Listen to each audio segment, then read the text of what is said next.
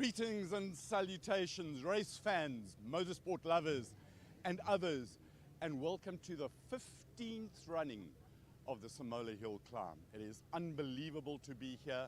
The weather, you can see, is a little bit cloudy. We had a small shower of rain. Let's check out, see if it actually is wet. Yes, it's wet. It's not rainy. We've got a full field. One man, Rodney Green, has been here for all 15 of the Simola Hill climbs. Absolutely fantastic stuff.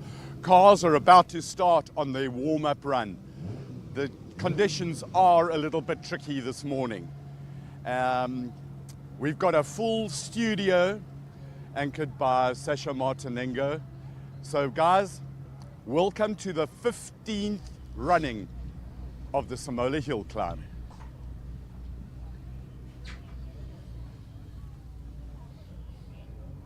Well, I'll mention it again. It's the 15th running of the Simola Hill climb. What a pleasure it is to be here. The atmosphere is incredible. A little bit of rain overnight, a little bit damp. Look at the three of us all dressed in our classic car Friday. Thank you very much to our design team. Which would be Chiro, Clifford, and myself. But you had a wonderful experience coming up from Cape Town yesterday. Thank you. Yeah, no, it was fantastic. It's so nice to see you guys. Yeah, it's so nice and to also see to the bring team. Clifford in on the full team. And you know, we're the three Muppets or the four Muppets who sit in front of the cameras. But really, we can't do this without the team behind the cameras and the people who make this whole thing possible. So thanks to them, and they are the superstars who will be bringing the 15th Simola to your computers, your phones, your TVs throughout the weekend. Yeah, please, if you're on the live stream right now, please share it. We'll post it also on the social networks as well. Cliff, we had an enjoyable day yesterday, but I mean, today everything just starts ramping up. It starts, and like Chiro said, we're the four months, but I think the last place I'd like to be right now is going up the hill in these conditions, because it's not raining, but it is slick, and when you've got a classic car, do you want to put it in the scenery? Probably not.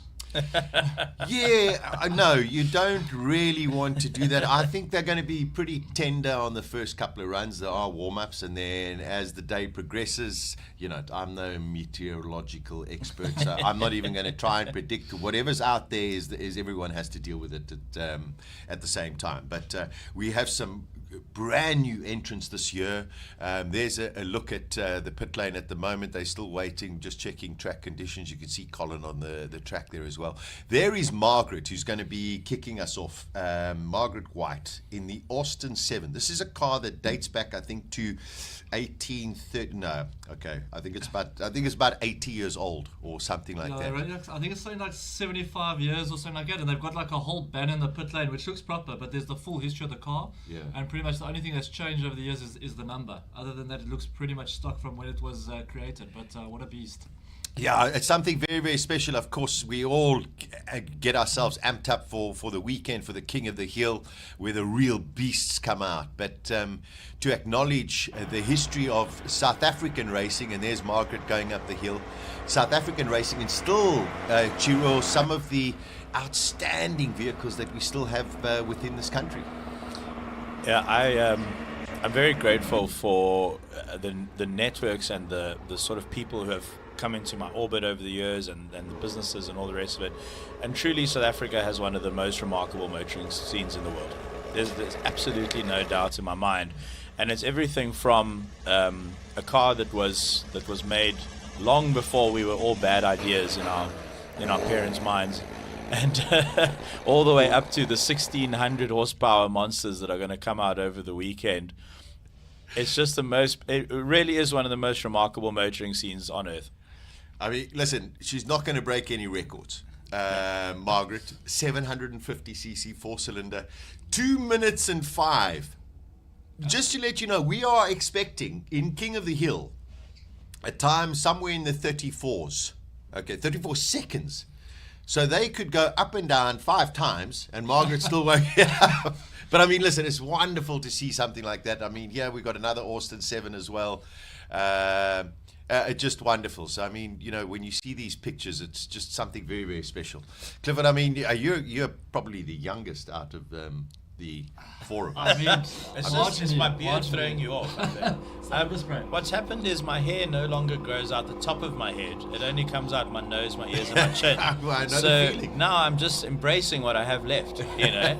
But I think it's pushed me up into, look, it's working for George Clooney, you know, the salt and pepper. Oh, thing. yes. So I'm going to be the next Nespresso ambassador. Well, I must just say your coffee's better than his. Just there we go. And your looks as well, you know. But I'm biased. I'll definitely vote on the second one, but I'm still waiting for my coffee, so I can't go on the espresso puncher. But you know, we're talking about 2 minutes, but I mean, that car is probably going as hard as it can go. That's the ride of your life, you know. So I mean, like we said, 34 seconds, but 2 minutes in that car, I think is still one hell of a drive. If you're tuning in for the first time to the Simola Hillclimb, we cannot emphasize how steep this hill actually is. You know, television gives you a three-dimensional picture, and you know that picture over there looks relatively flattish, but it's a massive climb from where our start line is to the top of the Simola Hillclimb. So you know these cars are under some serious pressure just to get up that last little bit. So the elevation change of the course over 1.9 meters is over 160 meters. Yeah. So that gradient, and I'm no Excel spreadsheetist, but it's steep. It's very, very steep. And what's phenomenal about the track record, which I think is now in the 34s with Andre Bezuidenhout in the Gould McLaren, his average speed up the hill is over 200 k's an hour. It's incredible. So when your first data point's 0 and your final data point is who knows what he's crossing the line at, and then the average of those data points between 0 and there is 200. Yeah. That's quick. Very impressive. One of the most beautiful cars ever built, in my opinion, the Jaguar D-Type going up. Everyone's going to take it nice and easy. They want to feel out the track at the moment. Yeah. It is damp. You can see one or two little wet patches on the side. So, as we all know, when a tar surface gets a little bit of water, it mixes with the oil, and I believe that oil and water don't mix very well. Yeah, and I mean, coming back to that point, as well as your 200 kilometers now up the hill average. But the other thing that's quite a big thing to note is that there's absolutely no runoff on this course whatsoever. So you've got to make sure that you're 100% precise when you're hitting your apexes, because otherwise that's going to be a very, very sad trip home with your car.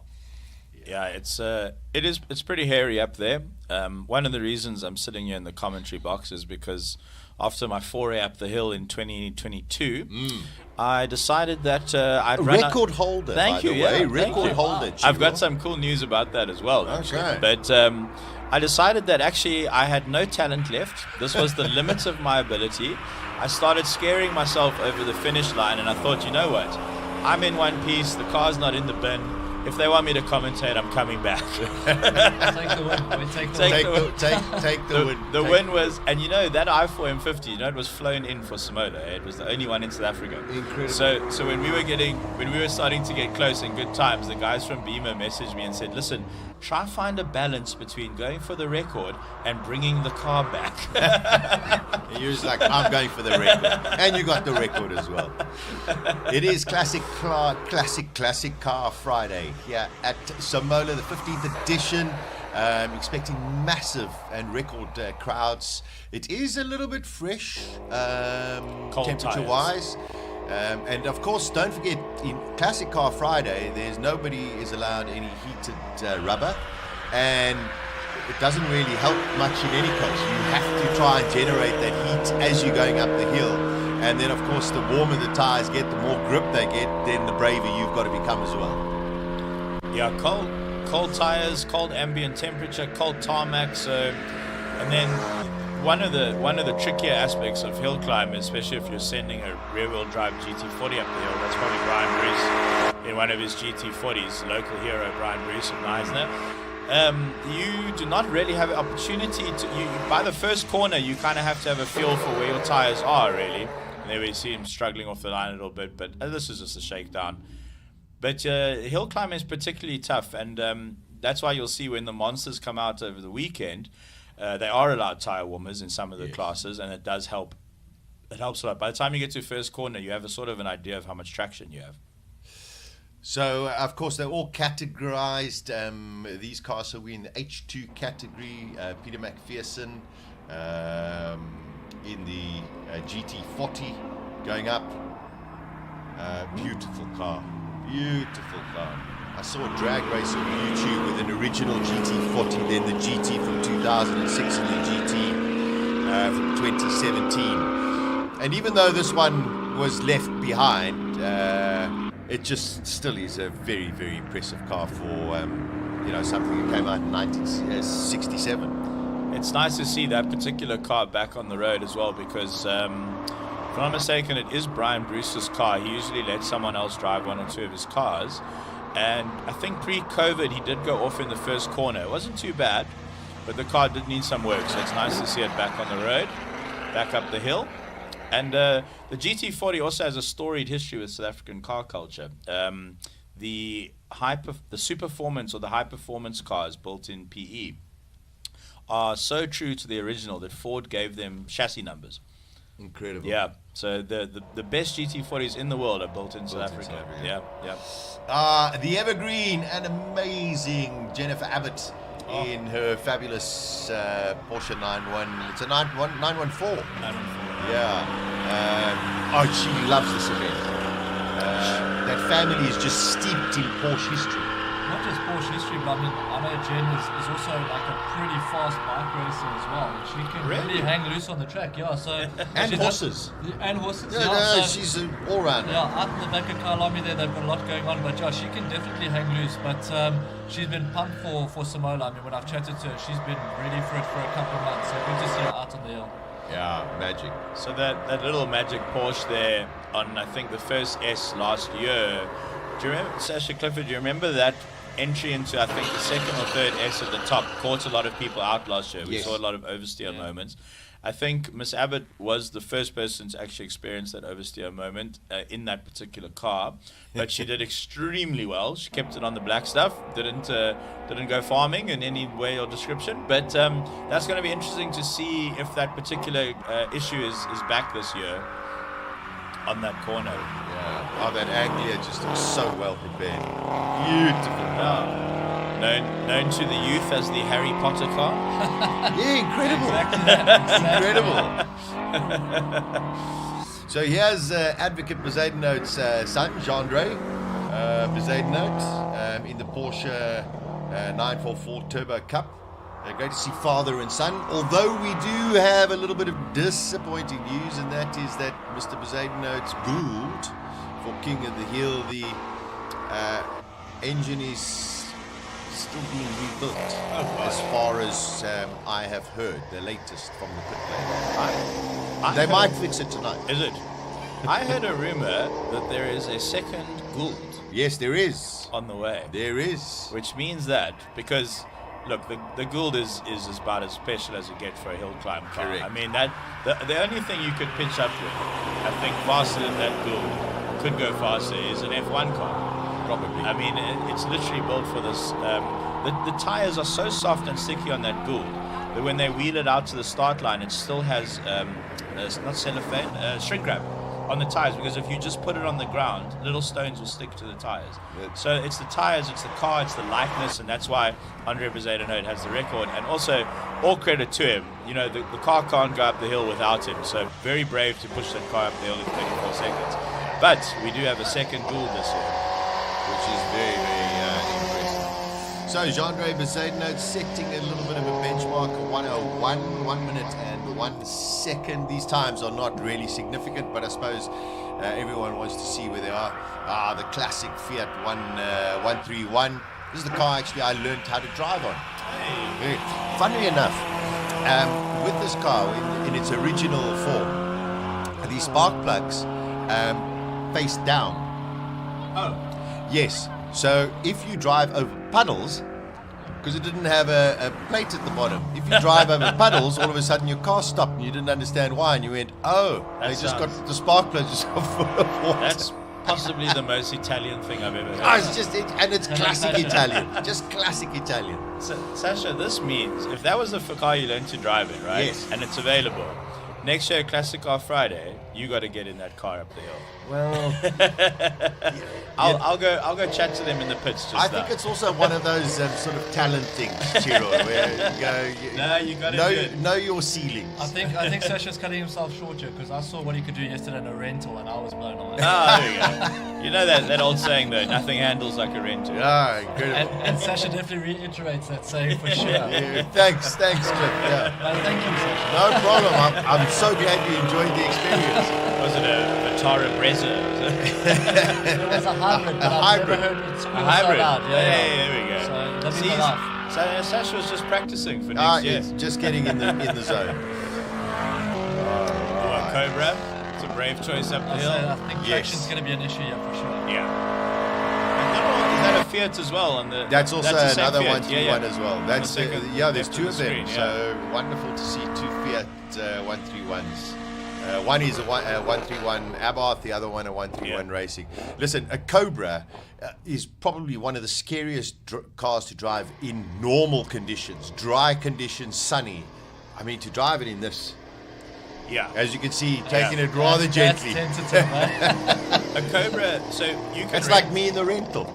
So you can you can go to Cape Town right now and rent a Cobra, right? Self-drive. It's fascinating because it has a Lexus engine, a 1UZ, which is a very good way of making a Cobra reliable. And it's got a straight pipe, so it sounds like a Cobra as well. Yeah. But I've done it. It is a fantastic way of getting sunburned for 8 hours while going deaf. And not being able to parallel park it because it doesn't have power steering. Yeah. So no, Cobras are a huge amount of fun, but just bring sun cream. So you've just sold me. I'll take 3. There we go. Yeah. Done. Listen, I'm the PR for Cobra. For Hire. Cobra, you're gonna get sunburnt. You can't park, and you're gonna build your biceps just to try and handle the steering. Oh, also, do you know what's also fun? So there's a saying in Cape Town: if you don't like the weather, just wait 20 minutes, right? Correct. So we were out full sun, then we went around the mountain into another weather system, and it started raining. The Cobras don't have roofs, so we pulled into a garage and had Waited a pie, 20 minutes. and that's what we did. We had our Cobra experience on the forecourt of the garage. Classic Volvo coming up. wow, Chris that is deploying the B20.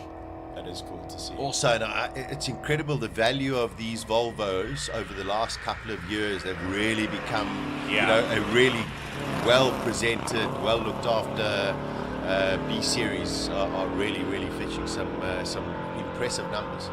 The highest mileage car on earth is, I think, that Volvo, or a very similar one. Really? I think it's the Volvo. See, this is hopefully the director doesn't get annoyed with me for Googling while I'm talking. But this is very interesting, I promise. Let me see. Highest mileage car on earth. I think it's a one-owner car. It's a red one, if I'm not mistaken. Yes, Volvo P1800 holds the Guinness World Record for the highest mileage car. Okay, similar to that one, the exact same car. A staggering 3,250,257 miles. Goodness gracious. It's a lot of miles in a Volvo. It's about That's 4.5 million on the same engine. That's unbelievable. On some of my travels around South Africa, I bumped into just near Oudtshoorn. A guy's got an Isuzu Bakkie with over 2 million kilometers. He actually has it on the side of his Bakkie.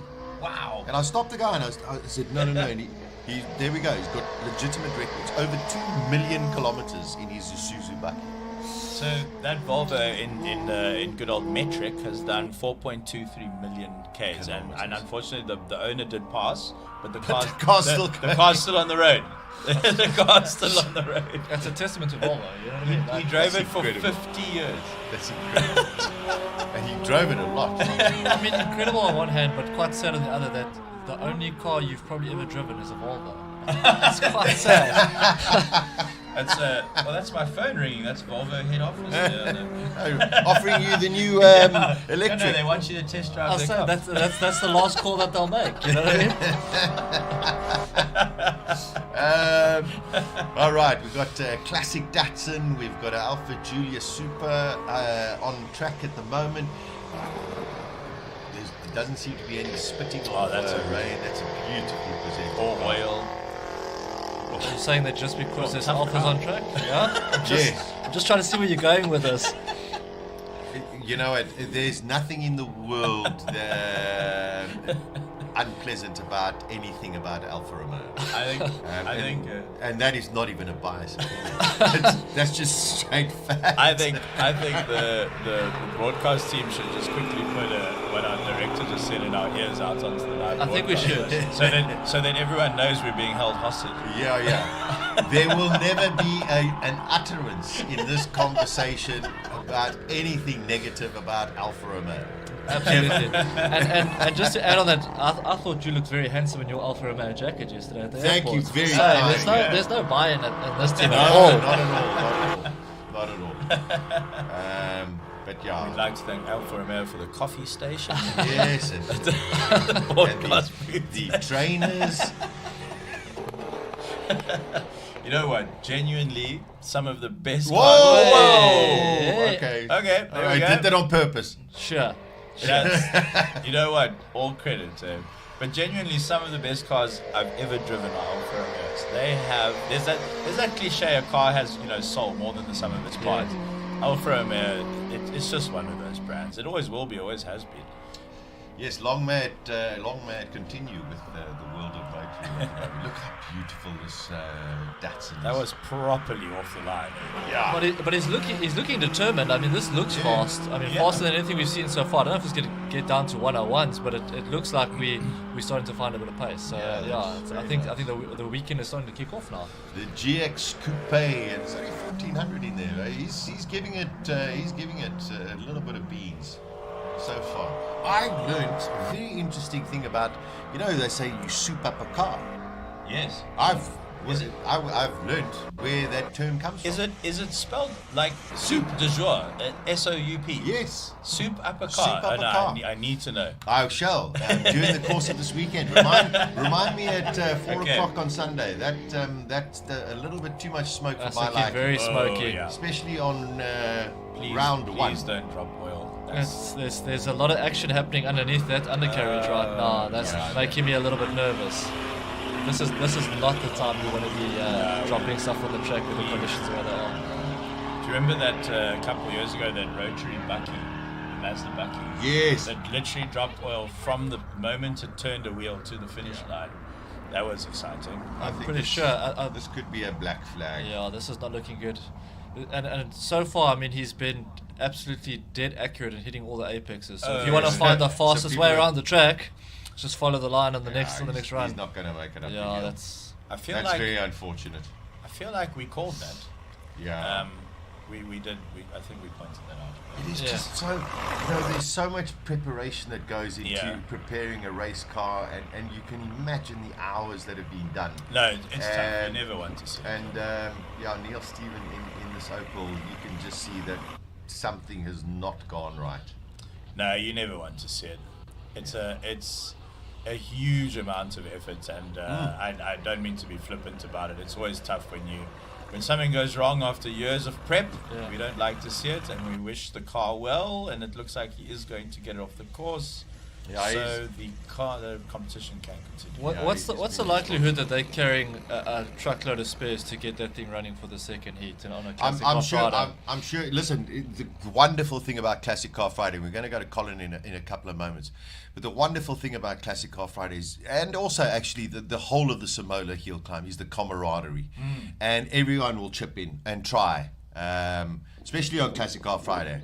On King of the Hill, Clifford don't really think Scribante and Roots are going to be sharing parts, but you know what? More than likely, Stranger things they have will. happened, eh? Sometimes in Exactly. the name of competition, but if it was me, absolutely not. No, I would, but I wouldn't be part of the competition. All right, let's go to Colin. He's in the pit lane at the moment. The safety car is going up the hill just to go and check that there are no oil drops. Colin, what's going on down there? Because we're having fun in the studio here, and I hope that you are warm. I am warm, not as warm as this oil that's come down here.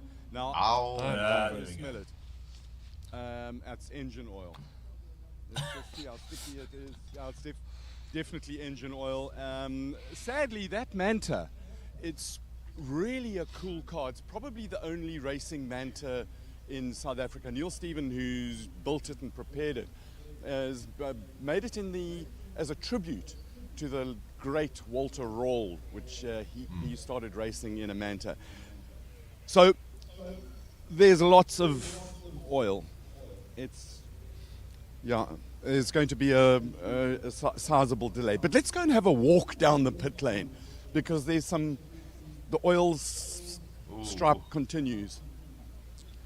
And just in front of Trevorini Tacolini's Alpha GTV, we really do like Alphas. You can see the extent of, I'm going to use some of this dry stuff to dry my hands off. Right, Tux Alpha, always a favorite of us. In fact, any Alpha, especially red Alphas, are even more favorites. Julia, Derek Truscott.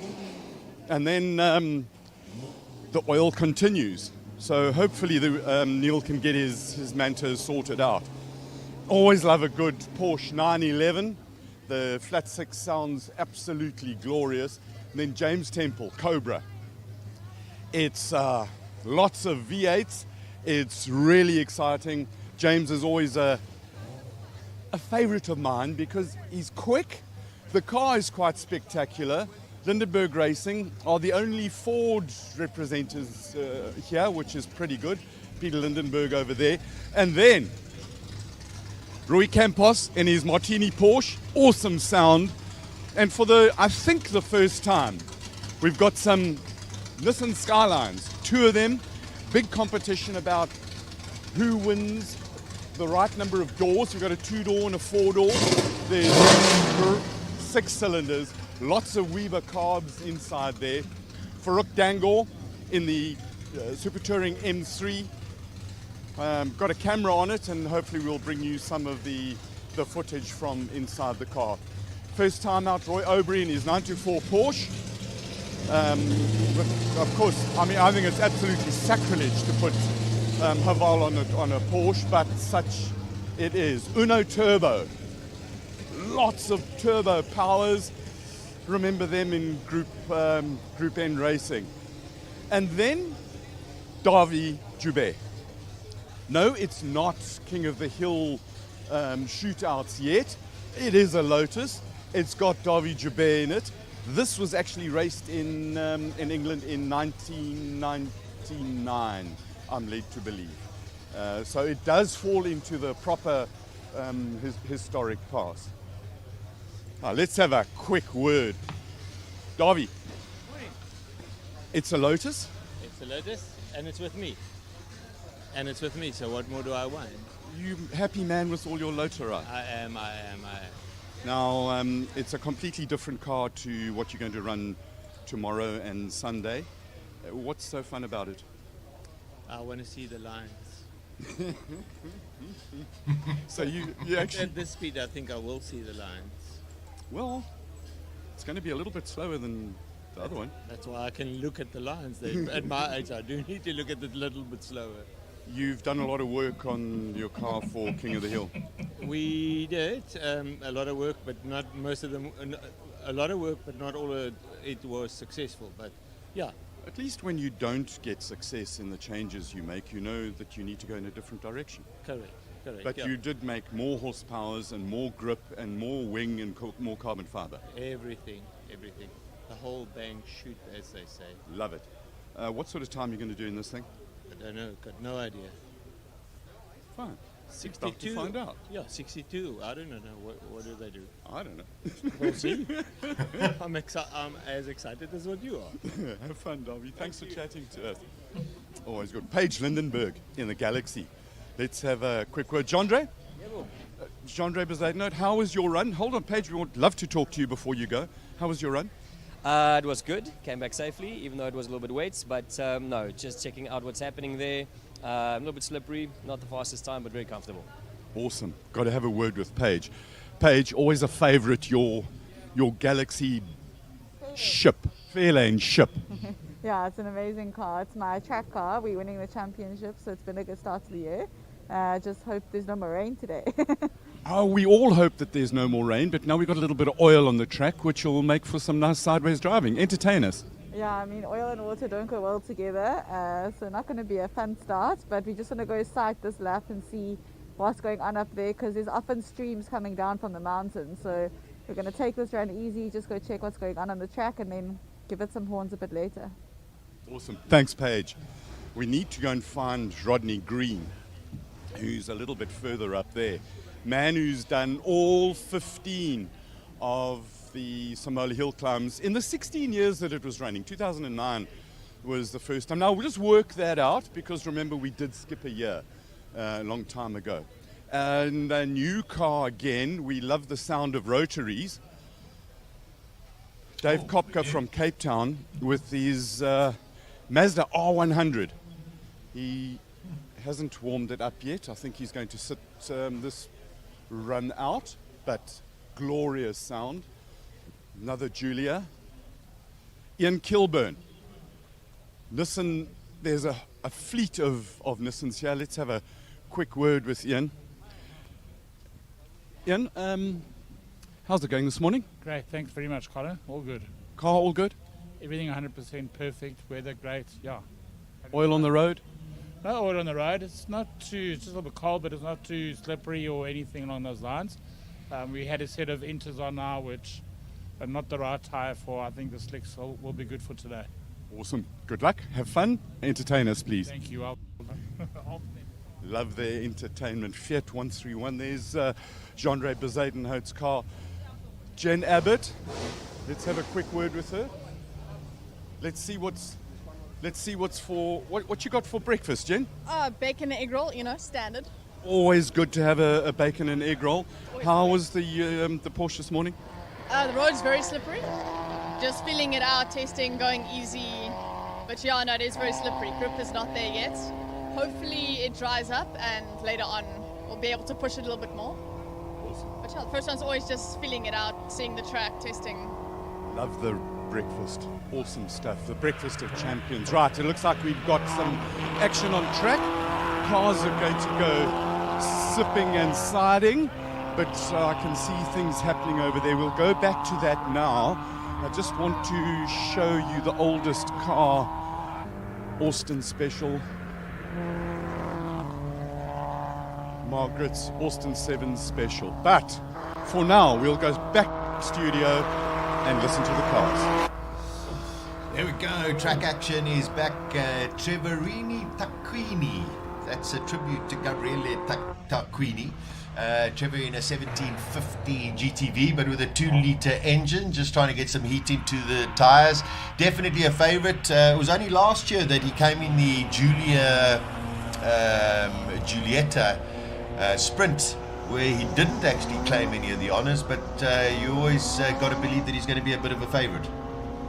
I'm here for his name, really. Trevorini Tacchini. I would just every day I'd wake up and I'd just say my own name. It's going to be a good day. You say that. I was going, and we have Ciro di Siena with us, and I was going, that's a perfect dish. It's like going into a restaurant and say, I'll have the Ciro di Siena. I feel like for once I'm in good hands, because I'm surrounded by Italian man meat right here. You guys are just knocking out the park. I also just wanted to throw it back there to Colin, because wasn't his pit lane review just spot on? Smells like oil, tastes like oil. Good thing I didn't step in it. Yeah, listen, fortunately they've cleared up the track. Hopefully they get that Opel sorted out. Classic Porsche coming up the hill. Daytona Coupe, yeah. Made in the same place as those GT40s. Stunning in car. Port Elizabeth. It sounds incredible, eh? It does, Magnificent vehicle. Worth a lot of money these days. Gosh, they are appreciating like crazy, these cars. Yeah, and that's James Temple in that Daytona. Yeah, such a special car. Totally. And then, of course, the Ubears are going to be a lot of fun during the weekend as well. But Derby in that Lotus should be quite spectacular. I can tie up two of our previous commentary points this morning already. Good Italian words that sound like dishes, and spark plugs. So there is a beautiful. You like your Ferraris, Sasha? Yes. There's a beautiful 512M at a showroom in Cape Town. Okay. 512 Modificato. Yeah. Isn't that a great name? Modificato. In English, modified. In Italian, Modificato. And that has one of the largest boxer engines ever made. It's extremely wide. It looks like a Testarossa. And the plugs are obviously in the heads, but now it's a 180-degree V12 essentially. And the heads are right up against the sidewalls of the car. Okay. So now, if you want to change a spark plug, from what I understand, you have to drop the entire engine. Is that not one of the most Italian things? That is very Italian. That's the most Italian thing I've ever heard.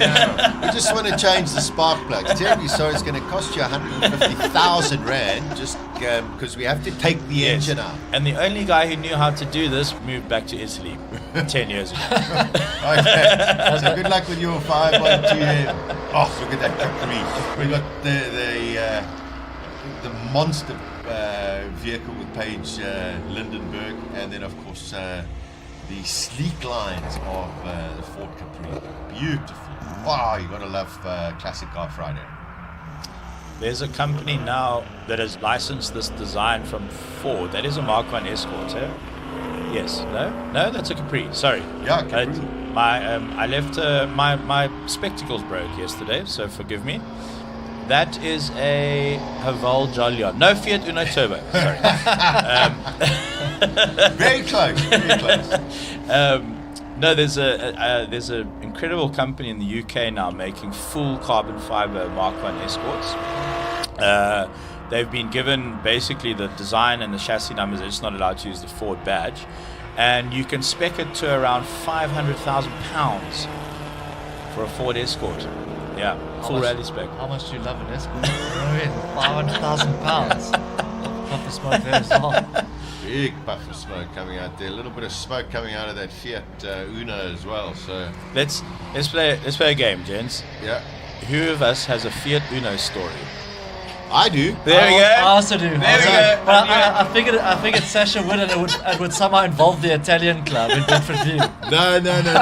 You tell us yours, Clifford. Come on. So I knew a guy that thought that his Uno Turbo would be suitable to take on Lamborghinis and Ferraris and all sorts, and could do like 140 k's an hour in like less than 80 meters.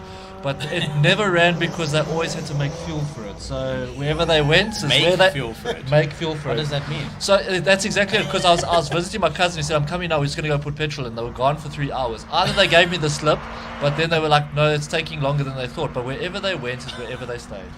But they went there quickly. No, wait. You have to elaborate. What does make fuel for the car be? So I'm pretty Octane. sure. Yeah, so it was octane and Okay. all sorts, and probably some potato skins and whatever else they could fit in there. And I'm pretty sure when you put it into the tank, the paint started to blister. But yeah, it used to go like a rocket. But that was definitely a coffin on wheels, because I think I heard like a stat, but it's probably just an urban legend. But apparently a Uno at 140 k's an hour weighs 7 kilos on the road or something ridiculous like that. So yeah, if you're looking for speed in a Uno, I'm out. But it's good to see them though, because that's like a cult car. Yeah. Sasha, I want to hear your Uno Yeah, story, me too. but what is going up on our left screens there? Gavin Rook. That is beautiful. That's a 924. That's a stunning car. It is beautiful. It's a GTP spec. So flared rear wheel. That's probably the prettiest 924 I've ever seen. I was going to call 924, but I've never seen any 924 look like that. It's full race spec, yeah. And then the legendary Farouk Dango. What a gentleman, number one. And Yes. he brings out some spectacular vehicles, and this M3 is, that is. I think this is the only legitimate racing M3 in SA. I know there's two road cars. I think this is the only one, and it's actually viewable to the public at the Speedy Car Sales in Clarksville. Yeah. He's got a museum there to all his racing career. A long and storied history, the Dango family, and they seem to have another car in the field in the form of the Opel, probably a big boss or a super boss. And on the right of your screen now, just coming into view, and over the finish line, there's some noise going out beautiful outside. machinery on track. There's some right beautiful cars. The Opel Cadets we haven't seen for a while, and in its day, this was with the Super Boss wow, I mean, it's just spectacular cars. So wonderful to see them coming out. Oh, for a first run, that looked pretty good. Huh? Yeah, it was. It was pretty good. Oh, that Skyline sounds stock. Yeah, very stock. Sounds just like my dad's family car. Yeah, no, in the as 80s. it left the factory. Yeah. Just on your way to school. Those have become quite sought after because the whole Skyline market has just gone nuts. There's an R34, the V-Spec Newer, I think, or the V-Spec 2, which just sold for R2.5 million in South Africa.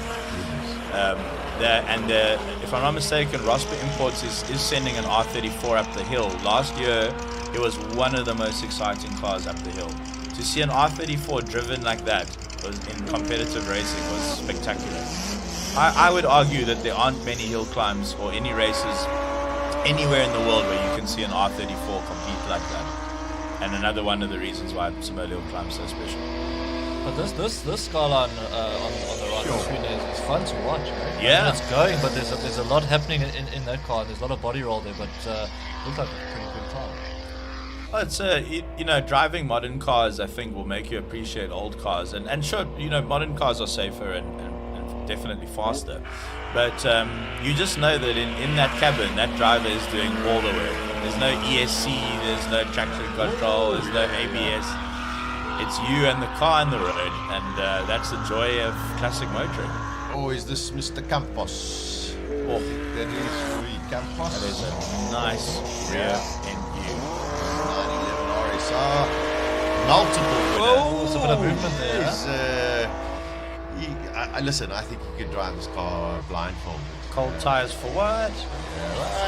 I'm Rui Campos. There we go. Don't you worry about me.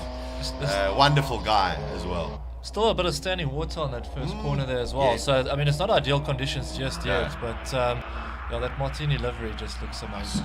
Oh, As Paige So good. Lindenberg said, the one thing that people don't realize is that coming down the mountain, there's little streams, and sometimes you don't see them, and they just subtly just go across the track. So these drivers will be very, very aware of what's going up there. We might not see it that easily on the screen, but they'll definitely feel it. Rui's going.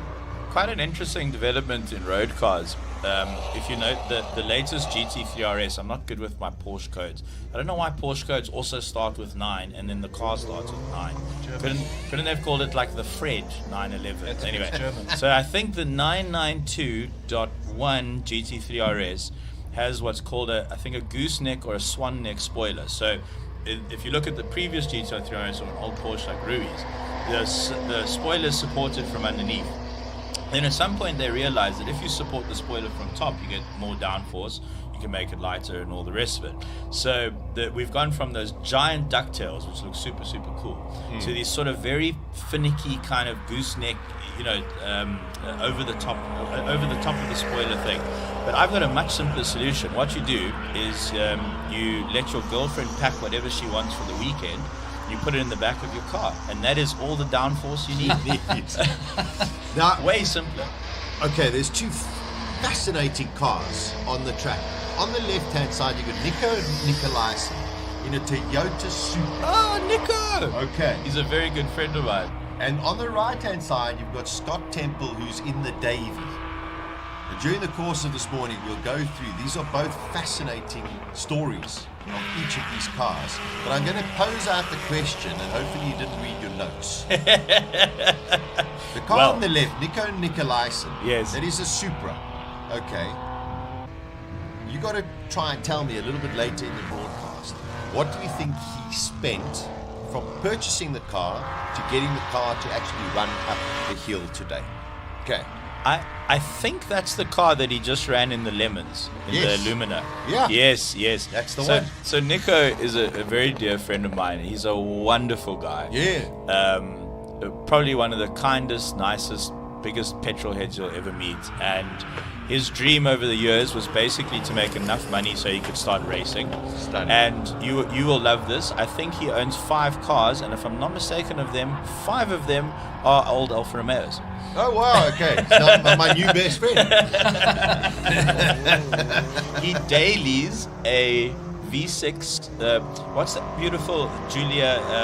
The very squared off one with the 4 small round headlights. It's like a previous generation. I'll show you a picture now. Anyway, he dailies a cabrio with his business name on it. That's his daily, a yellow Alfa Romeo cabrio. Beautiful. Now my new best friend. So Rui Campos, he was giving a little bit of stick going up the hill. There we go. He's set the benchmark. I mean, he just knows that car so well. It's so beautifully prepared as well. So he's definitely going to be a man to chase. Also competing in the V8 Masters in Cape Town at the moment. He's a real, what they call a mensch. Just a wonderful guy. So some of the open wheelers coming out now. It's always good to see. Open wheelers always have a chance at the podium. Why do you say that, Stuart? Is it because of the competition, or what throws it out there that gives them a good dance? Because I'm trying to see how I can go home next year for so any guidelines here would be greatly appreciated. I think that in the world of formula racing, your open wheelers are generally your fastest formula, lightest, most aerodynamic, highest downforce, best power to weight ratio. Generally, if you're in an open wheeler, you're probably a decent driver if you've made it to an open wheeler and if you've made it out of tin tops. So just with that, the format of the car, having all the weight between the wheels and getting it out there, and you see that the downforce that this sort of car has as well. So in hill climb racing, downforce is hugely important, and that's why you see Franco Scribante's car with the front wing and all the rest of it. So basically, you want to be able to get the nose in, tuck it in, and then get on the power as soon as you can. So in tin top cars, you just don't get nearly as much downforce, unfortunately. So that's why the open wheelers always stand a really good chance. Especially if they've got rear wing as well. You know, like the car going out in the left without the rear wing. I mean, that you really have to have your wits about you to try and control that, because it's giving you some incredible downforce in the front, but the back is incredibly loose. So it's a skill to drive these Formula cars, you know, all of them. Apparently, Sasha, I know you're into your F1 a little bit, eh? You watch it every now and then. Once in a just while, try catch it, you know, when you're not busy. When I'm not sleeping. you like F1? So I was reading that one of the reasons why Max was so fast was because, and this is downforce related, but the way to make an F1 car really, really fast is with all the downforce on the nose. But then, and you correct me if I'm wrong, but then it becomes incredibly twitchy and hard to turn in, so you start to send some of the balance to the back. Correct. Now apparently Max was just one of those drivers where he could push the downforce point all the way to the front of the car, and this is why Checo apparently couldn't catch it, because no one can drive like that.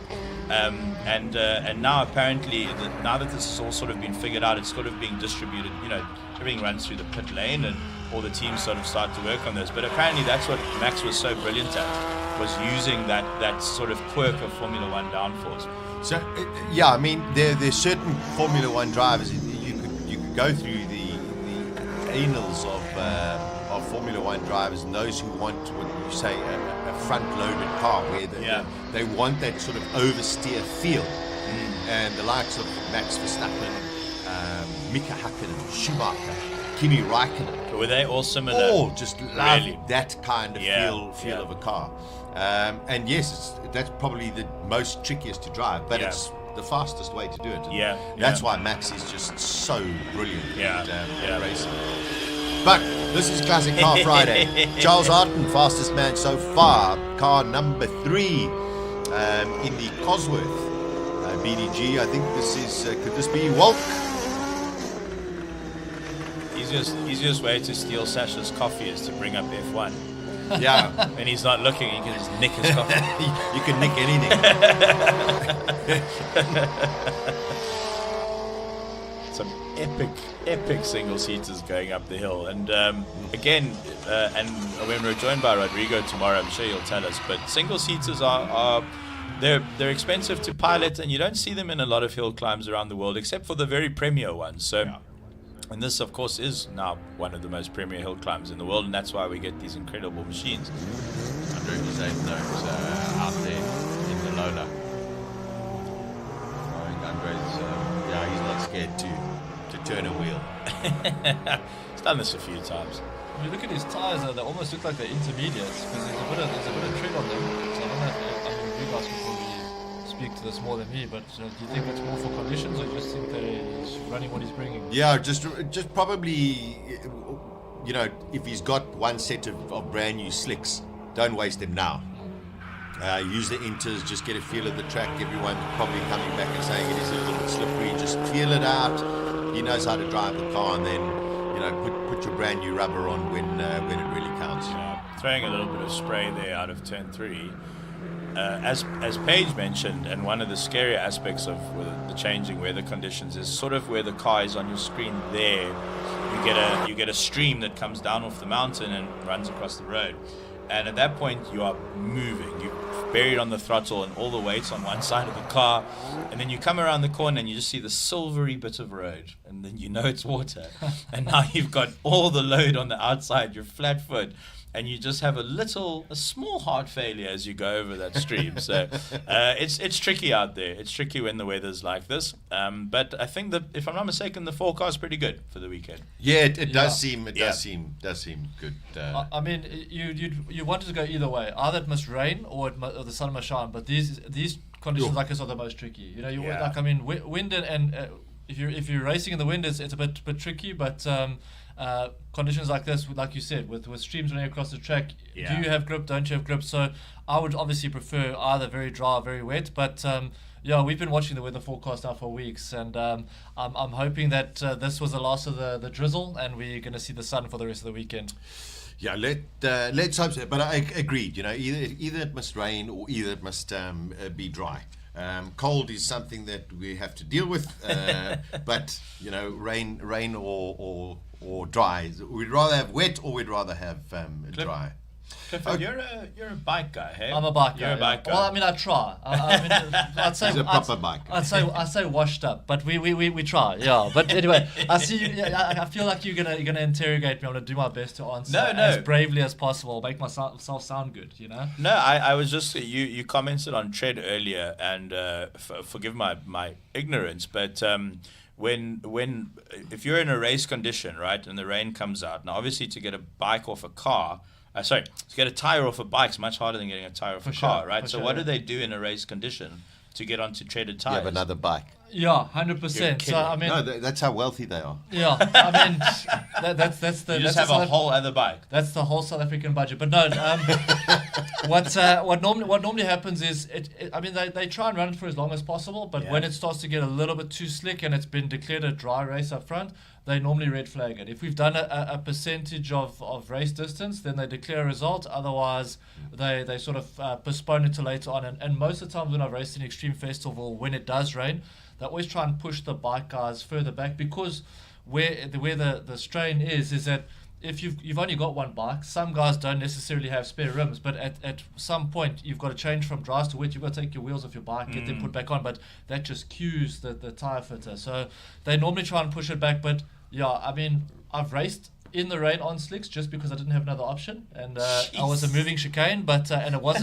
definitely not the fastest lap time around Swartkorps, but yeah, it's they normally try and look after the bike guys and try and sort of push them back and give them the better time slot, but it's not always the case. Racing is racing at the end of the day, you know. All right, so listen, that's the first warm up for Classic Car Friday. Let's go to Colin in the pits. He's got some updated information. Cole, what's been happening in the last couple of minutes? Oh, there's a whole lot of stuff that's been happening. The cars have been carring, the oil's been oiling.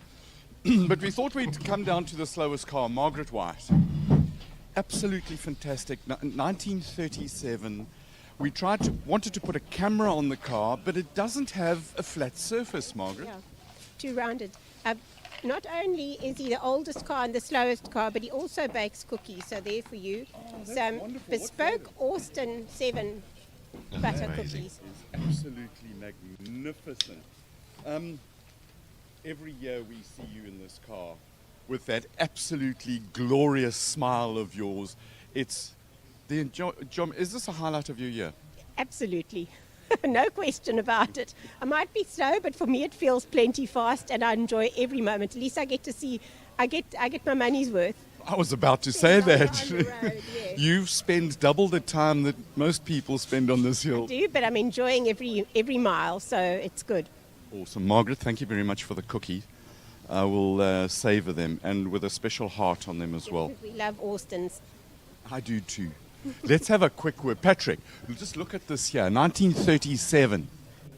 Ernest is the name. It was a little bit less used, shall we put it that way, over there. And then there we go. There's Margaret in the car. So the car's got a short history. That's my dad racing it.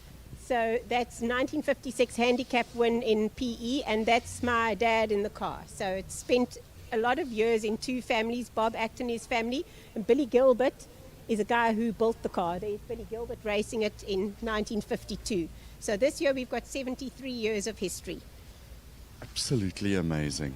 Congratulations, and thank you for bringing it here, and look forward to seeing you next year again. But what's the MG? No.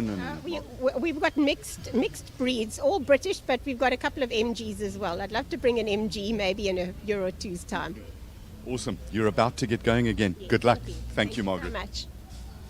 Got to love that. The history of cars. There's another little bit of interesting history. In 1981, British Formula Ford Championship, Ayrton Senna and Rick Morris had a huge fight. Ended up with Ayrton Senna winning it. It was his first year when he went to England. We've got two tribute cars here. Rick Morris is here. He beat Senna mainly on the fast circuits because he had it was in the days of Royale and Van Diemen fighting against each other. We're going to go and have a look at those cars now. So Rick has got his car, a version of it, a tribute car to it, and Simpiwe has got Ayrton's car. That's a lovely little bit of history, and through the day I'd like to talk to Rick Morris, and yesterday he was telling me some fascinating stories about Ayrton Senna and blocking and wheel-to-wheel racing as they went through that year of the championship. So their pits are right at the sharp end here, and they're not back yet. But we'll go and have a quick word with Rodney Green, who is the only man to have done all of the Simola Hillclimbs. Rodney, the only man to do all 15. What a history, what a depth of experience you've had. How's this event changed in those 16 years? Look, it's become a lot more professional. When we started 15 years ago, it was a happy event, and it's a happy event now, but it's certainly, been, levels gone up in terms of professionalism. And you've driven 4 or 5 different cars in that period. You bring a Cooper Climax. Why this particular car for the 15th edition? Well, it's taken me 15 years to rebuild it, so that's one reason. But the organizing committee were quite keen on the car coming, so they were great motivation. Right. What's so special about it? Well, it was bought new by Dick Gibson in the UK, campaigned over Europe in the Grand Prix, which were mixed Formula 2 and Formula 1, this being a Formula 2 car, 1500, with the original engine, I might add. And Dick Gibson hired it out to Southern Africans. Jimmy Shield of Rhodesia was one who paid his way. He liked the car, so he bought it. Ran the Rhodesian Grand Prix, South African Grand Prix, and there we go. That's it. Let's have a look at the motor. We hear about this Coventry Climax being an ex-fire engine motor, but just talk us through the motor. Well, it's very interesting. It was the first of what they called the FPF engines, which were designed specifically for racing. So although it evolved out of the fire pump, the FWP, it was quite different. In fact, the fire pump racing engines were single cam. Coventry Climax said, okay, let's get into this big time. And they built this engine, which slowly evolved into 2 litres, 2.5 and even 2.7 for the Tasman series. Aluminium block, aluminium head, really very special engine. What does this particular one rev to? Well, I've only revved to 6, but they say 8. The risks of bits of inside becoming outside increase as the revs go up, because this is not a young engine. No, absolutely. This engine came out with the chassis. You know, this is been here all the time. You know, a lot of the Coopers in England, use new engines, whereas this is the original engine, I've just seen the rear suspension. To me is very interesting. You've got a leaf spring across here with a tensioning device. Yeah, the very early Coopers, and this is one of the very first that was, I'm not talking about the Cooper 500s, which had a motorbike engine, but in 1957 they built this car, but they utilized the suspension that they used, which were Fiat Topolino fronts, which they cut in half and welded together. But having said that, by the time they got to this, it was more sophisticated, and of course the chassis was built on a jig and that sort of thing, but they used the same old principle, and that just tightens up the springing if you want it. But it's the same front and rear. And I want to tell you something which I find astonishing. The magnesium brake drums, both front and rear, are the original to the car. Oh, that is unbelievable. That makes them, 67 years old? This car is older than I am. Younger than I am. Absolutely fascinating, Rick. Thank you very much, Rodney, thank you very much for just sharing with us. And we'll keep talking during the day. No, absolutely. Smith's rev counter? Old tachograph rev counter? It's all the correct stuff, everything is correct. It's it hasn't been modified.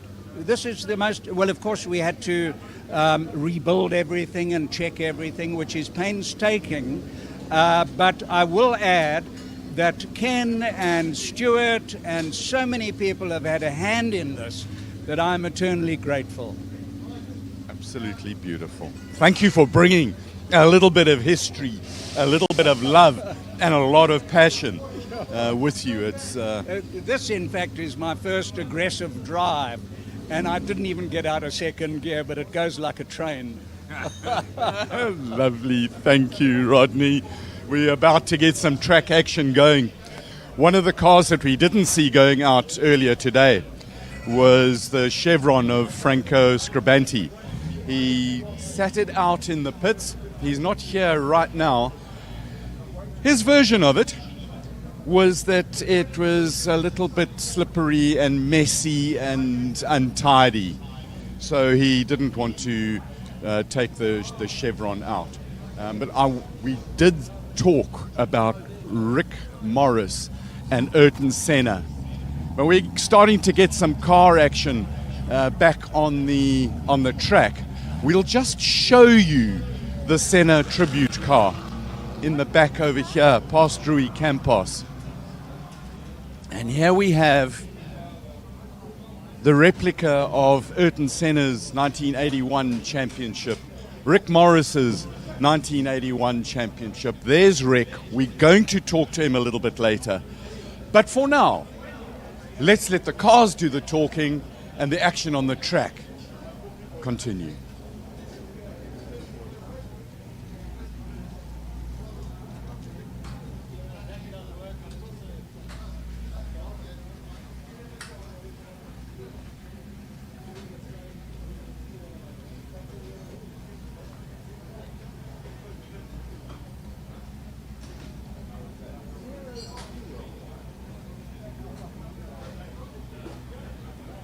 Assuming Margaret White is making her way up the hill as we speak right now. Yeah, and she's actually completed her run and a good 14 seconds faster than what she did.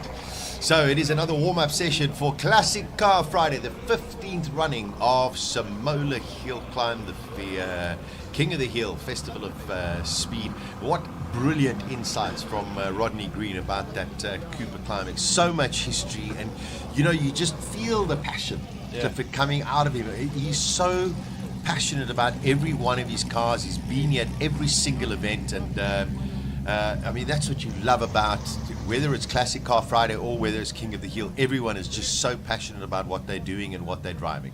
Yeah, and committed. I mean, 15 years, he hasn't missed one, and that's the backbone on how these festivals and race events keep going and ensure that there's longevity. Is you need those guys that just make sure, and they're probably the guys that will bend over backwards, and if they have to drive all the cars down by themselves, they'll do it just to make it happen, Yeah, it's just such a magnificent event, and this year, very, very special one, of course, 15 years.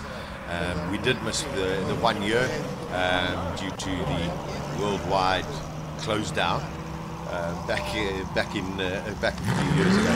Peter McPherson in the GT40 going up there. We should see significant improvements in all of the times, but it is still a warm-up session. People just getting a feel for the track, and then of course later on today we start getting into the timed runs, the real timed runs. So how does it work, Sasha? Because obviously we've got a couple practice runs now for the guys just to get a feel, but then obviously it gets serious. But what are we in for the rest of the day? Yeah, the wonderful thing is, so they'll do their practice runs, and then of course they're all split into various classes. So at the moment we've got the H2 class. Margaret White, for example, is in the H1 class with the other Austin. And then thereafterwards we will get a top 3 from each of the classes, or we'll actually get a top 10 of the fastest drivers regardless of the class. So the top 10 throughout the whole day, and they will go for their own kind of shootout for Classic Car Friday. So you could see cars coming from H3 or H5 competing with the likes in H9. But this year in the H9 category, which is all the single-seaters, there's a huge amount of competition. But anything can happen in racing. You know what it's about. Anything can happen on the day. So expect them to start turning up the engines a little bit, putting on fresh tires, and having a full go. So it does. I mean, now that you've taken me through the run, it does put a lot of pressure on qualifying that you've got to have a clean run, because hotly contested. But I mean, the first run we saw 42 competitors take to the hill. Yeah. So in qualifying, you've got to make sure it happens. So it's got to be clean. So that puts a lot of pressure on the qualifying run. Exactly, and the whole thing about this track as well. If you all of a sudden, if you make a small little mistake in turn 1, it's going to impact your run all the way up to turn 3, for example. And if you are now starting on the real ascent of the track, and you make a mistake at turn 5 or so, you can really mess up your run all the way to the top. I was just looking at those pictures there, Cliff. It looks like that.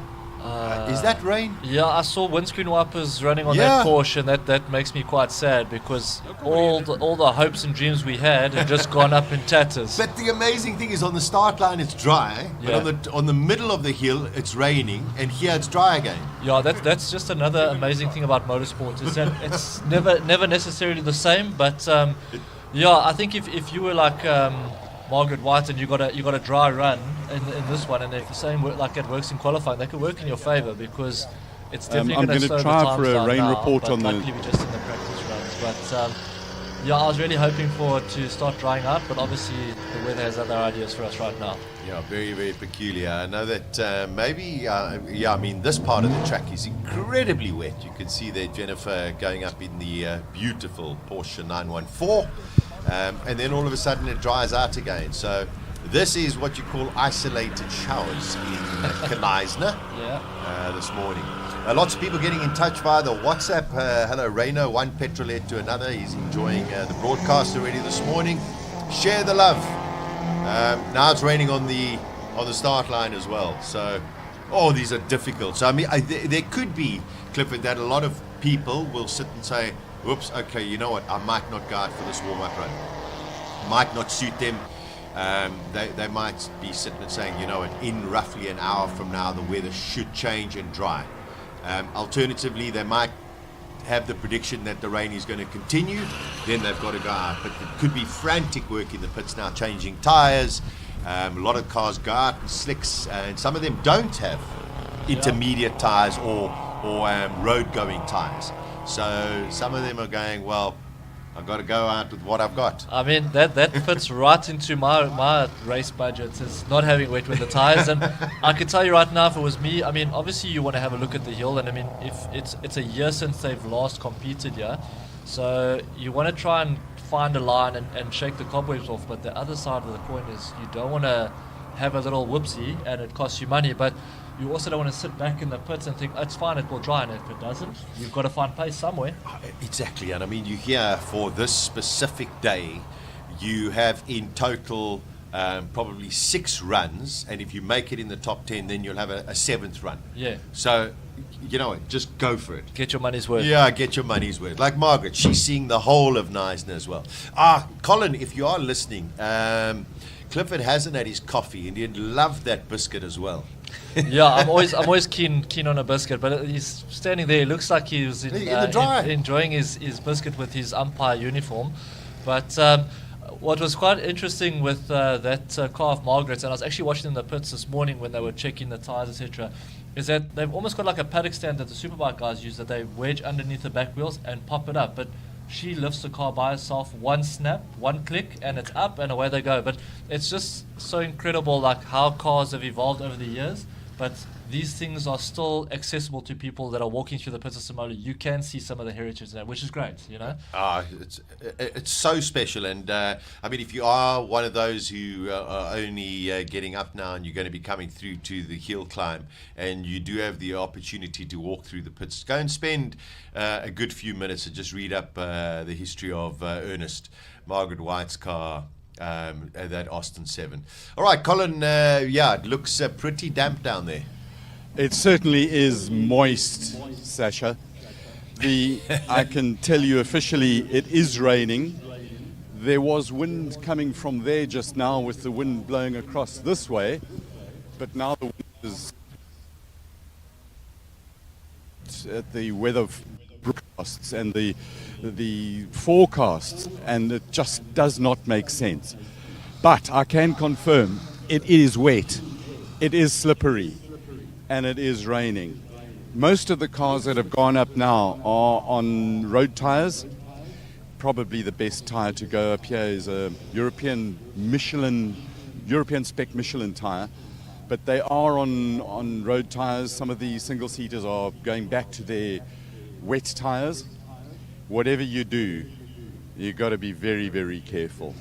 What I'm going to do is I'm going to find a cup of coffee, get out of the wet, and have an Austin biscuit from Margaret. It's wet in the pit lane. Cheers. All right.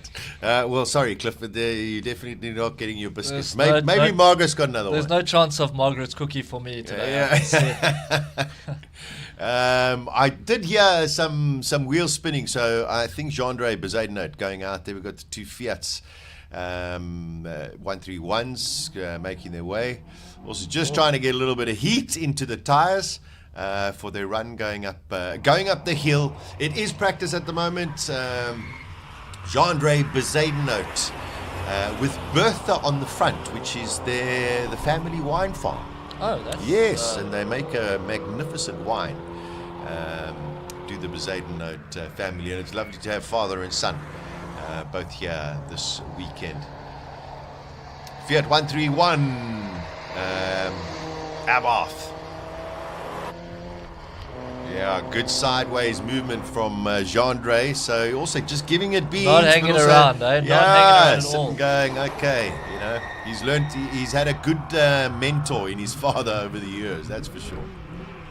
I mean, the fact that these guys are still pushing like 1 minute and 58 in conditions is to respect. I mean, the guys are not, I mean, they're taking it easy, but yeah, there's a bit of movement, and I mean, you wouldn't expect that at that part of the section in a Fiat, but yeah, it's definitely loose and slick out there. So that's where I was talking about Clifford. In that corner, if all of a sudden he has to tap off just to correct the car, he loses that momentum to try and get up the rest of the hill, and that's where it gets very, very steep. So, you know, even if they're in these conditions later on this afternoon and this morning, you just got to hang it out. You've got to hang it out and go. Yeah, I think it all comes down to momentum, because horsepower is not really going to save you. You can have all the power you would wish for, but to put it down on the track is not going to generate a fast lap time. So you've got to shift the weights and build the momentum, and that's what these guys are doing now. But like we said, you need to spend time out there to find these areas where you can make up time. It's such a short run. You lose half a second, you're not going to make it back anywhere else. You know, unless you're very brave, but then you're going to always be what if, and then try and find that half a second that you lost the last time. So it is tricky, but someone that I don't think is looking for too much time right now is that Cobra out there. I think there's 100 other places I'd rather be than a number 8 in the wet. No. I think he's just trying to get to the top so it doesn't become a swimming pool inside there. Ivan Lerm in the Cobra. I mean, that's a beast to drive in these conditions. So hats off. Yeah. Well, listen, in any of these cars in these conditions, very, very difficult. But this has got a huge amount of horsepower. You can see very gently through the S-bend. There's a stunning Volvo, the B20. Going to make its way up. This is the second round of practice sessions for the Classic Car Friday.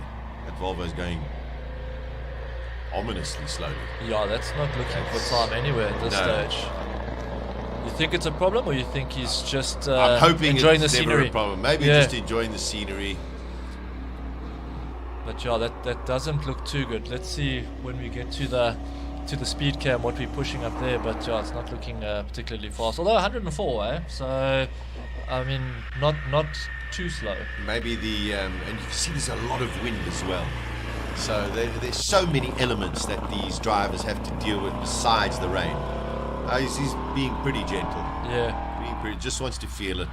I don't think there's anything wrong with the car. Let's hope not. But for me, like when you see this kind of run up the hill, and this is my own mind playing tricks on me, and I'm playing devil's advocate with myself here, is that if you drive slowly around the track like this, you sort of find a rhythm, but then to go faster, even to find normal pace, becomes a trap, and you feel like you can't go faster than what you're doing, and you sort of set into that pace, and that could hurt lap times later on. So for me, like when I watch things like it makes me very insecure, because that's my own issues, but I look and think, will I fall into that trap and not be able to find pace when it matters later on if the conditions don't dry out? I think it's a very, very good point you bring up there.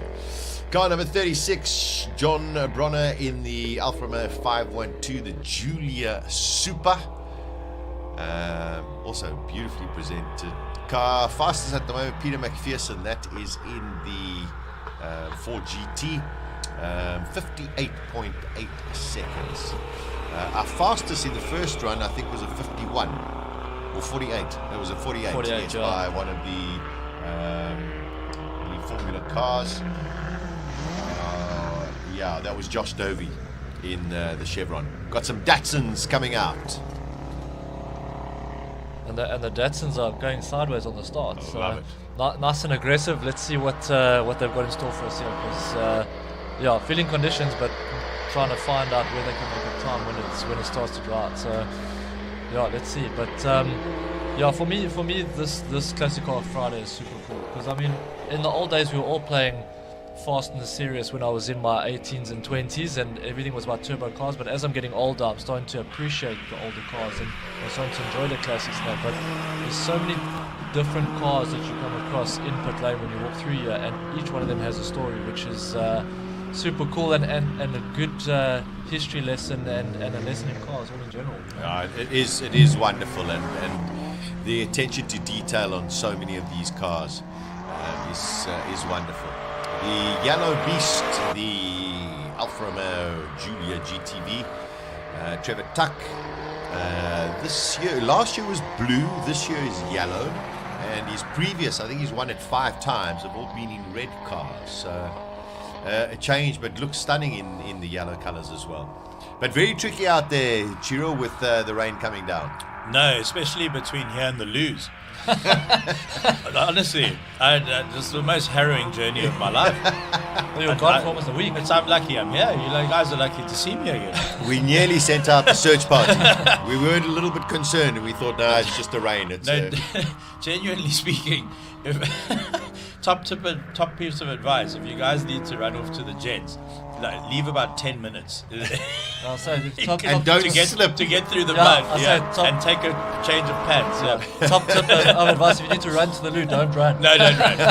No. It's genuinely. I actually just made the joke now to Henk and the broadcast team. I was like, if it's this hard getting to the Jets, can you imagine what it's like getting a 500 horsepower Mustang or something up the hill at the moment? Without a doubt. This is going to be a very, very competitive category. The H5, the Alfa Romeos, the Opel. Well, hopefully that Opel Manta does get sorted out. The Datsuns and the Volvos. I think it's going to be a spectacular class to watch when we get to the serious running. This is class H5. And then, of course, we've got the Shelbys coming up shortly with the Porsches as well in H6. Now, this is a Berliner. Okay. And this is a car that just, was a fantastic family saloon in the 1970s for Alfa Romeo, but never really had the pizzazz of like the Giulia and then eventually the Giuliettas or whatever, but a very highly underrated car. So it's actually wonderful to see a Berliner out here. There's not many left around. So very, very special to see that. Just as special as to see that magnificent Porsche 911. Sasha, I've got a classic car trivia question for you guys. Throw it. Come on, Giro. Oh boy. What is the rarest Yellow. Ferrari? What is the rarest Ferrari road car in Ferrari's history? What is the lowest numbers series produced road car in Ferrari's history? I didn't know this until yesterday or day before. Okay, so that's an interesting one. It's a good one. I feel like there's a trick to this. No, I promise. It's a unicorn, and I had never seen one in real life until I saw one at a showroom in Cape Town the other day. But Ferrari 456 GT4 BB. Wow. 456 GT4 BB Berlinetta Boxer is now worth a lot of zeros, followed in front of your R or after your R, and 387 made of all time, 58 right-hand drive. Goodness. Sure. One in SA. And I must tell you, it's a beautiful car. Oh, absolutely so. It was Ferrari's answer to the Miura. That's correct. Yeah. Manual box. Manual, yeah. Yeah. There's an absolutely stunning deep blue one for sale in Cape Town right now. And I was asked to go and do a little bit of content on it. And I got there and I was like, I literally never thought I'd see one of these real life. Yeah, really cool. Yeah. Well, you see, just tune in to us. We've got so much trivia. For example, on the screen is an orange car. There we go. And that's Davy Hubert. And it's an orange one. Okay. You see, we just on the while I was away. I think these are two of the best looking cars on Classic Car Friday on track right now. Incredible. Daytona and the Lotus.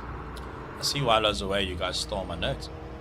This is stole your lunch, but you'll find it out later. Yeah. Lotus Elise or Exige, I suppose, depending on the spec. Toyota engine traditionally, although they do get swapped out quite a bit. So there's a Rover engine in here. There's a Rover engine. The Huberts do not do anything traditional. Davy engine swap Hubert. Yeah. It's literally his middle name. Well, I mean, tomorrow we got two Lotai. Yes. Out there. One with the Ferrari engine, yeah. And the other one with, I think, a McLaren engine or I know that. It's definitely not a Lotai. No. It's not a Ford engine. Well, Lotus gave up on making engines a long time ago, and then they went to Toyota, and they're like, can we just get one of yours? And actually, probably one of the best engines and car combinations of all time, actually.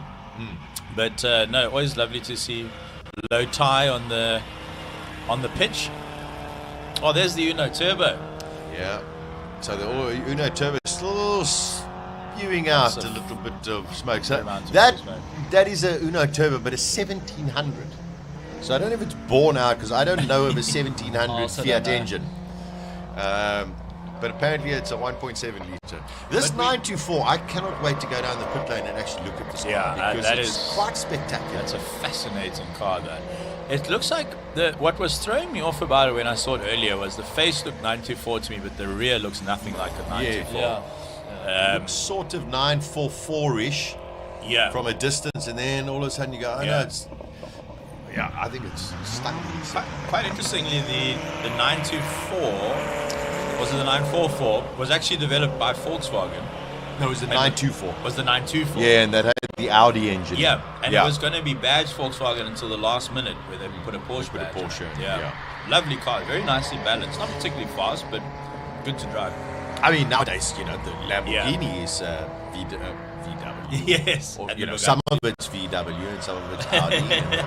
If you take the Lamborghini Urus and take the engine cover off and replace it with the Audi QS8 PQ's DSTV, they fit perfectly. Quite amazing. Top tip for you. I'll say to you, with that, with the Audi and a Urus oil change, you're looking at about a 20,000 rand difference on oil, just based on the badge. Incredible. Just throwing it out there. Sorry, Sherry, you were saying. No, so top tip. If you'd like an Urus, you could buy a Cayenne, a Touareg, a Q8, one other, Bentayga, or a Urus. All the same car. All exactly the same. Yeah. And the same platform. Yeah, so just go for the Touareg. You save yourself about $5. Great idea. There's our top saver tip today. There we go. There we go. Follow us for more marketing advice. sales. Farouk Dango not hanging about and hanging the back out a little bit. Oh, it's such a beautiful car, that. Very special. Okay, so we have great news from Hillclimb Monsters. He joined us last year and he's going to be joining us for the whole weekend as well as Farouk Dango gets a little bit sideways through the S's. Rodrigo, bom dia and welcome, sir. Lovely to have you this year at the 15th edition of the Simola Hillclimb. Thank you. Good morning to everyone. I am a bit late to the party, but here I am finally, still recovering from being a bit sick earlier in this week. But action from Simola just cannot be missed, and right now we have a calmer day with the historics, as far as I'm concerned. But the track action will be hot for everyone, apart from the rain we have at the beginning. But very glad to join all the team once again. Just sad that it could not be in local, but it is what it is for now, and we'll probably have the best edition of Simola Hillclimb yet, and that is what really counts in the end. Yeah, wonderful, Rodrigo. Great to see you as well. We were hoping that you were going to be joining us in studio this year, which means that you need to send, there's 3 of us in the studio now, each of us a case of the best Portuguese wine. Vinho. Only fair enough. Wonderful. Rodrigo, so we're into the second warm-up session of Classic Car Friday. Strange weather at the moment. It was dry and then a little bit of rain, and then it's come down quite heavily, and it seems to be a bit of stop on track action at present. Could be something they just want to check something on the track. But the wonderful thing about this year Classic Car Friday, a whole host of new old cars making their first appearance at Simola. So it just shows the traction of this event and how many people want to partake. Sasha, I'm just bringing up the live stream comments here. So when you got a sec, I'll go through some of the live on air comments. Awesome. Makes me nervous. What don't we know? Don't be. It's going to be fun. But yeah, it seems like it's a bit of a delay at the moment. Do we know why there's a stoppage on track? Not I sure. think it was just in. Oh no, we weren't at the end of a session. No, we weren't. We're It's the middle of the smack session. bang in the middle of the session. So just wondering why we're having the delay. Yeah, because I mean obviously the guys are like queuing up in pit lane. Sorry, I was stuck in the mud 3 meters from the commentary box. I thought you might be the cause, I but missed quite a bit luckily of the not. action. Yeah. Rodrigo, I want to bring you in here, and while we're watching on well, sort of no action at present. Great addition to this year for King of the Hill is, in my opinion, one of the most talented motor racing drivers I've seen in the last decade or so, Johan Christofferson here in South Africa. That is going to be something for the fans to see.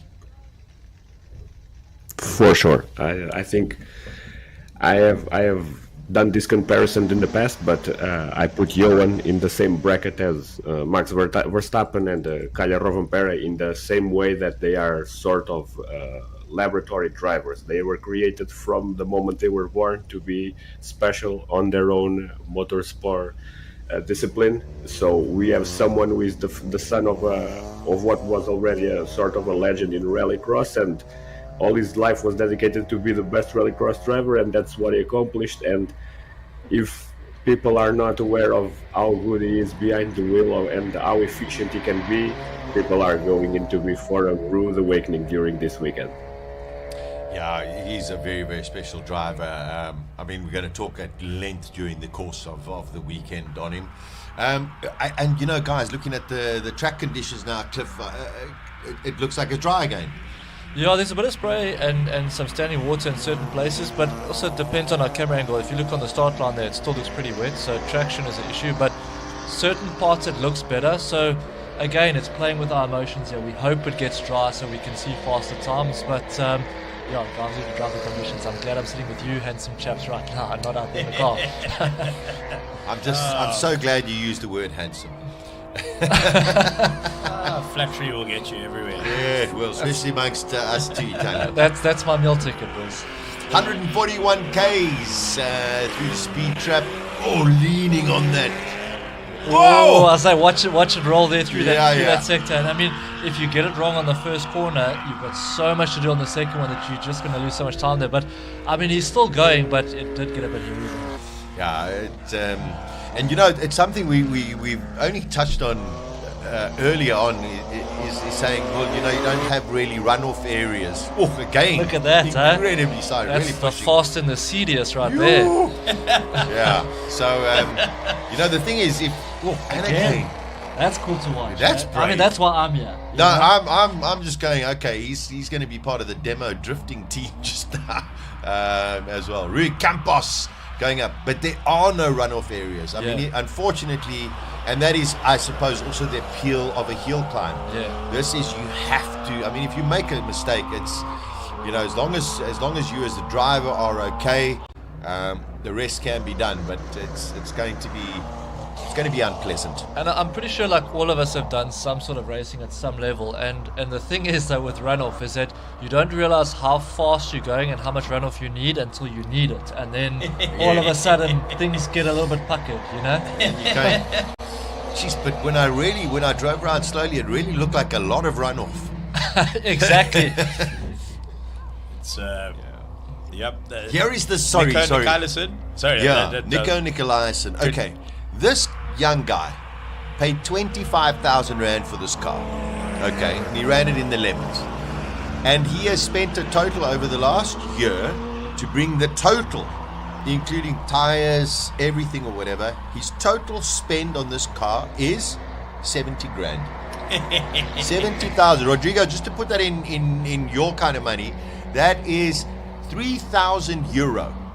In total, he has spent to buy the Supra Toyota and fix it and get it into a racing condition. I mean, that is magnificent to be able to do that. That's a good night out. Yeah. And that's like that sort of type of racing has a lot of allure for me, because you always look and think, I need so much money, I could go so much faster, whatever the case is. But he's just racing because he wants to go racing. And the car looks super cool. I mean, there's not a hell of a lot to it, but he's putting in a hell of a run. He's having a great time. The car looks cool, and I mean, here we are sitting talking about it. But the highlight for me is that little pipe sticking out the side.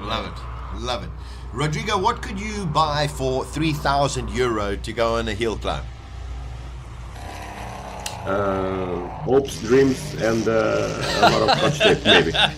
You buy a ticket to the hill climb. Yeah. Couple of rolls of duct tape. All right. Yeah. Another No, very- there are always options.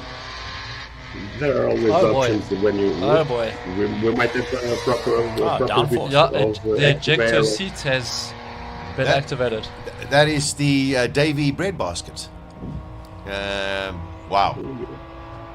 And that And then boot it's is not hanging in something there. good. I thought we would have lost it by now. Whoa. So this car was originally built in South Africa back in 1953 in Benoni. Wow. By a guy called Davy.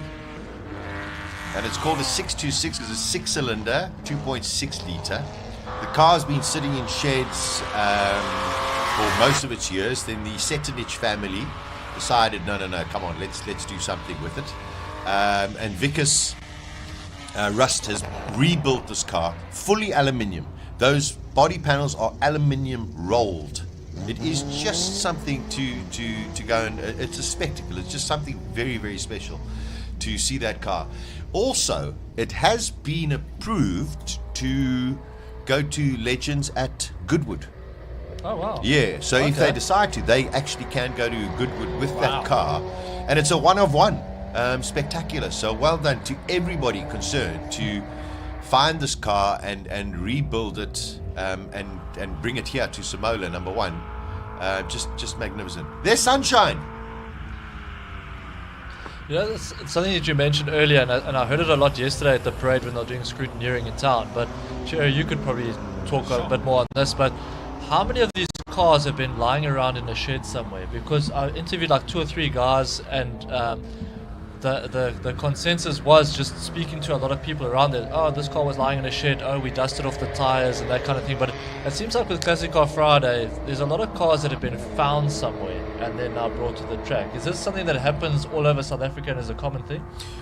You know, when you go on Facebook Marketplace and there's a lot of gym equipment. I mean, I do go on Facebook Marketplace a lot. And yes, there is a lot of gym equipment. There's a lot of gym equipment yeah. because I think a lot of people have hopes and dreams for building race cars like they do for improving their bench press and their pull-up ratio. Yeah. And eventually you probably have an argument with your spouse and it ends up on Facebook Marketplace. But cars are more important and sentimental to people than bench presses. So cars end up in barns and garages and that sort of thing where they will remain often for the rest of time until someone finds them, fixes them up and takes them to Classic Car Friday. But no, I'm being a bit facetious. But the reality is that getting a race car on the track's expensive, and you know when you're chasing your dream like that, it's like, okay, we'll do this next week, we'll do that next week, we'll do that next week, and then life gets in the way. Yeah. So I'll give you a great barn find story. One of my colleagues and good friends, Justin Pinto, he bought a 635 CSI manual, beautiful BMW, henna red. Beautiful. And just under the right back of the window, there was so henna red is like a sort of a burnt orange, but there was a very light orange patch. Okay. And the reason why there was a light orange patch is because this car stood in a barn for 20 years. And at a certain time of day, there was a hole in the roof, and a ray of sunlight came through and cooked that particular piece of the car for 20 years. And he's left it like that as a sort of a homage to where the car came from. Incredible.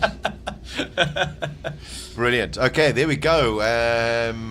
Practice 2. Aha! We have Franco Scribante is going to go and do a run on a wet-dry track.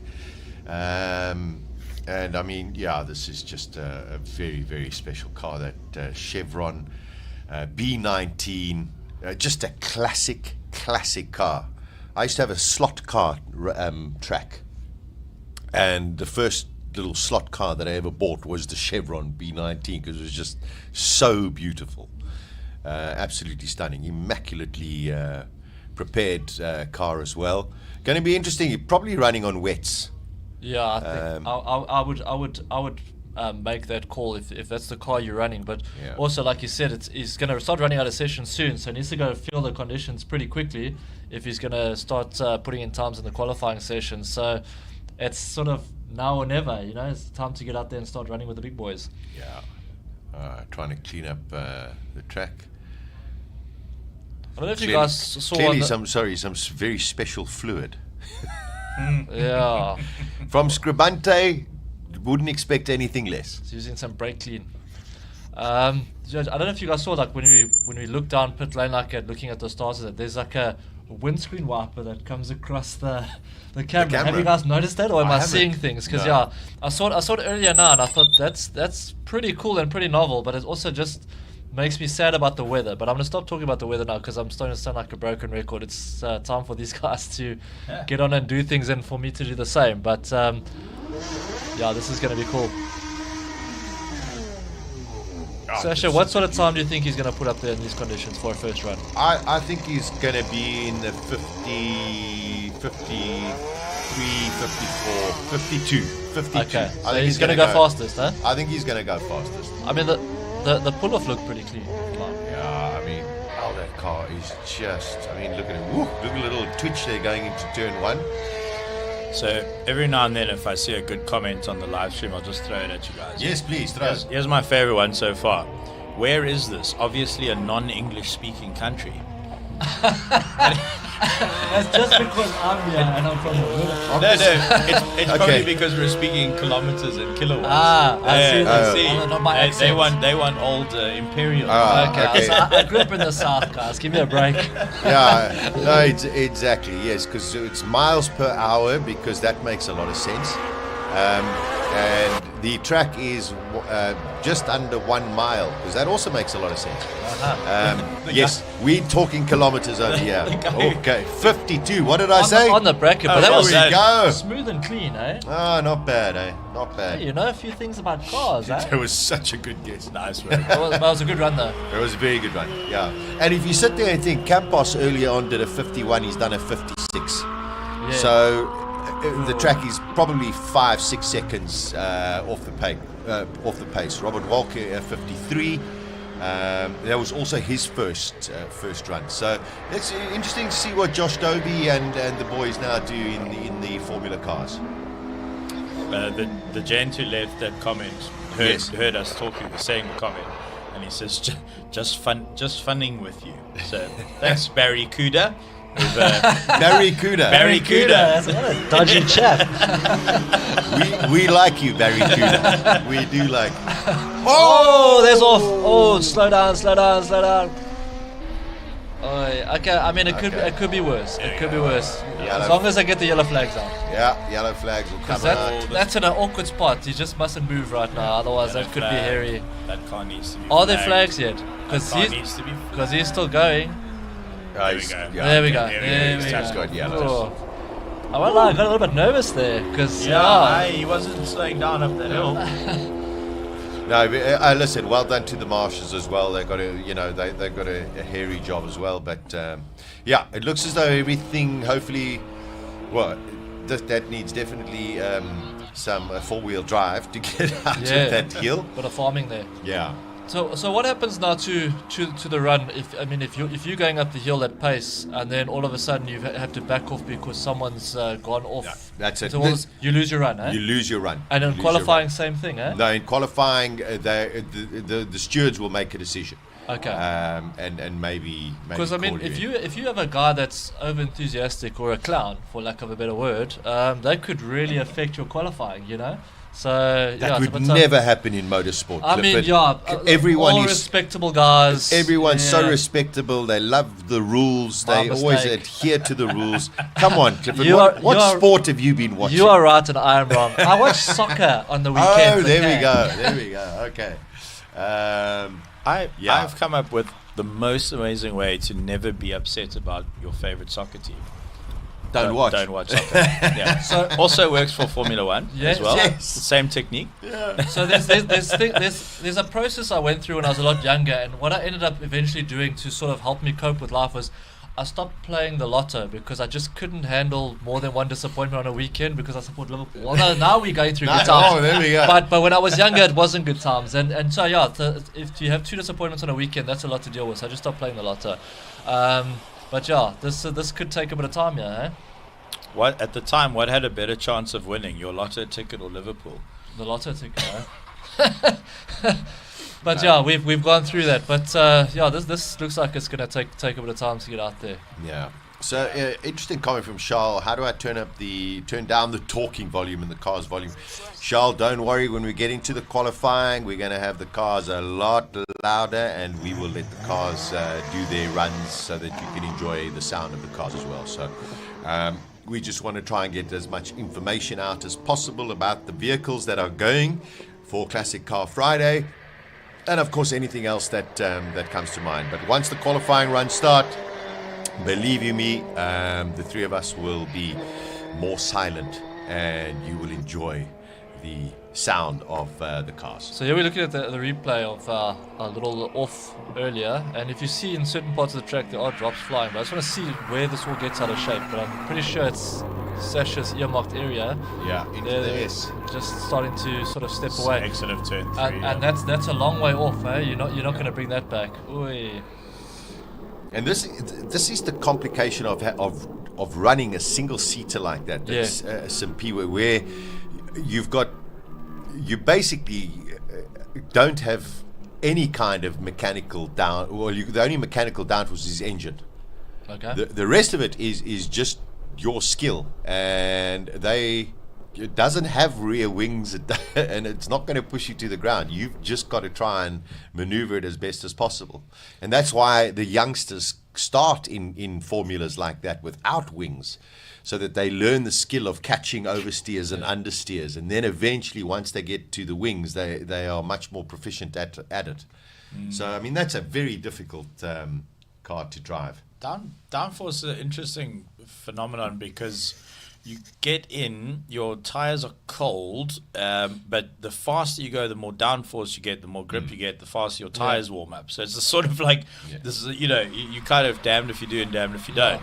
For everything to work, you've got to go fast. It's like a paradox. Yeah. It's very, very cool. That's why Formula One cars get so frustrated when they sit behind a safety car. Yeah. Because as fast as that safety car can go, it means nothing to a Formula One car. Formula One car is rubbish when it's going slowly. It's completely rubbish. Nothing works. Bernd Maylander is fantastic to watch. He's one. I mean, he's such a character. He's incredible. I was really lucky to meet him a long time ago. It's Merc C63 launch at Pakisa, and actually quite interesting. The world's only right-hand drive NASCAR track in the world goes around Pakisa Freeway. And we went on that, but then they flew a demo car out, and Bernd Maylander took us for a ride around Pakisa. And I swear I was absolutely terrified. And he's just chatting away the whole time, looking at the view, And then I was chatting to afterwards, and I was like, I was a younger man back then, and I said to him, what are the parties like after the race in Formula One? And he said, I'm too old to party. Me and David just go home. And I was like, who's David? He's like, David Coulthard.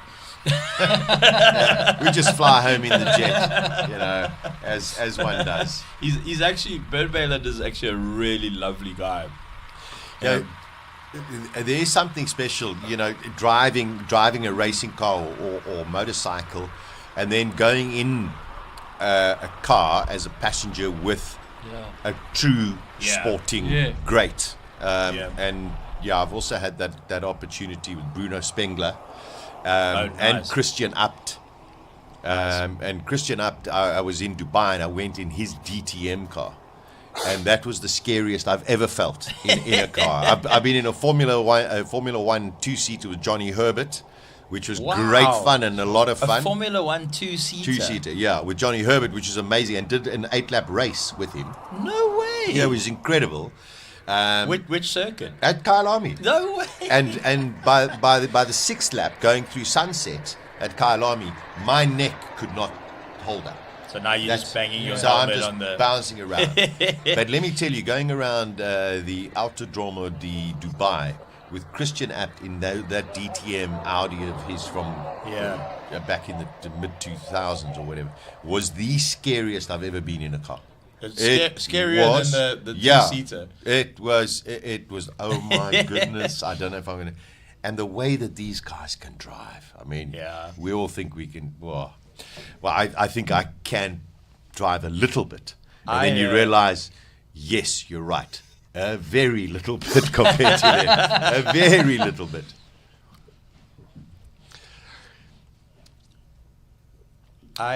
I had a very interesting moment with Michael van Rooyen on the Rustenburg Rocket. Yes. In his GTC car. And it's the only GTC car where they've got a passenger seat.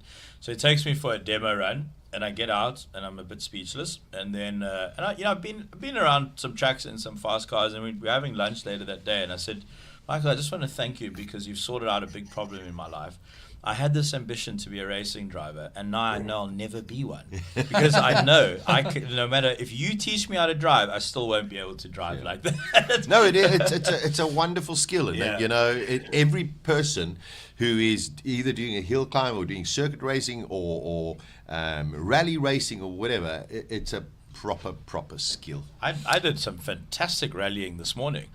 Yes, you did. I channeled my inner Colin McRae. You were outstanding. Yes, and then I got pushed out. Thank you so much. You really were. You too. I really loved the way you got stuck. No, thank you. Yeah, that was sheer class. No, thank you. Highlight of my morning was nearly binning my car up at parking 2, trying to go where my sticker told me to go. Then I came down to say hi to the broadcast team. 6 a.m. in the dark, parked the car. Wonderful marshal here, Seth. Says to me, "Sir, you can't park here." I was like, "I know. I'm just going to quickly go and say how's it to the guys." And he said, "So you need to move your car." So I got in, turned it on, and immediately beached the car in the mud. I said to Seth, "Here's the key. If you can move it, you can keep it." And then the commentary team came and pushed me out of the mud. You see, we are such a team. Yeah, you haven't felt pressure until you felt pressure from a marshal to move your car. Yeah. That's Simola. Trust That's me. for damn sure.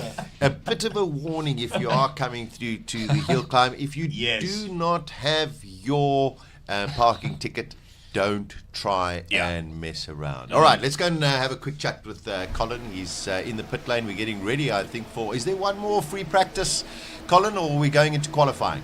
Oh, we've got a couple of cars still to run. Rick Morris and Andre Bezuidenhout are still going to run.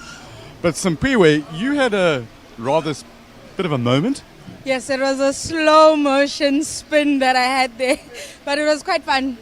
It was quite fun. How's the heart rate?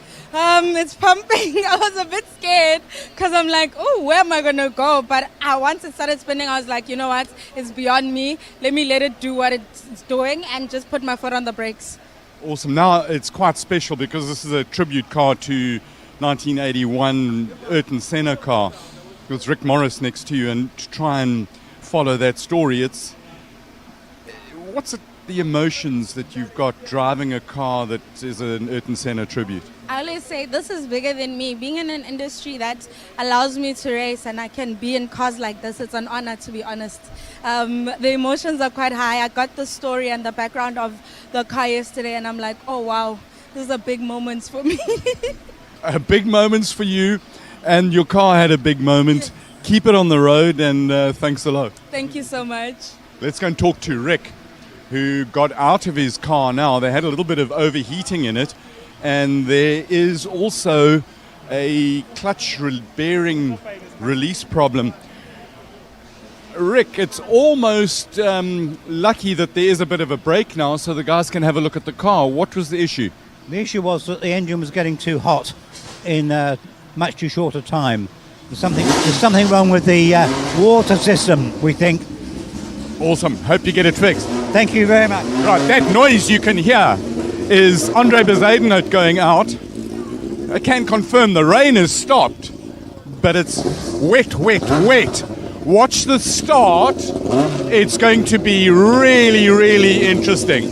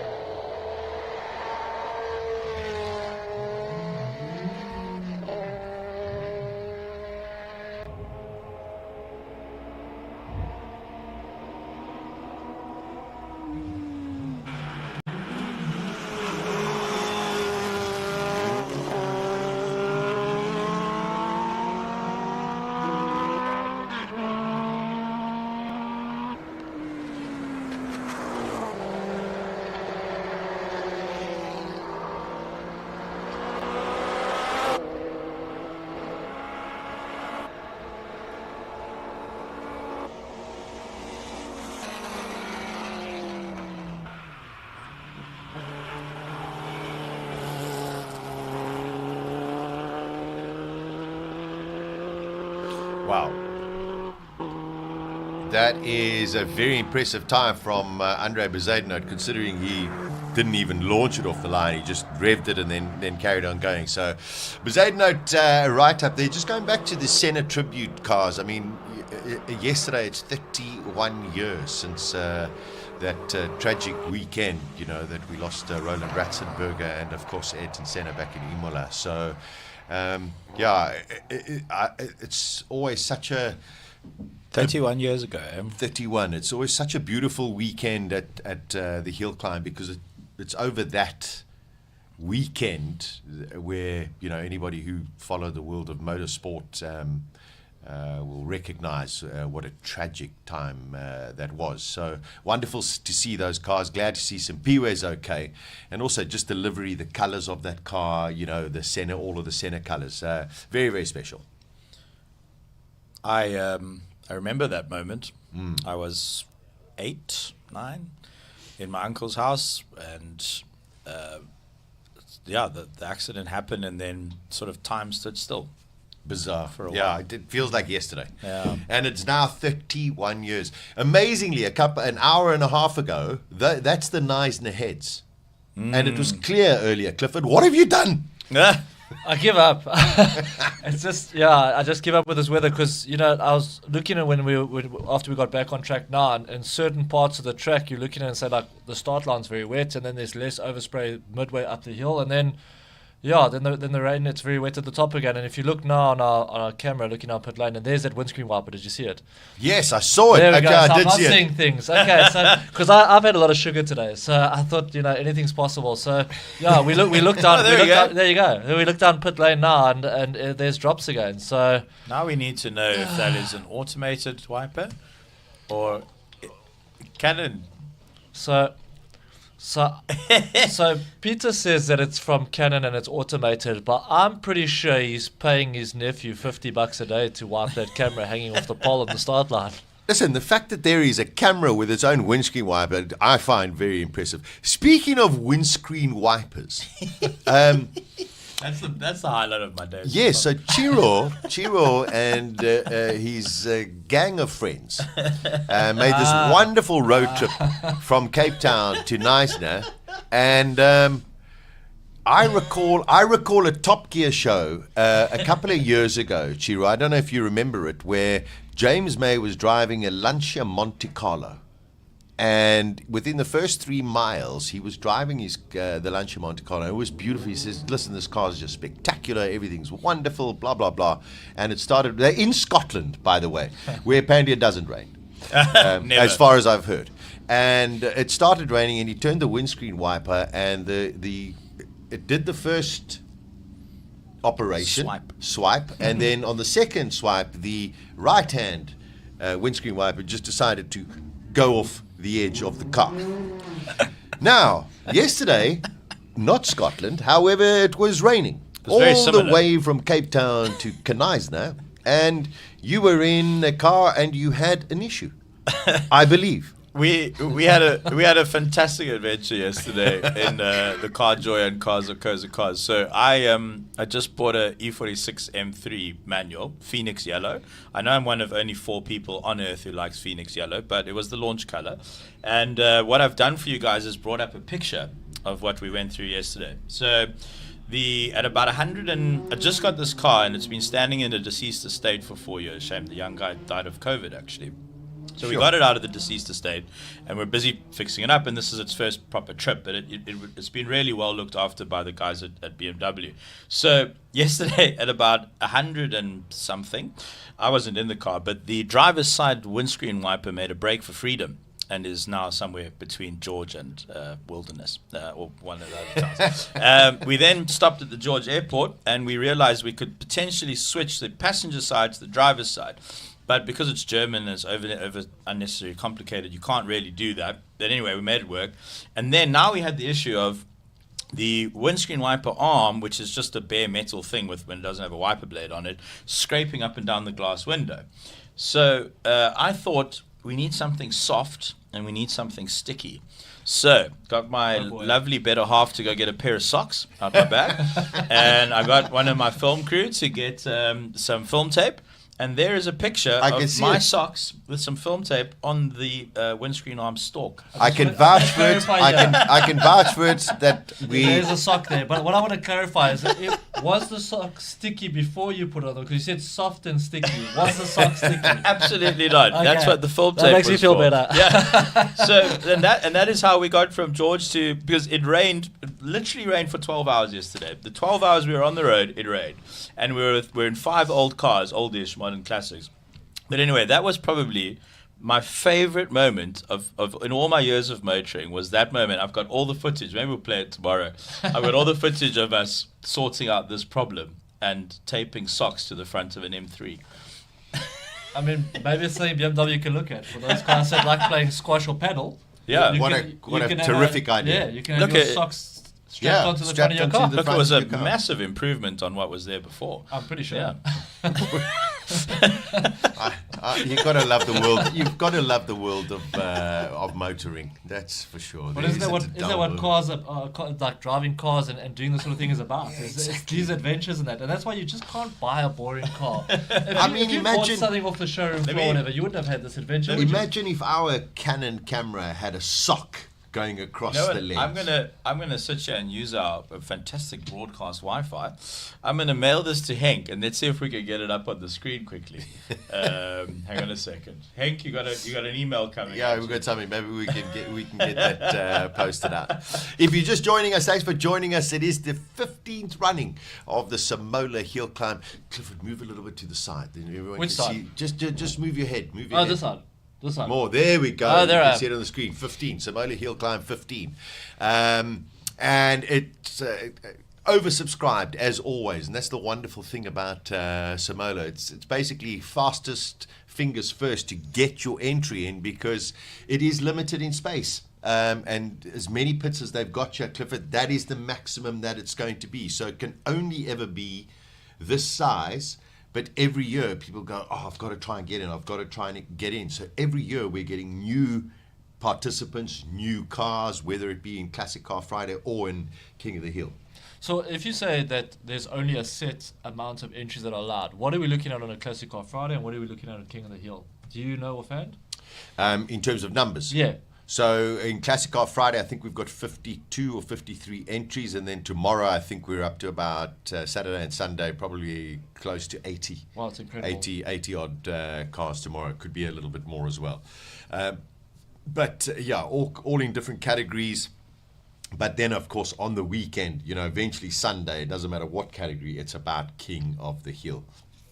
And one can hypothesize as to who we think could be going for that title.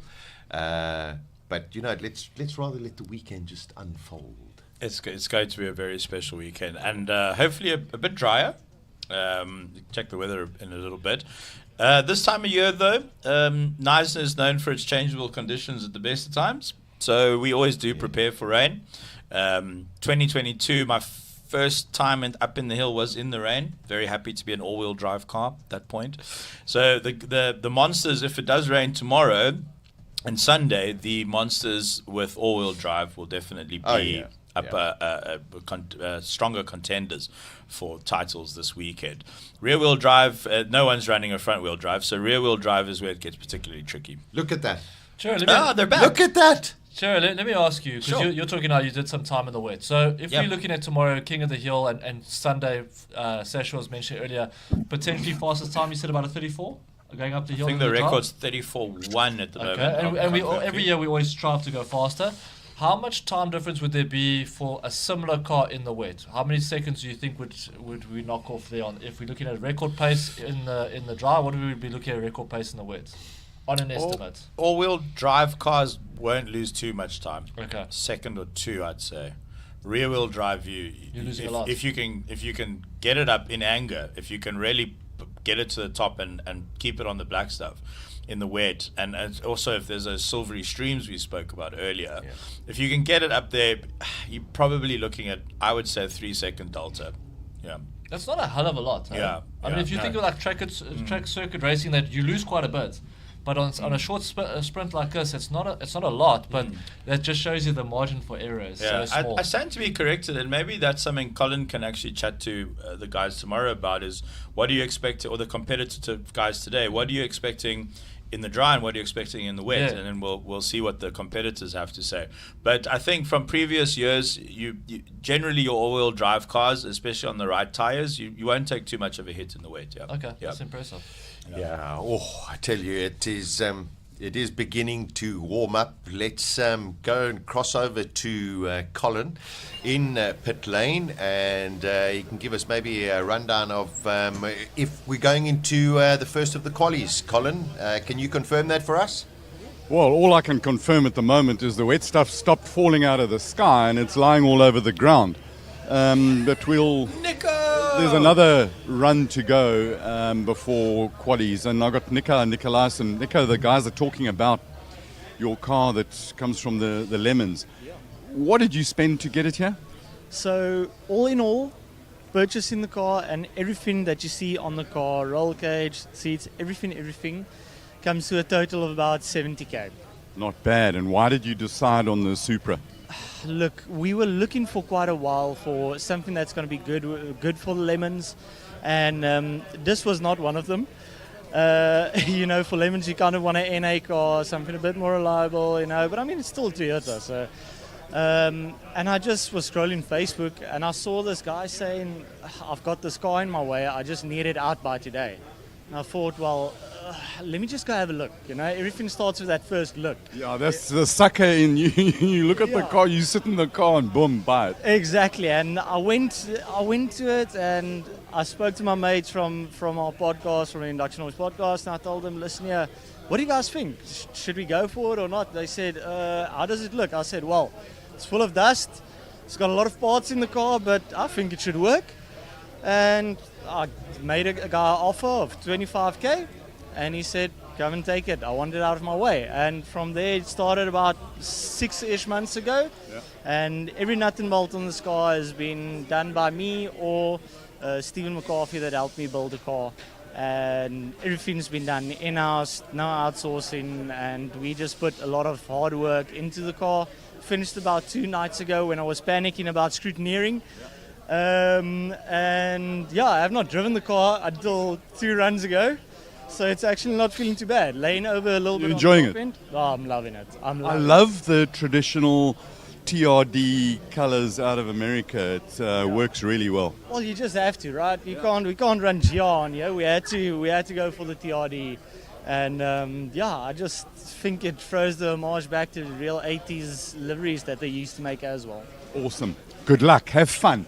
I see there are a couple of other people that I wanted to talk to here. The guy's going to bring an Alpha. Davy de Villiers was just behind us now. We're going to have a word with Scotty to find out what happened there. Yeah. Keep it going. Have fun. Perfect. Thank you. Cheers. Let's see where Scott is. There's Enzo. This is the finest moment to interview somebody. While he's busy putting his overall on. Enzo, they haven't changed the road. It's a little bit wet. Are you still going to go out now? I like a wet road. The more rain there is, the better for me. I think it's an equalizer for poor rally drivers that can't go fast enough on a dry road. This is the best interview I've ever had.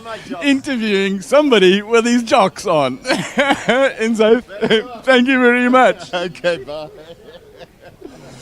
Gotta love a little bit of fun and games. And then he's got his Ferrari. We always like a Ferrari or an Alpha. Talking about Alphas and things, let's talk to an oak with a Porsche. Rui? What happened? I don't know. What did you do?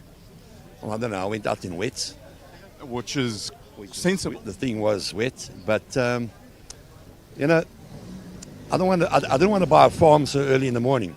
Just wait for it. Just wait a little bit, and so the car was good. I did a 56. I think maybe a 53, maybe. But I said, okay, I'm happy. I could have gone faster. Tell your face that you're happy. I am. Colin, I just want to tell you, I want to compliment you on your dress code. Thank you. I've got a jacket like this that I bought for the Goodwood Festival of Speed. Yeah. And you must have stolen it from my cupboard. No, I got this jacket. That's from high school. No, both of them 2 years ago. 150 Rand from the Starvation Army thing over here. It belonged to a guy. It was made in 1956. So these are my dead man's clothes. Well done. Right, we're going to start with some track action just now. Pitt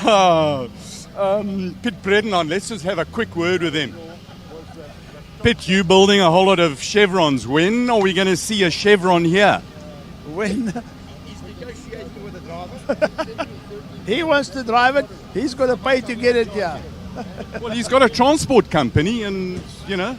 Yeah, well, it's not too far from him. But they're nearly all finished now. Hopefully by June I'll have all 14 chassis ready and I can build a new one after the one got buggered up in Passion for Speed. And these are Chevron B8s. They're continuation cars. They've got genuine chassis numbers with a gearbox from South Africa. Everything that's made in South Africa, everything except the engine. Absolutely love it. We need to speak to Scotty. What happened? You had an issue. The boot lid opened, but otherwise, no, all running fine, no dramas. Obviously, with it being wet, it's certainly lively, and we obviously want to bring the car home. You know, that's really what today's about, and displaying it. It's been a lot of hard work going into here, so we don't want to contribute to the Knysna hillsides here. You know, but that smile on your face says it all. Fantastic car. Don't go away, Darby. The smile on your face says it all. Fantastic car, having fun in the spirit. Fantastic. I mean, what this car did in the early 60s, just to drive it now, it's exciting. You can only imagine back then where the guys were real men, you know. Yeah, loving it. Really doing a good job, you know. So, Scotty, thanks for chatting to us. Pleasure. Good luck. Davy de Villiers, first time at the hill climb. You've been threatening to come here a long time. Look at that smile. I can't believe it. And they all said it's going to rain anyway. Yep. But let's hope for the best. Now, you, Mr. Alpha in South Africa, we love Alphas.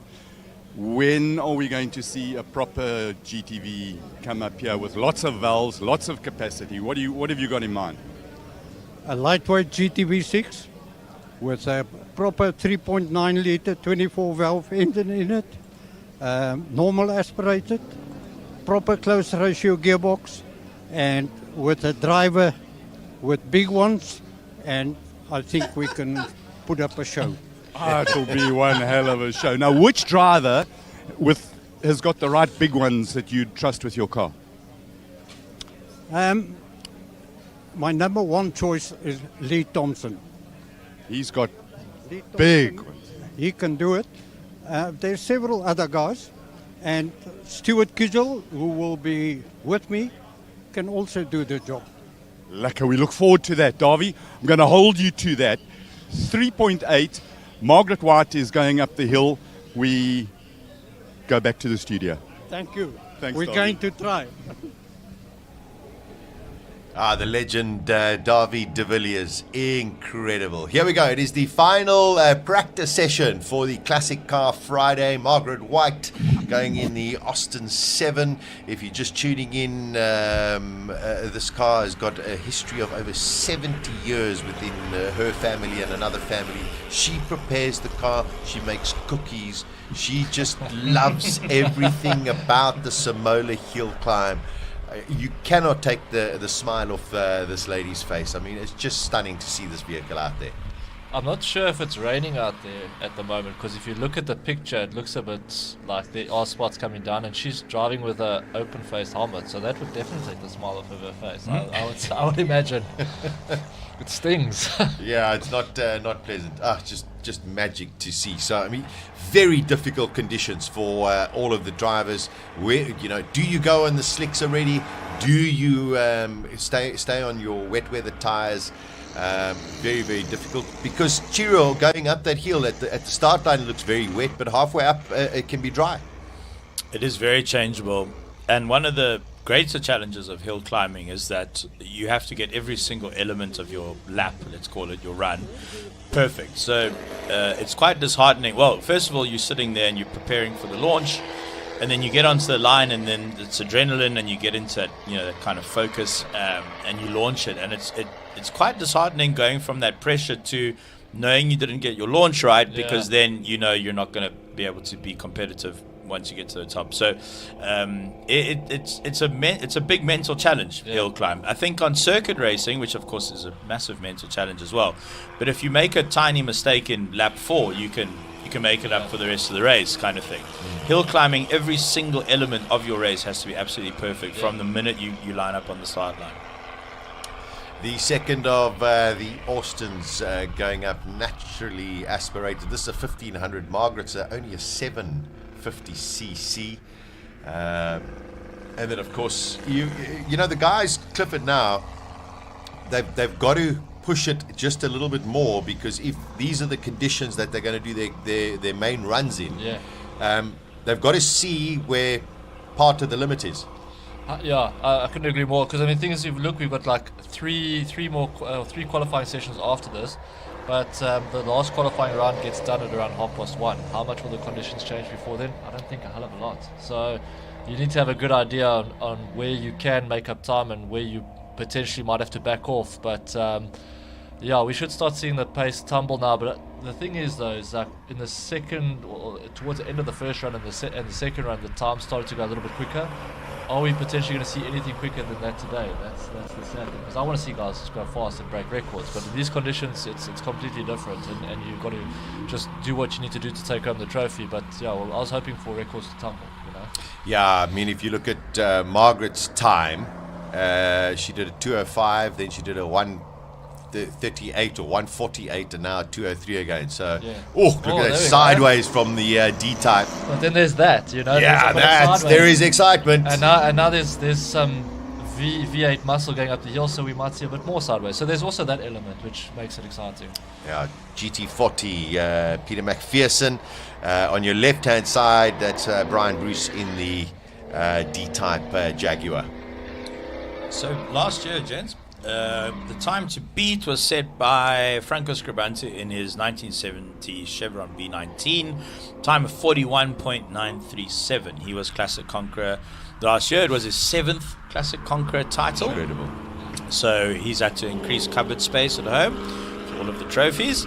And third was Rui Campos in the 911 RSR, which is here today. So Rui Campos ran a 46, so he won't be chasing the Chevron down.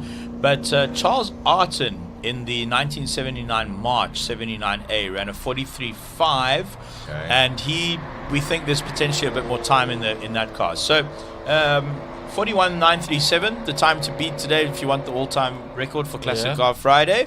If it stays this wet, whoa! That was exciting at the end there. That's when you munch seat leather. Did you see the brake lights come on at the back there? That was just a reactive instinct after the fact. That got hairy. It was exciting. So it just shows you very, very difficult conditions that these drivers are going through at the moment. So Peter McPherson at 1:11. The track is very, very slow at the moment for all of the drivers. Let's see what the Porsche can do. The little Mini making its way out at present. The thing is, you look at it on track and you think it doesn't look that fast, but inside that cockpit, it's like all action and there's a whole lot of things going on there. So, I used to enjoy watching guys spectate at racetracks, and that you see the guy running at the back and they think, this guy's messing around. But actually, that guy's going as hard as he thinks he can go. And what's going to be left on the table? Because some of these guys in practice 3 are starting to push a little bit. So, looking forward to qualifying and then see how the day unfolds. Is that Jen Abbott back up the hill? Yeah, Jen Abbott making her way in the 914. The Cooper S of Headley Whitehead. Let's see where he goes. Jacques Picard, fastest at the moment. Oh, that man is getting out of shape there. Properly out of shape. Well held. That was nice. Very well held. Wow. Yeah, he caught that well. But now it's starting to get a bit loose. This is what I came here for, man. Yeah, this is the action. Listen, it's a lot of fun over here. It's not so much. I mean, as much as I think it's fun for the drivers in there, they're just sitting and saying, "Wow, really? That's a bit hairy at the moment," because they've got to start pushing the beautiful Anglia. Showing a bit of traction off the line there a little bit. That 914 coming up to that corner, which proved tricky last year on and a bit of a different line through there.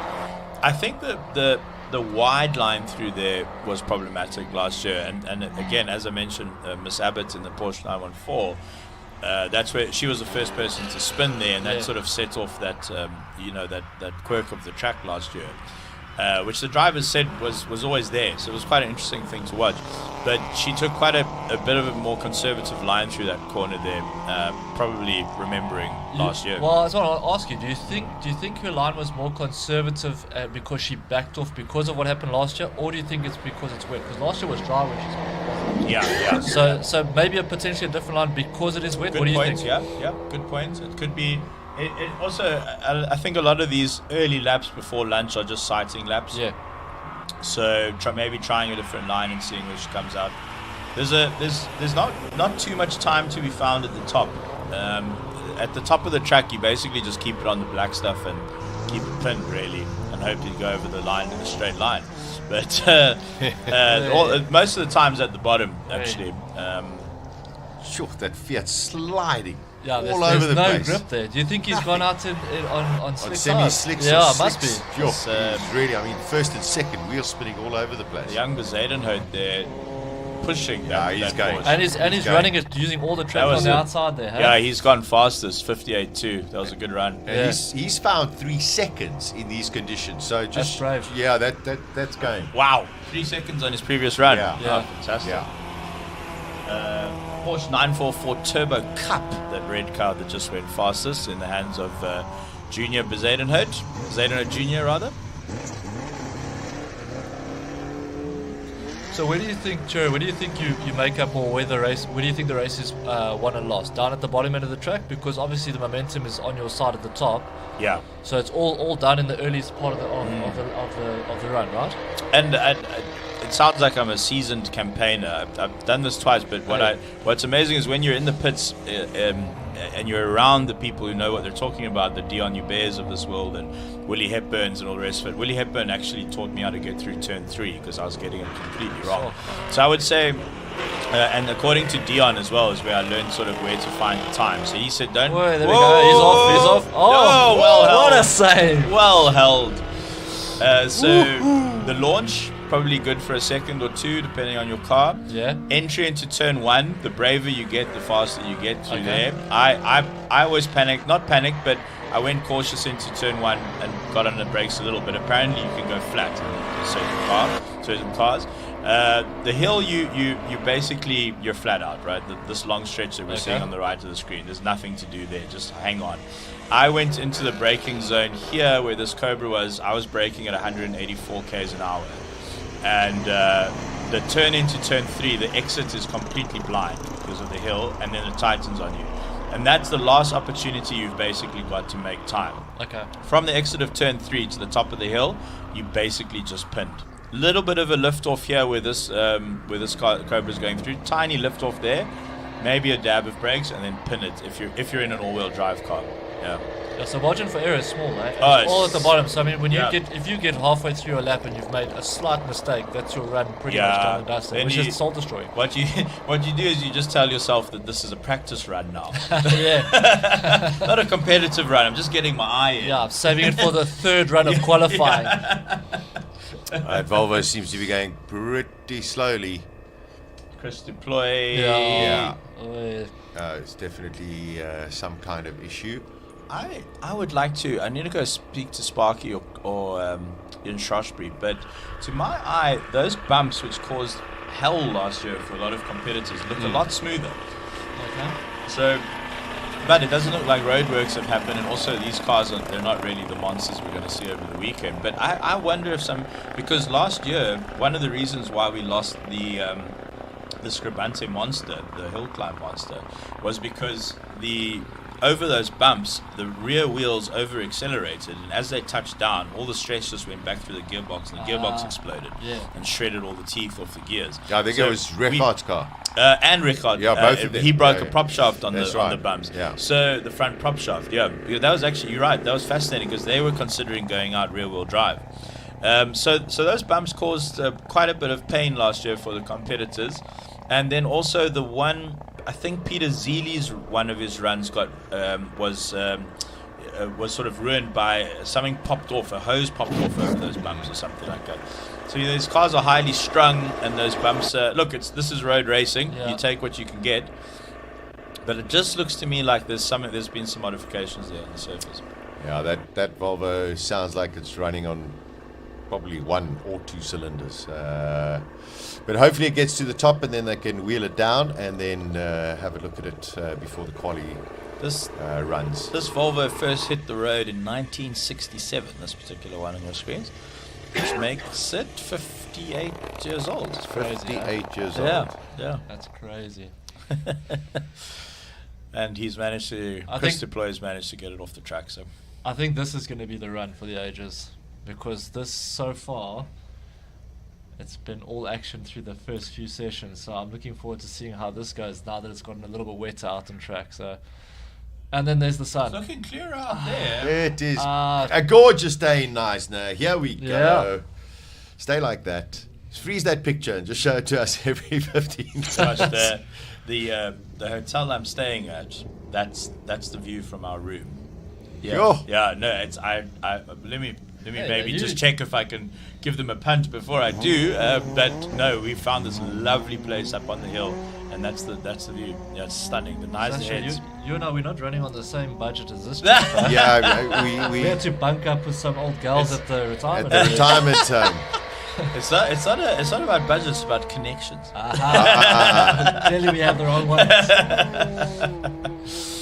No, it's, if you're not familiar, if you're joining us from around the world, this is Knysna, the bottom of Africa, Western Cape of South Africa, the Western Cape province, right on the edge of the Eastern Cape, and famous for the Knysna Heads, which is quite interestingly one of 2 places in the world where maritime insurance does not matter. You cannot insure to go through the heads.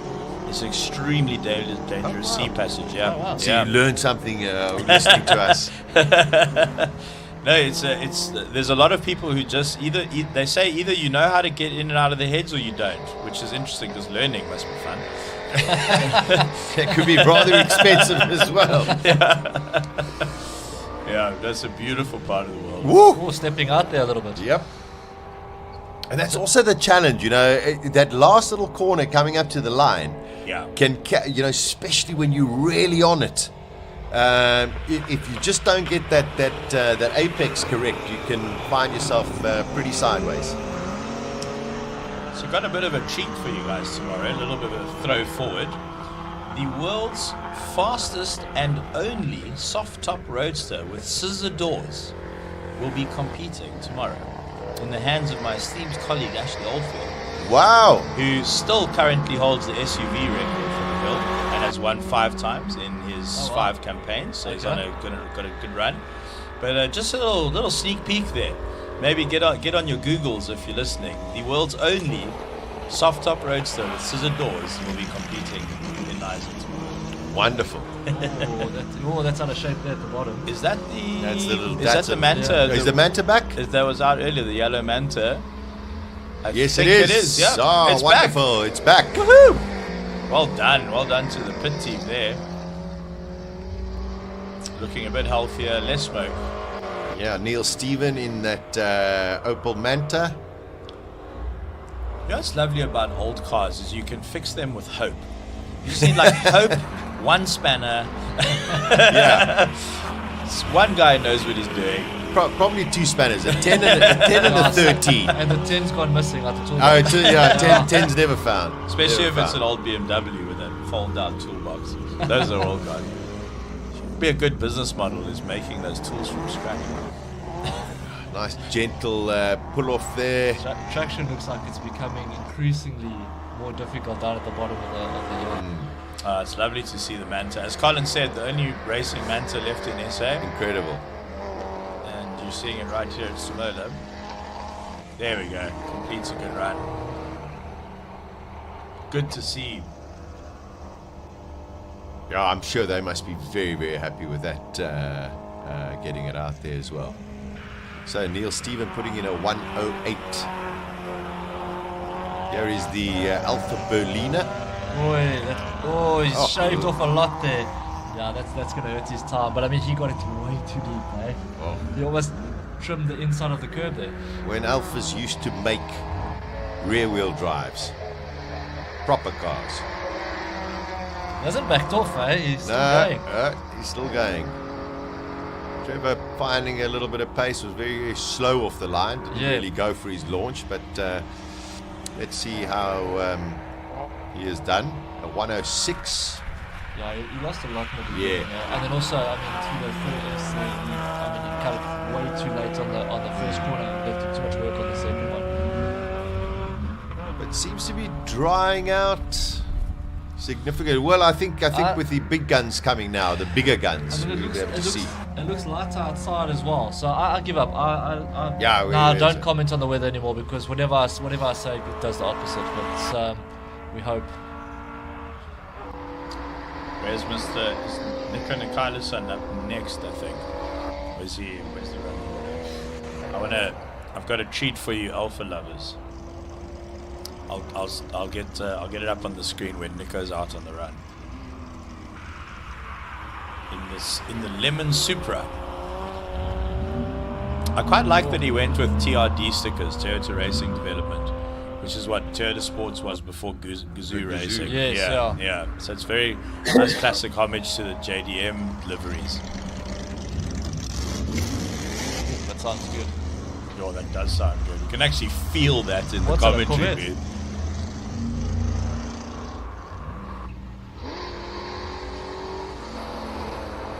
First time we've seen the First run for Corvette. them, yeah. There it is. Sounds good. I don't know how easy that's going to be to get up the hill. Chevy Stingray in the hands of Richard Evans. That's we felt that one leave the line. That was great. Yeah, it's like 6 liters, right? Yeah, no, that's gosh, that's not so good on the running bumps. It's a 7 liter. Just by 7. the way. Okay. Yeah. Excuse me.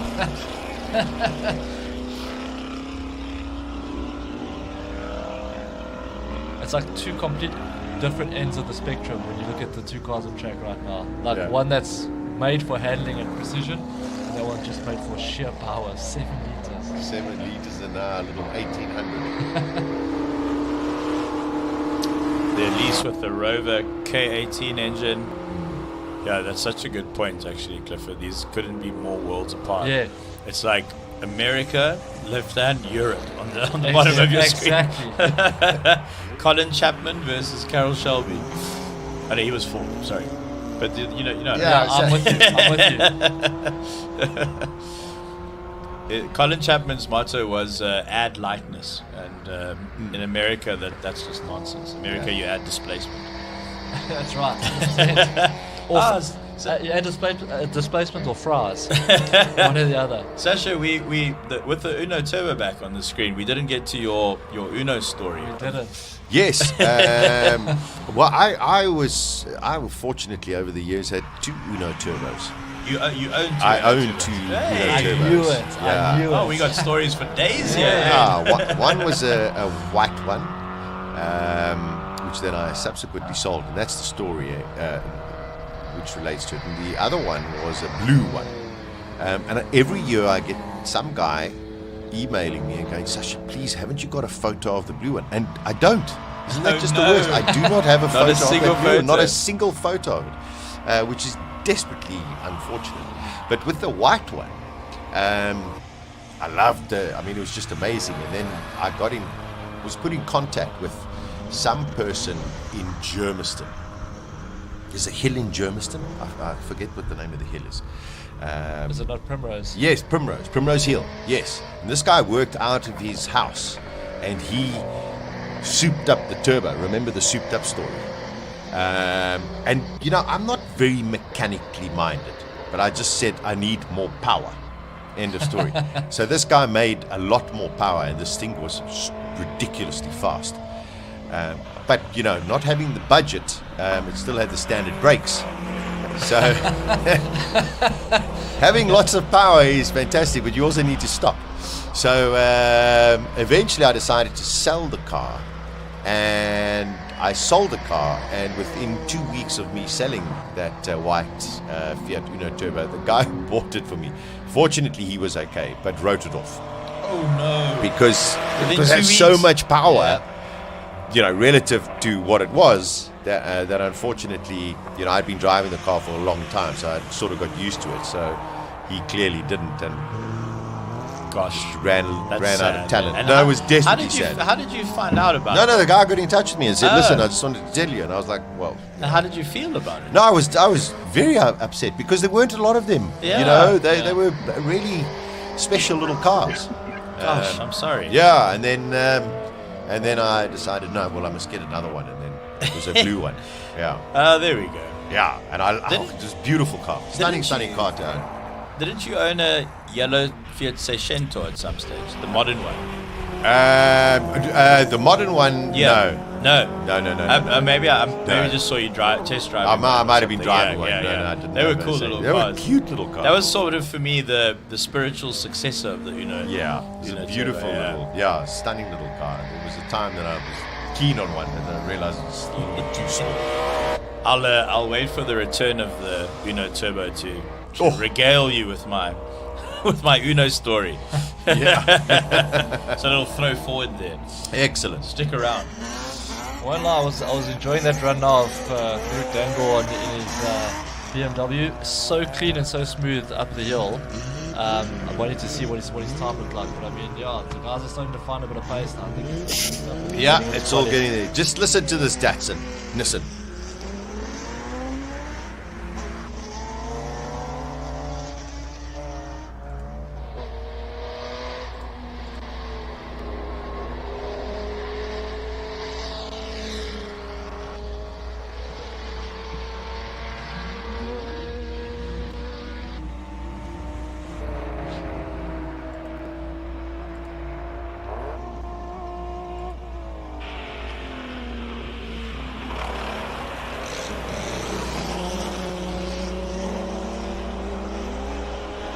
Couple of questions on the live stream. Is Gary Martin's racing today? He usually doesn't do Classic Car Friday. He's got that triple turbo diesel M2. Yes, he's here tomorrow. Which is here tomorrow. Yeah. He's a fantastic guy, Gary Martin. I think that's what he's got in there is a triple turbo X5 engine. He's now hybridized all the turbos, super lightweight. Must be one of the only competitive diesel cars in any hill climb racing, because diesel just doesn't lend itself well to racing, No. Unless you're in a truck, but you want a petrol motor. Yeah, I've always wondered, Clifford, maybe you can answer this. Why are there no diesel motorbikes? Yeah, that's a good question. It's I don't really know. Interesting question. Yeah, we would rather look electric than go diesel. Yeah, I don't know. I mean, I've never seen any around, but I don't think I'd want to ride one. You know what I mean? Well, they taught, it'd be interesting. But there was one, I think, that was developed in Russia that was series produced. I mean, I wouldn't be surprised. Yeah, I think it was the only one. Oh no, something like I thought that was Nico after the launch line, following Rui Campos. Rui seems to be on it this It's this a good time. Run, eh? It's using all the track as well, so I mean, it's using the See what he's going to post. And Nico's off on the bottom of your screen in the TRD Lemon Supra. It's just a beautiful story. Yeah, and such a humble, lovely young guy. Real salt of the earth guy. I have a lot of time for him.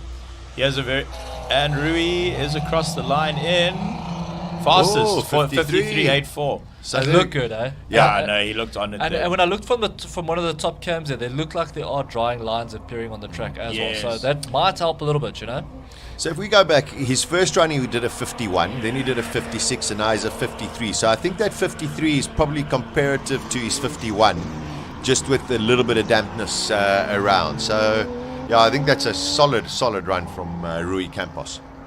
So gents, while Nico's competing, I hope we can get this up on the screen. I told you about his daily. There's his daily. Oh, look at that GTV spider. Oh. I'm sending that to Peter and Henk right now. In the beautiful Peter, Jalla. you're gonna love this. Nico Nicolaisen just across the line. And where's he posted?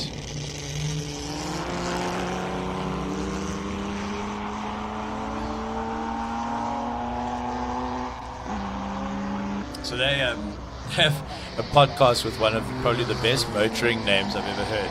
Induction Noise.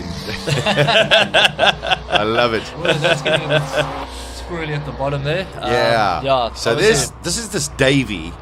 It's got this Ford Zephyr. 6-cylinder, 2.6. I mean, the block is massive. It's like a tractor block. This is the one that turned into a breadbasket on the previous run. Yeah, that's right. I managed to keep. I mean, look how beautiful that car is. Yeah, Goodness. Wow. Very, very special. Enzo Kuhn going up in his 348. Oh, it's a little bit out of shape. Whoa! Jeez, that's brilliantly held on. As soon as you watch it, you can sort of see a dry line appearing at the top of the track there, but although when I say that, it just steps out completely sideways. Scott Temple really, really hustling that Davy. Whoa, Enzo Kuhn, you can feel him on the throttle there. I think Enzo Kuhn's going to be one to watch here because he's a rally driver, Yeah. like 5 times rally champion. So his preference was to be in the rain. So these are ideal conditions for him in his Ferrari. Phenomenal driver.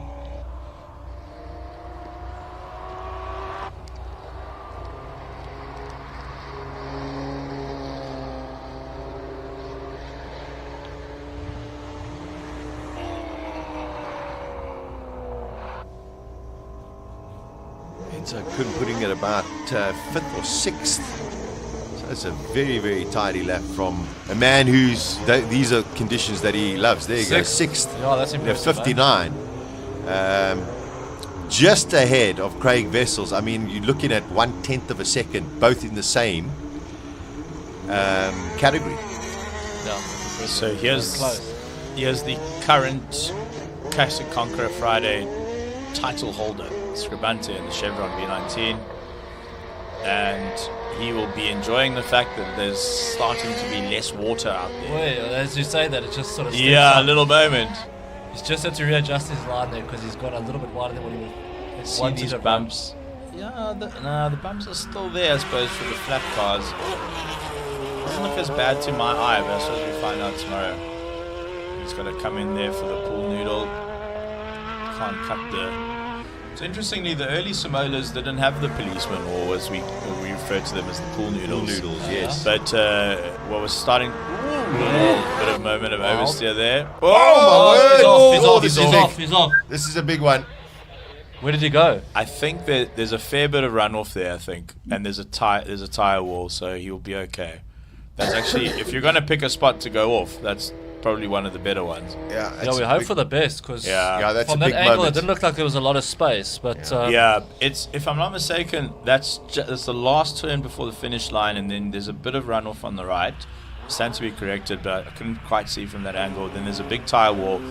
I have a feeling he looked like he scrubbed off a bit of speed before he left the tarmac. I have a feeling he will be okay and the car will be okay. If we'll obviously find out for you shortly if we can get a camera on that. We can see it. Yeah, there we he can is see there. it there. Okay. Have they put flags out though? 'Cause I haven't seen Yes, the yellow this flags person's yet. tapped off, I think. I don't think we've got cameras on any of the flag points, if I'm not mistaken.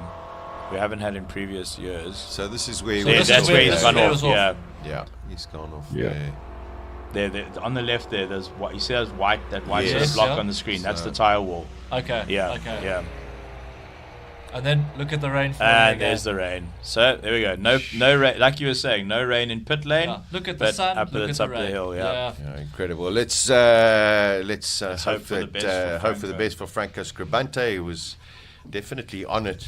And also, we saw those spits of rain. It could have been coming down just full track red when he had his off. So full track red at the moment. All the cars will get up there. Just going to watch a little bit of a replay. It seemed like he's missing a gear. And also didn't give him much warning either. I mean, it shows signs of moving around, but I mean, okay, there a little bit, but I mean, not any main reason to back off. But where he went off there, it just got out of shape just a little bit, and that was enough to take him off. Chiro, those bumps are still the same as last year. They're very severe. Okay, let's have a watch here. A little bit deep in there, and maybe that sort of messes up his line, his momentum back up the hill. But this is where it starts to go all pear-shaped. Yeah, Colt. And you know what? One of those streams that Paige Lindenberg was talking about is Just probably that the what back goes out a little bit there. he managed to get it back for that corner, and then there it goes. on the right-hander. So that where he's. Oh, that's a bit of. That's quite fast off. Yeah, actually. that's It very like quick. spins and grips. Yeah. Right? So yeah, that's not ideal. Yeah, not a great run there for Franco Scribante. As soon as we got an update, hopefully he's okay and the car's okay, and hopefully he can still continue for Classic Car Friday. So Also- we're at full red at the moment. Very, very competitive racer tomorrow as well, with very competitive cars. So we hope to hear good news soon. I have a feeling in a full race car like that, which is built for extremely high speed, extremely high G impacts, that he will be okay. It wasn't a massive off. You are quite fast at that point on the track. Shrubbed off a bit of speed, and from what I could see on that one image, he went straight into the tyre wall. So perhaps the car will go home in the back of a truck later, but I do have a feeling he'll be all right. Yeah, as soon as we got an update, of course, we will let you know. Just looking at our schedule, after this, of course, once we do get back to racing, I'm sure they'll continue with the practice round. And then, after that, we get into our first of our qualifying rounds, which is going to be amazing. And that's when the times do count. And you've got to make sure that you ensure that you get in you will try and get into the top 10 shootout. Did you mention when lunch was? After Rodrigo! qualifying 3. Rodrigo, you've been with us this whole time. How are you? I have been. I've been gathering the information, just soaking it all up, saving a bit my voice for the weekend, because I know that things will get very hectic from tomorrow onwards. But the action has already been great, although we have been seeing the weather playing its usual antics in Simola. Hopefully, those are reserved only for this Friday, and we'll have a sunny Saturday and a sunny Sunday. But we have already seen how the track is shaping up for the weekend, and you guys were talking about the bumps, and I don't really think the bumps have gotten any softer for this year. If anything, we have seen the teams just gearing up newer solutions to just glide through them. We are seeing the big aero cars using third elements on rear suspension, probably softening up some of the downforce settings. We also have a pure rallycross car coming with those very, very expensive suspension units, which are very, very efficient going by that point. So we have a lot of variables on the table to explore, and it's anybody's guess and anybody's game from this point onwards.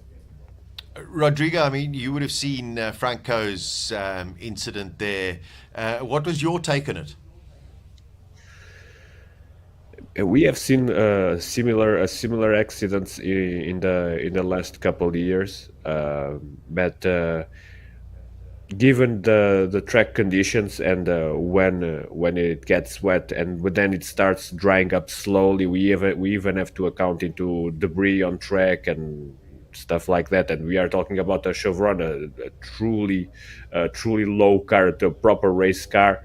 So, and even you have to account even again the undulations on that part of the track, which we have seen being quite fatal in previous years.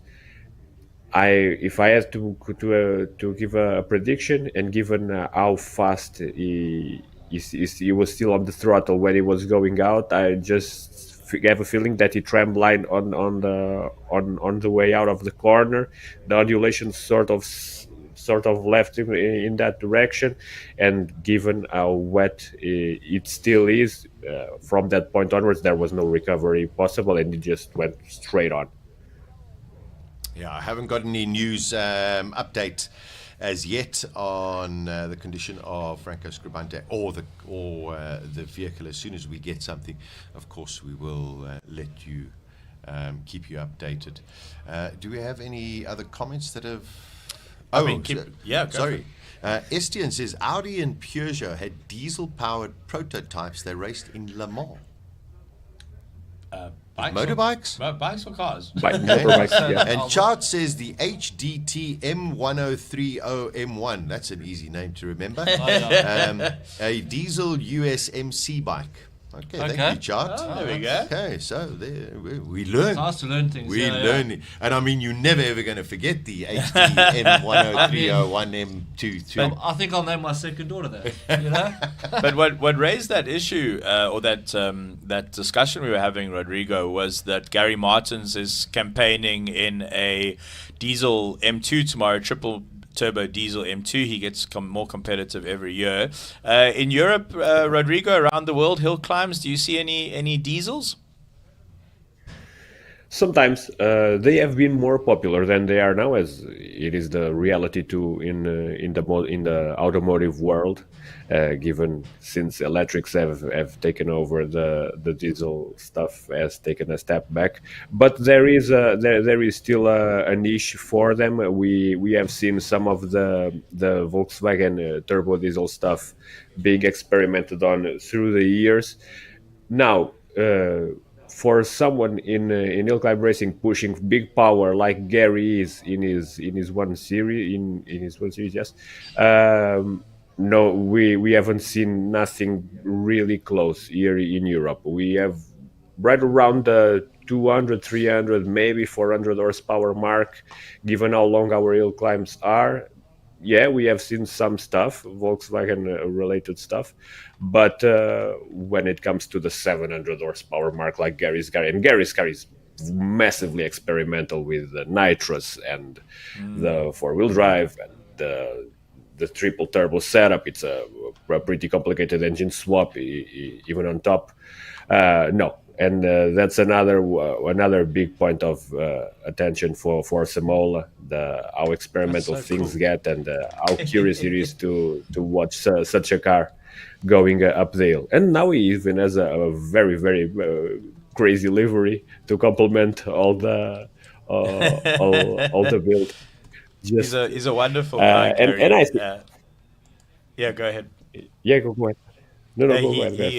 Is probably one of the best BMW technicians alive today. Actually, Gary Martins. He has a fantastic. He's I think 25 years as a Beamer technician, and now he has. I think it's called Gas Monkey Garage. I think that's his thing.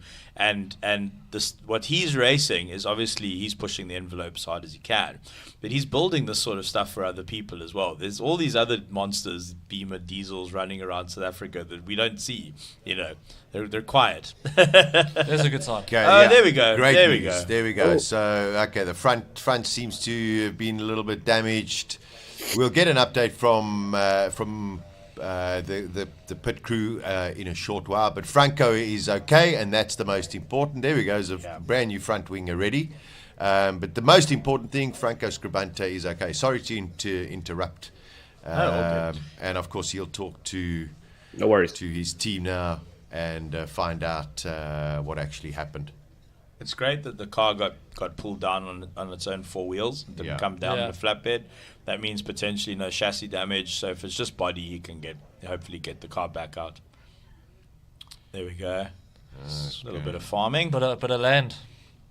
All right, it's actually not bad, eh? No, it's not bad the way it looked and for how the car looks now, that's actually a good. If you're gonna crash, that's the way to do it. No body damage. Let's cross over to Colin, have a chat with Franco, find out what happened.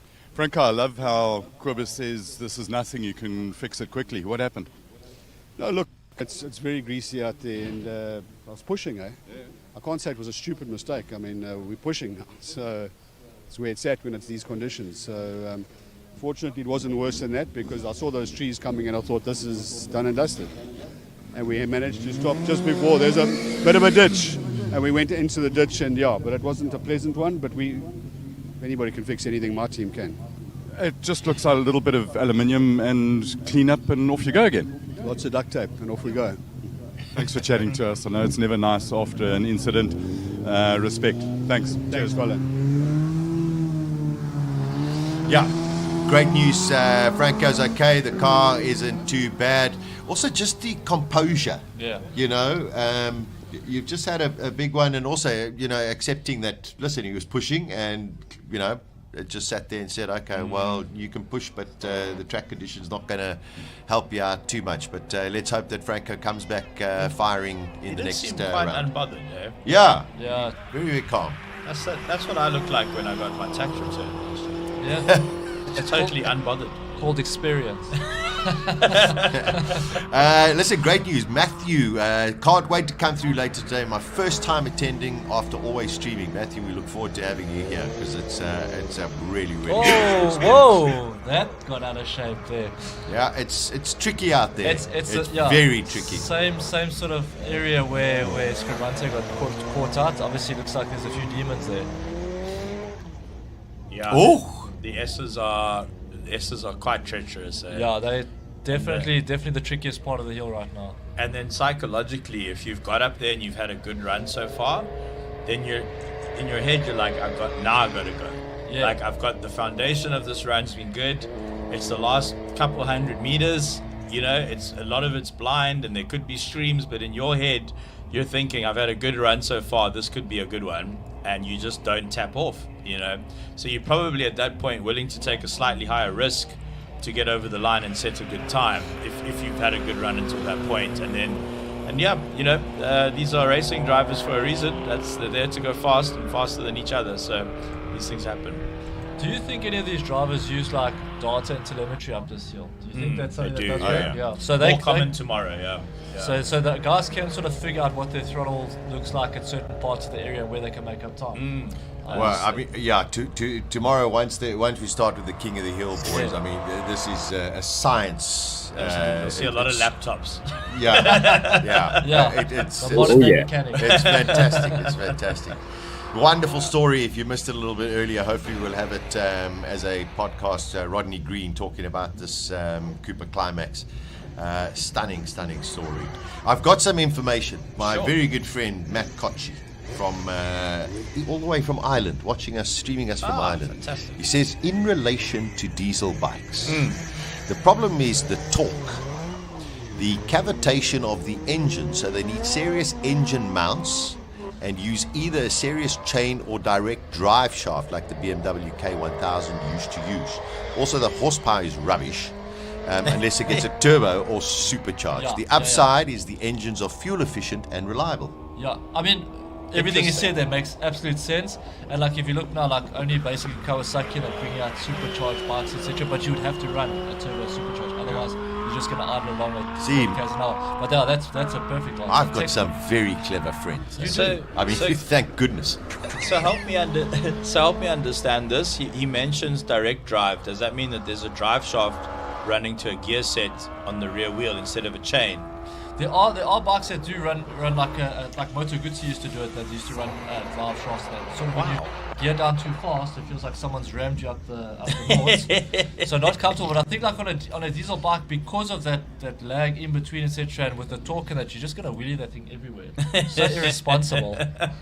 All right, here's Simpiwe in the Senna tribute car when Senna made his European debut in single-seater. She had a little bit of it off early on. I'm sure she'll take it a little bit more tentatively up this time. That's what I was going to say. What's the mindset there? Yeah.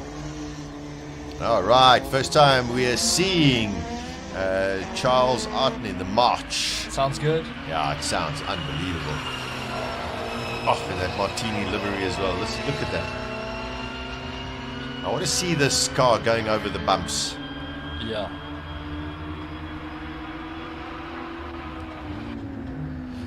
I mean, you look at it, and that was okay-ish, and we'll get Rodrigo's comments in a moment there as well. But when you saw Scribante going earlier, man, that car was bouncing all over the place. You notice the difference there, Rodrigo?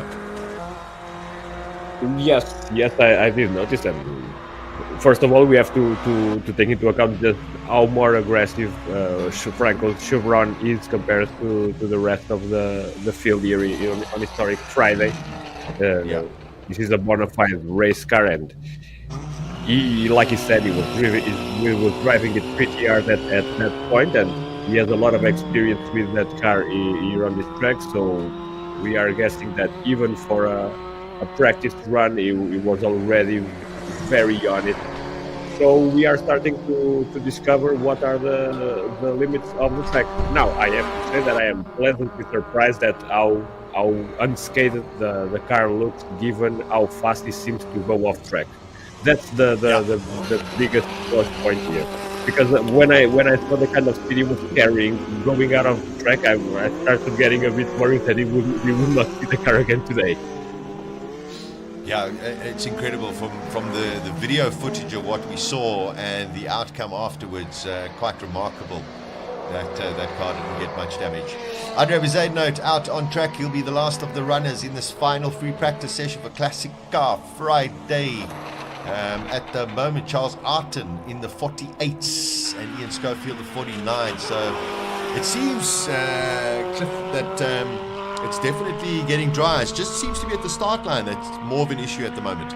Yeah, it seems like there's a bit more time to be made up at the top of the circuit, but yeah, like you said, at the bottom the traction is just a nightmare still. So, but here it looks pretty good, and I mean they're carrying good corner speed and pushing drive. So, yeah, I think the times are going to start getting a little bit faster, and it's the right time of the day as well. So I think the guys have tested all conditions. If you're ever going to have enough information on what sort of run you can put together, you've had all the different seasons and different track surfaces in these 3 practice sessions. Yeah, you could see that Andre Bezuidenhout was on it. There we go, full 7/10 faster than anybody else. So they're beginning to dial them in. And of course, we go into our first of our qualifying rounds. So this is where the times really, really count for everybody. We've got to start upping it and getting used to the track conditions. Hopefully the weather normalizes or stabilizes as it is. We like you. Stay there. Okay. Yeah. If you're going to do anything, just lighter. Let the sun come out. We've frozen enough here for the last 2 days. But if you look at the times, and it's difficult to gauge what we're going to see now in qualifying, because like the top 35 all within 20 seconds of each other. But the session was quite long with a few stoppages, etc. The conditions changed quite a bit over that period. So there's no accurate gauge on who's going to feature where here. So there can be quite a few upsets coming through qualifying. So I mean, if you're a guy like Enzo Kuhn is 11th. I mean, he's good in the wet, but I mean, at one stage he was sitting 6th, and we've seen faster times come in now as the single seaters have come out. So yeah, it's gonna be a lottery in these next few sessions, but all depends on how the weather stays now. And I got to say, probably the most impressive, because he went out relatively early, was Andre Bezuidenhout. Yeah. Sitting there in 8th position with a 58.2. So he was in pretty difficult conditions. So I think he's probably the standout of that session. So we're just waiting. All of the marshals in pit lane. Still got their rain jackets on, but it is dry. And hopefully we'll get our first qualies coming in a short while from now. Rodrigo, Classic Car Friday. How popular is the sort of classic series of hill climbing in Europe? Very. It is very popular. Part of the European Hill Climb Championship. It is divided between both modern and historics. And I have been last week. I have been in one of the events of the European Championship, and we had, if I am not mistaken, around 70 or 75 cars on the historics, just to start things up on every run. It's just pains me a little to see the passage of time and seeing that some cars like E30s and E36s are starting to be considered historics, which probably dates me and everyone here on the studio too, quite a bit. Very much so. But so is the passage of time, and no, people take the historics very seriously. The rule book, it's enforced in a very strict manner, so people have to race every car like it used to back in the day, and there is a dedicated community just and make them in tip-top shape, so the newer generations can enjoy them. Yeah, which is wonderful to hear. I mean, you're saying 70 odd. I think it's incredible here at Simola. You know, we have at least a minimum of 50 odd cars for Classic Car Friday, which is phenomenal. And each year, and now in our 15th year at the Simola Hillclimb, getting more and more new old cars And more still the classic. Yeah, we do have the odd 90s car that comes out, or even a 2000 odd car, but predominantly cars from the 60s and the 70s, which is a testament to how people have looked after their cars here in South Africa over the years. And even some pre-war ones, which are always interesting to watch. Yeah, very, very exciting. In Europe, oh, sorry, carry on. No, I was just saying that here in Europe, there's a community almost for 4 different generations of historic cars, and yes, pre-war, 60s to 70s, the 80s, and then the modern stuff that people sort of look at it sideways, thinking, okay, this is way too modern compared to the rest. But no, all of them are cherished quite a lot.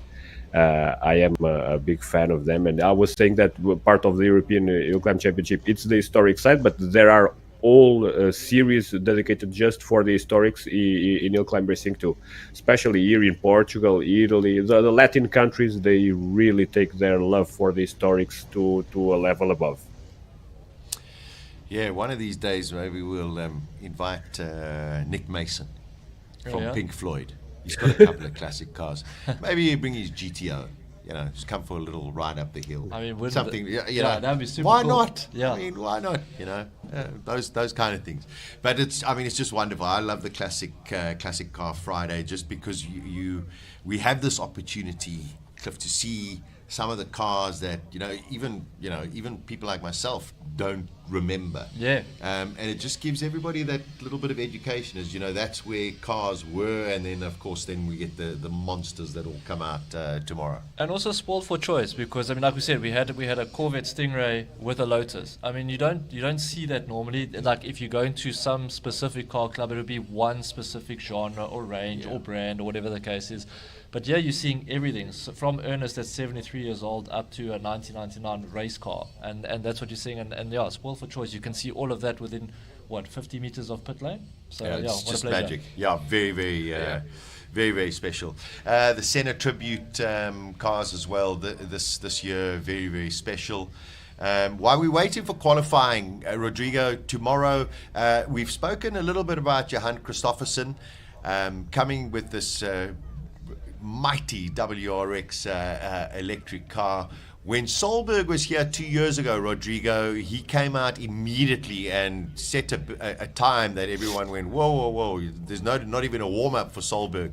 Do you think we're probably going to expect something like that from Johan Christofferson over the first run tomorrow?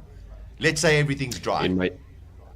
Even if it's wet, in my honest opinion, yes, and then some, because Johan is very well known for anyone here in Europe as the guy that not only has that uncanny rally driver ability to just throw down the gauntlet from the start, but he also has this uncanny ability to just scrape tenths run after run, even when people start thinking that okay, he's plateauing, there's not that much more to take from the car. And if it is needed to take a tenth or 2 tenths more, he will just go there. And people have seen this through the years, time and time again, when people are thinking, okay, he will finish second on this rallycross race, and there's no more. And you just see him beating the track record or the fastest lap of the day for one more time and taking off the win. And there's a reason he has been so dominant in rallycross for almost a decade now, to the point that his domination is Sebastian Loeb or Hamilton-esque in his field. But more than me talking, I think it will be good for everyone to watch tomorrow, because it's almost disheartening how much he can go that extra mile, even when people thinking, okay, there's not much more to take from this car. No, there always is. There always 30 centimeters more to go into that apex, or to just scrape off that little bit of speed.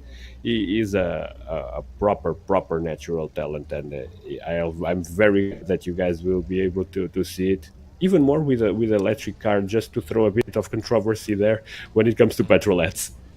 Yeah, that's for sure. I must say, I'm so excited for us South Africans to have him back here again. I was fortunate enough to watch him when he was doing WRX in Cape Town at Kalani, and then he was also part of the Monster Festival in Johannesburg. And just to see this guy's just natural talent of how he actually drives a car is incredible. So we are in for a treat, whether you're here in Knysna or whether you're going to be watching it on the stream. Johan Christofferson from tomorrow over here on the weekend. It seems as though we are just about ready for qualifying. Qualifying one for Classic Car Friday. As soon as we've got action on the track, of course, we will cross over to them. Rodrigo from Hillclimb Monsters with us, and of course going to be very much part of us for the weekend as well.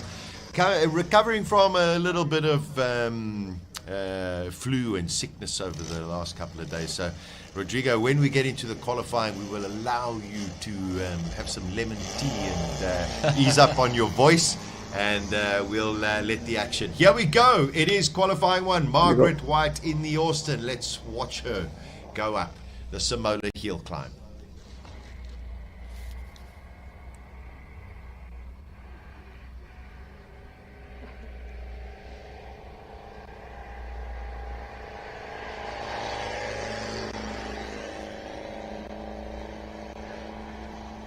I just love it. You know, we watching this and you're going, yeah, she's going slowly. She's going as fast as that car can go. 100%. And I love it. And she's in for the drive of her life, because that's as good as those tires, brakes, motor Everything. can go. So everything is on the limit right now. And you can hear it. She's trying to squeeze every inch out of that car.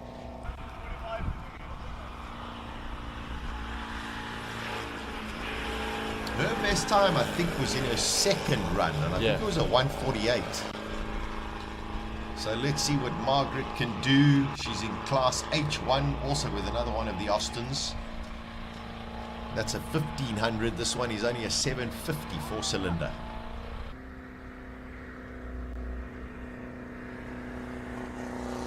And that's a steep hill, by the way. That little 750cc is pumping itself to get up the hill.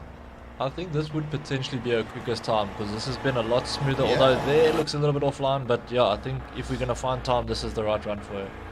Come on, Margaret.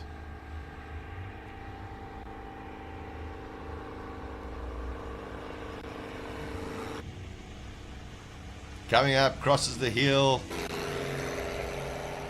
She seemed pretty happy with it over the line. Eh? Wow. Is that her time? A 1 minute 3.3? Okay, we'll just get clarification on our timing. There's the beautiful Knysna head. Second up, here we go. Jero Lilik.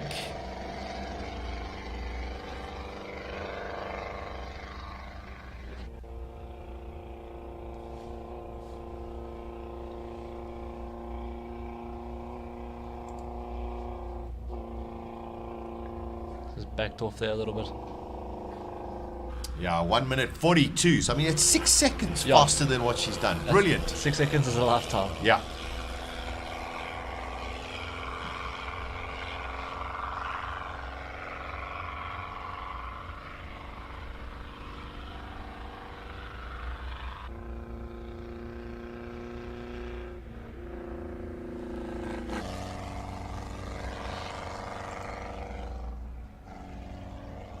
Ten different categories in Classic Car Friday. Only 2 in this category, the H1 category. Thereafterwards we get into H2 and it goes up in numerical order, except after 8. Cliff, just to confuse everybody, it's like Porsche. Yeah. We get 8, then we go 10, then we go 9. Makes sense. Okay, of Makes course. perfect sense. Makes perfect sense. Brian Bruce in the magnificent D-Type Jaguar. Just love the look of this car. Oh, just beautiful. Bit of a puff of smoke there. Oh.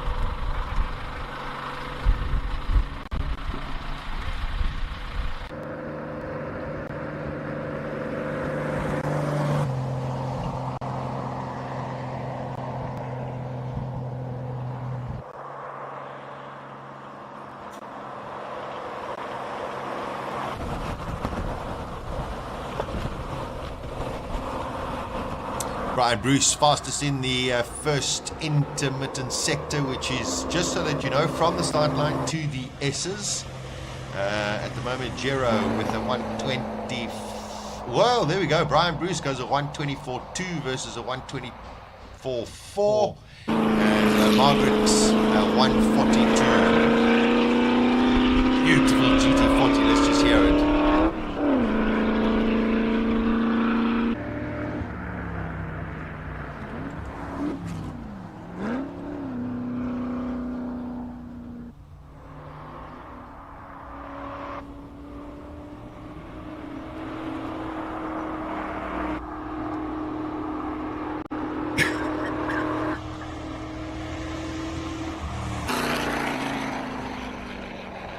It's incredible, even with the brute force, Clifford. You see how he changed down just before he starts that really, really steep incline, just to get more torque and more power. Yeah, he's gone quite a bit quicker over 105, but I think now we're starting to get into the faster boys and girls.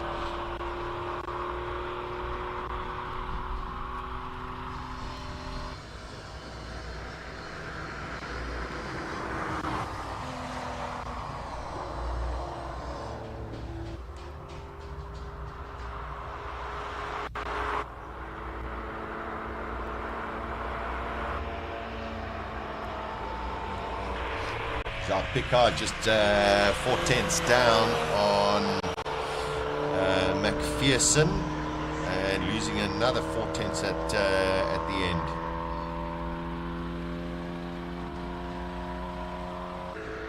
Actually, sorry, picking up another 10th. Ooh, nothing between those two. All lost in the first sector.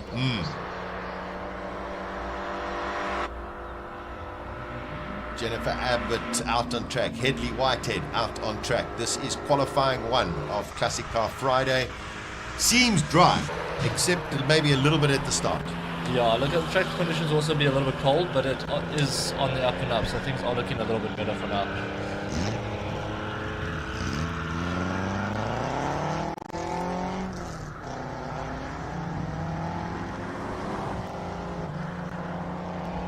Jen Abbott sitting on a 42.7 through the first sector. Let's see if she can make up a bit more time here.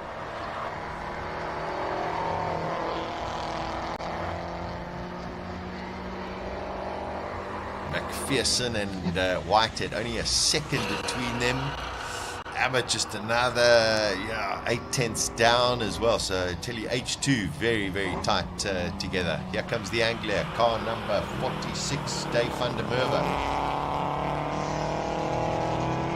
1965.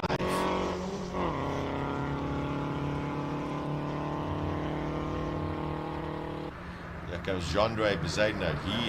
This could be a very quick run. His best, I think, is a 58, 50. Yeah, he was definitely the highlight or the star of the last practice run. So let's see what's going to stop for us now. Dave van der Merwe 42.4 through the first sector. That's not bad. I tell Not hanging around. Everyone open it up. It's amazing. Those free practice mean nothing. Now it's a question. Let's go for it. Now we're starting to play. Yeah. Two of the Fiat 131s. Too much wheel spin. Way too much wheel spin in second gear. Jean-Dre Bezaidno 36.3 in the first sector going up the hill. Great to hear from my good friend from Haley from Red Bull. Hello, Haley. Great that you are tuning in and watching. 57.8 for Jean-Dre Bezaidno. So that's it's about half a second quicker than what he did. Oh, that's just too much. Oh, There's just too much power there. That's going all over the place. Yeah, they've got it. If they can get the launch right, they'll be in for a good time. But until then, they're just gonna suffer in the entry part of the track, and that's just a hit of time. You'll never recover in such a short sprint.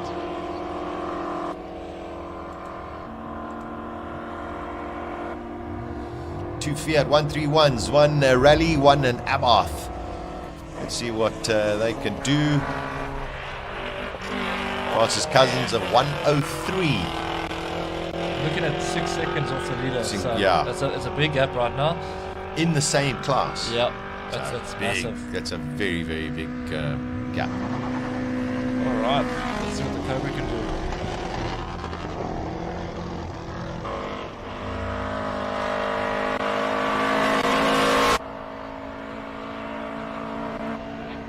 Gabriel Diedrich smashing Francis Cousins in the first sector in the second of the Fiats.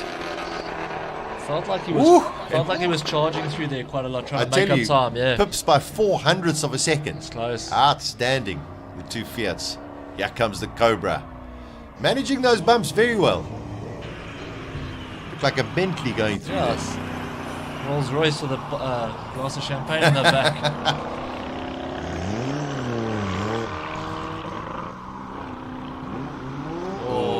Start off the line. Fortunately, only Q1. Yeah, but only 2 more runs left. Yeah.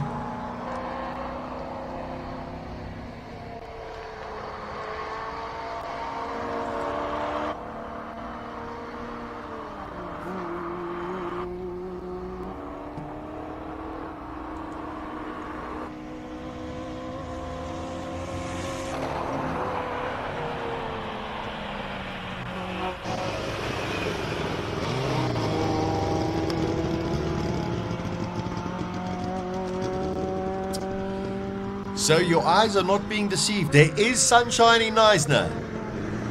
Beautiful. Let's hope it stays. That was what the prediction said, and Clifford got it 100% right. He said there's going to be intermittent rain until Q1, and then it's going to be dry. You're a genius, Clifford. I mean, genius. Weather is definitely my passion and my calling. I know. I mean, yesterday on the plane, you were telling me, I mean, it's incredible your knowledge on meteor, weather things. Weather stuff. Yeah, weather stuff.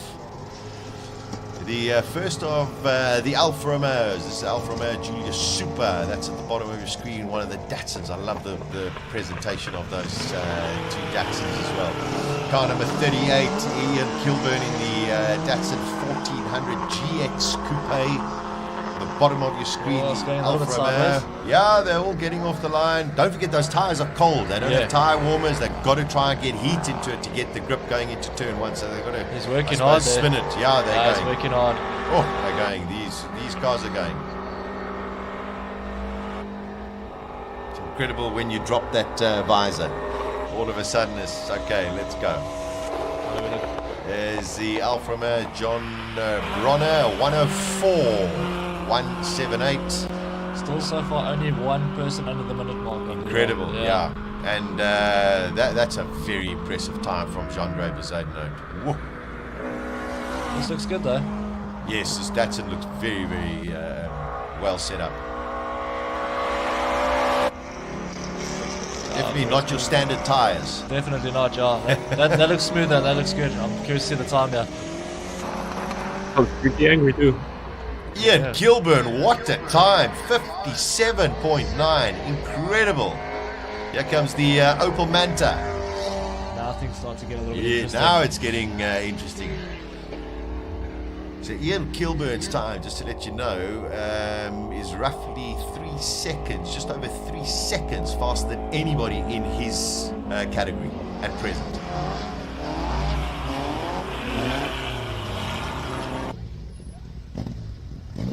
Yeah, Trevor Tuck there getting some heat into those semi-slicks.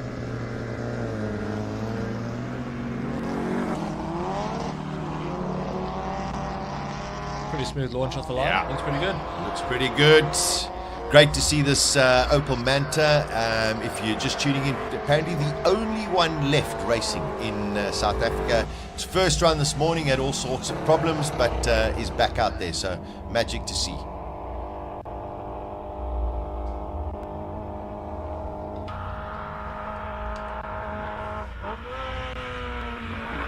Yeah, Neil Steeman, impressive time of 1:03.731. Oh, that's Whoa! messy. That's messy. Trevor Tuck really going running a wide. bit deep. Yeah, he ran a bit deep in there. Deep. He's a 5-time champion of Classic Car Friday. That's a lot smoother going through the S's. Let's see, he's done a 38.4. It's about 7/10 off Kilburn's time. Crosses over 59 to 1.3 seconds off the pace of Ian Kilburn. Oh, it's hotting up here. Another one of the Berliners, another one of the Alphas going up. And then, of course, the Porsche. Gavin Rook. Of Gavin Rook.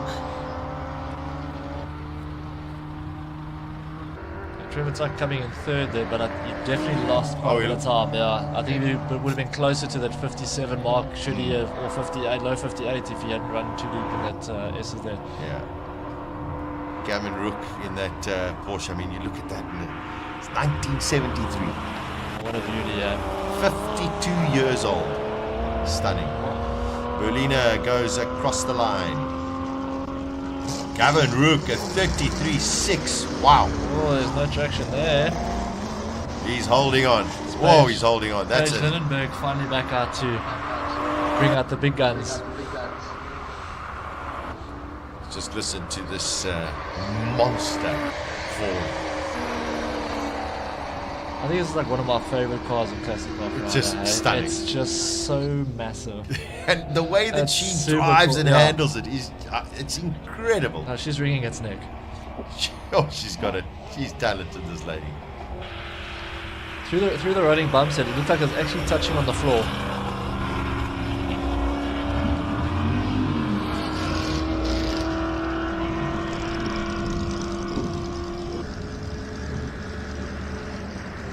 And here comes 7 liters of drama.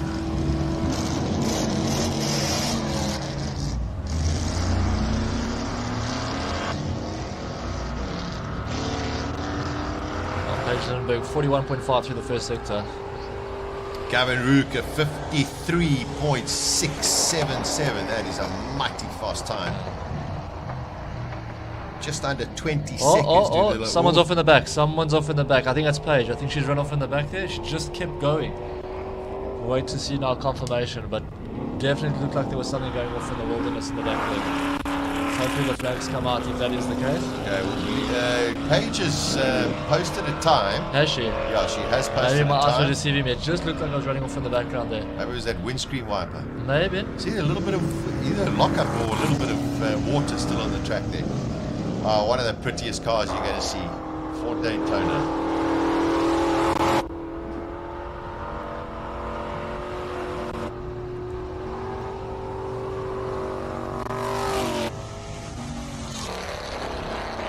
Richard Evans with a 1 minute 0.9. So they have.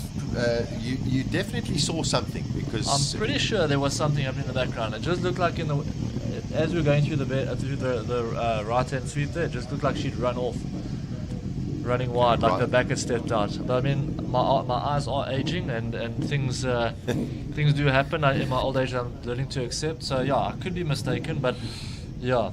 Yeah, it could. Listen, it could well have been that maybe right at the end she lost it a little bit, but because we said there was definitely a time posted of a 1:05. Yeah, which is, I mean, it's way off sort of Richard Evans' time. You know, it's 6 seconds off that time. So as soon as we've got an update, we will let you know. Sitting there, one of my favorite numbers of motor racing, number 27. That was my racing number when I raced. Really? Yep. And why did you pick it?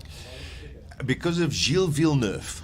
Really? Hey? Villeneuve used number 27, and then of course it was a number that was used for Ferrari for many years. Okay. But it was because of Villeneuve, and many. Yeah, I think at present, Nico Hulkenberg in the world of Formula One, he races with number 27. But that was my number. I just always loved that number. A little bit of arbitrary information. but the way people pick racing numbers interests me, you know, like, because it's all sorts of lucky things. Like, I'm a firm believer of don't ever pick a number in the 50s. It's just unlucky. Oh, really? Yeah. So, like, I mean, Why? I've had guys tell me turn your number around or whatever, but everyone I know that have had numbers in the 50s that either have bad luck or bad things have happened or whatever. So I'd rather just avoid 50s altogether. Okay, It's just interesting. my own issues that I'm dealing with. That's all right. We'll give you some counseling. Stay with us. There is no traction at the moment, and we will be back with you very shortly. Be rewarded with every swipe. Earn up to 30 cents per litre cash back on fuel when you swipe your new BP Rewards card and Smart Shopper card together. Plus, get 1% cash back on shop purchases when you swipe your BP Rewards card at BP Express.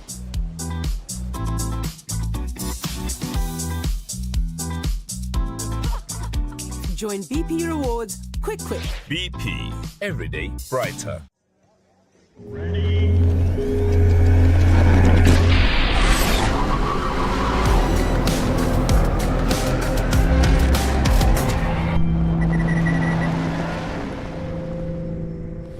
In a world where every second counts, one man stands on the edge of destiny.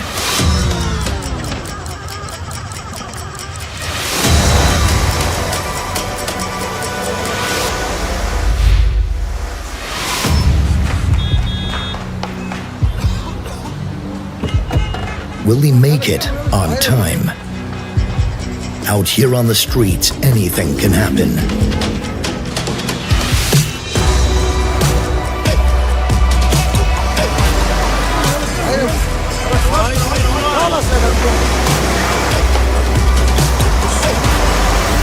And every move counts. When the odds are stacked against you,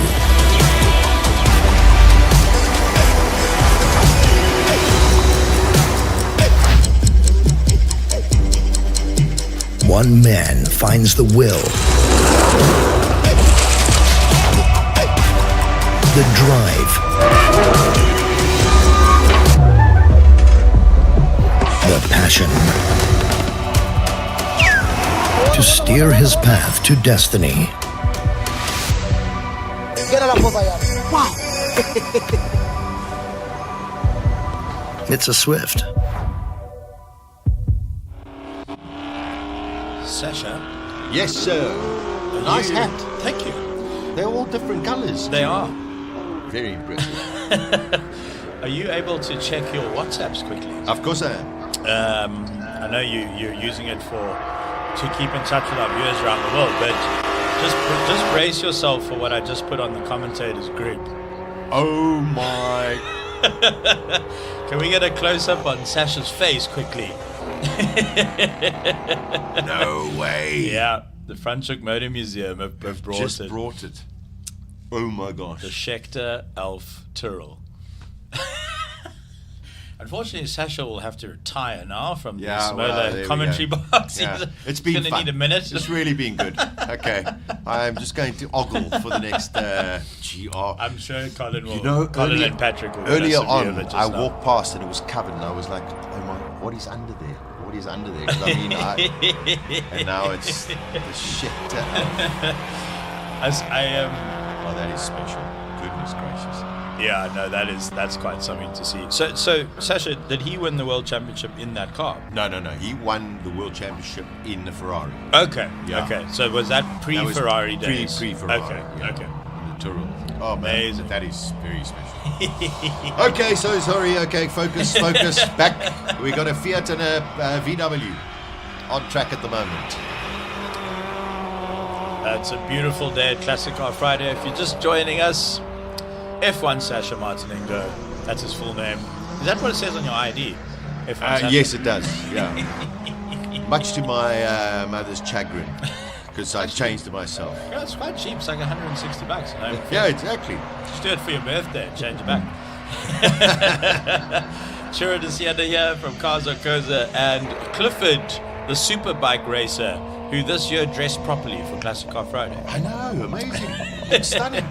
I cannot wait to actually have a chance to go and look at this beautiful 924. Just the way that it's specced out, top of your screen at the moment. When you see it, it doesn't look like a 924, but it is a 924. Stunning, beautiful. So we still have, if I'm not mistaken, the fastest runner of the day, Rui Campos, because Scribante had that off. I went past the Scribante car, Sasha. Yes. It's fine. Amazing. Once they took a leaf blower, blew all the leaves out the radiator, a bit of the dirt, and it's back on the road. Looks like it should be up and running, I would almost say, even for this run. I hope so. Probably think also he probably also wants to just shake off a little bit of the nerves of going, just let me get out there. The track is dry now. You never know what the weather's going to do. Have a good solid run, just post a time, get it out there. Yeah, you got to sort of what's the word? You got to deal with the demons. I just from the little stroll I took around, just to have a quick walk through the pits, and it was really fun out there because unlike previous years, our voices are all over the pit lane. Oh goodness! So yeah, no, everyone is watching. Hello everybody! There's a huge screen out there. Hi everyone in pit lane and around the Simola racetrack. Lovely to see you all. And but by my estimation, I think we're done with the rain. That's what I would say. Look, it's Knysna and it's May. So let me caveat that by saying it's Knysna in May. However, I do think we're done with the rain. Tell you, it was a nice lap that was a super lap from Farouk Dangle, 54.9. Wow. That is properly fast, half a second faster than anybody. Now we've got one of the other Nissans, the Opel Kadett coming through. This Nissan sounds glorious. Have a listen.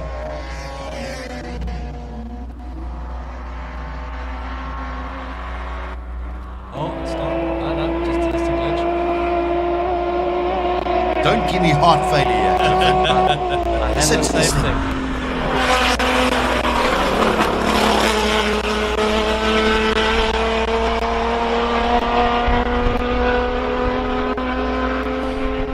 Now we've got another one. Watch how hard they work through the races just to keep it in a straight line.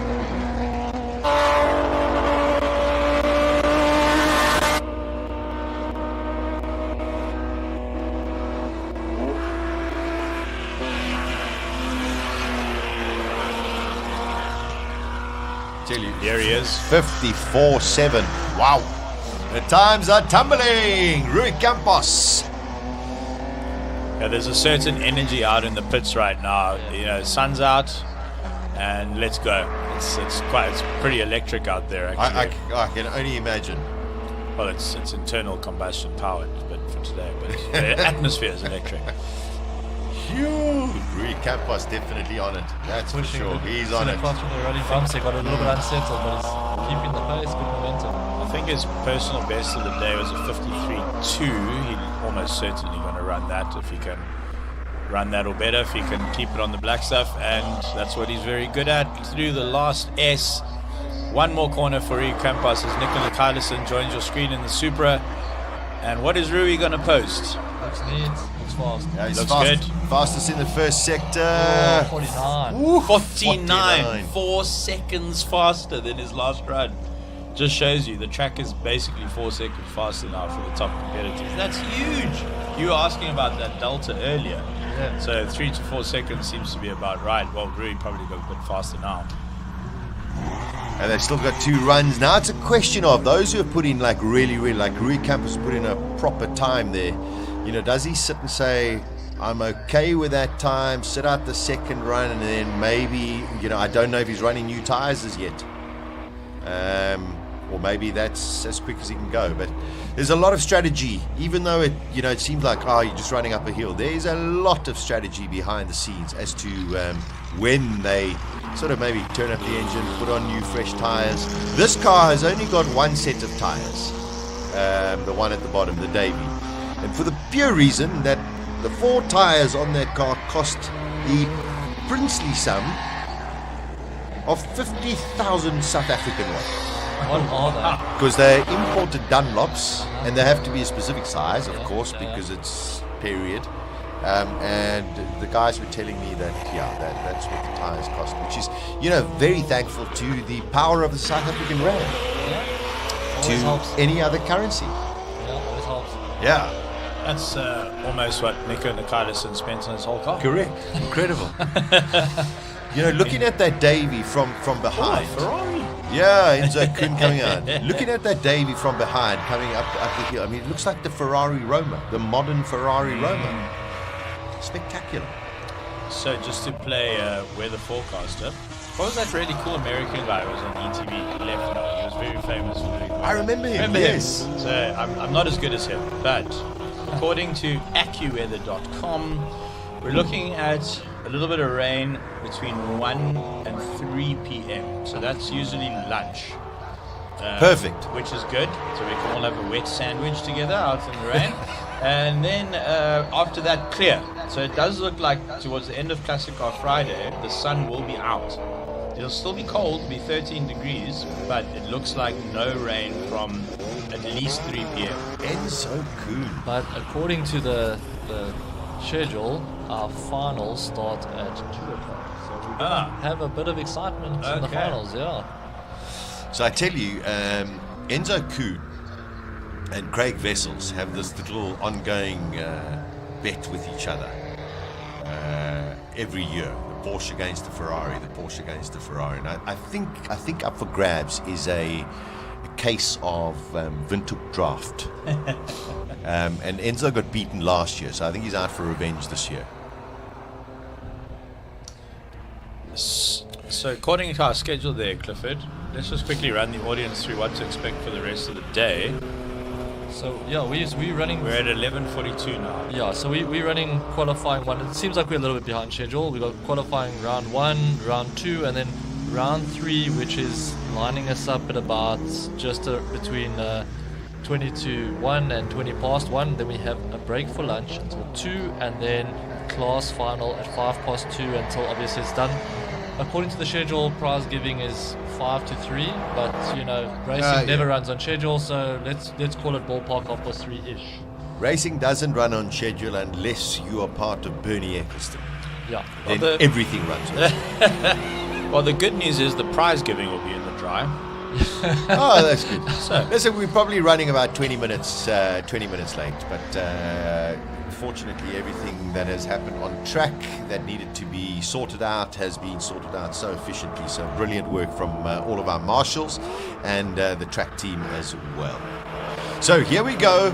We're into the final 4 competitors in qualifying 1.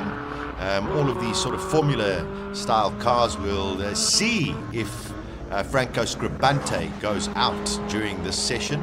If you are late in joining us, he did have an off in the previous session, but fortunately he's okay, and the car sustained a very, very small damage. That last run they just finished. No, who was at Schofield? That was quick. I'm just waiting. Yo, that's very quick. 45. Woohoo! Wow. Yeah, he looked incredibly fast. That's super quick. Super, super quick.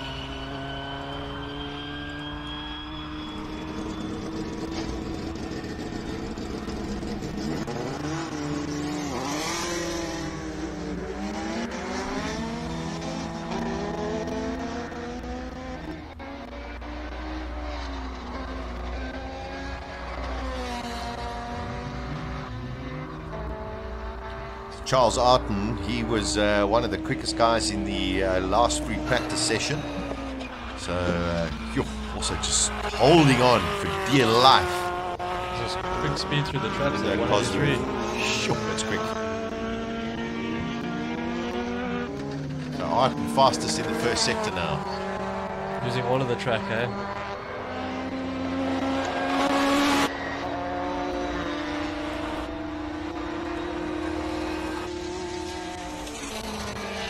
Charles Arton 45.3. Wow! Oh, it's getting up there. Mr. Bezaidno coming out. So it looks as though Franco Scribante and his team not going to come out for the session. Fortunately, they still have 2 more sessions to come, so there is time for them to ensure that the car is spot on.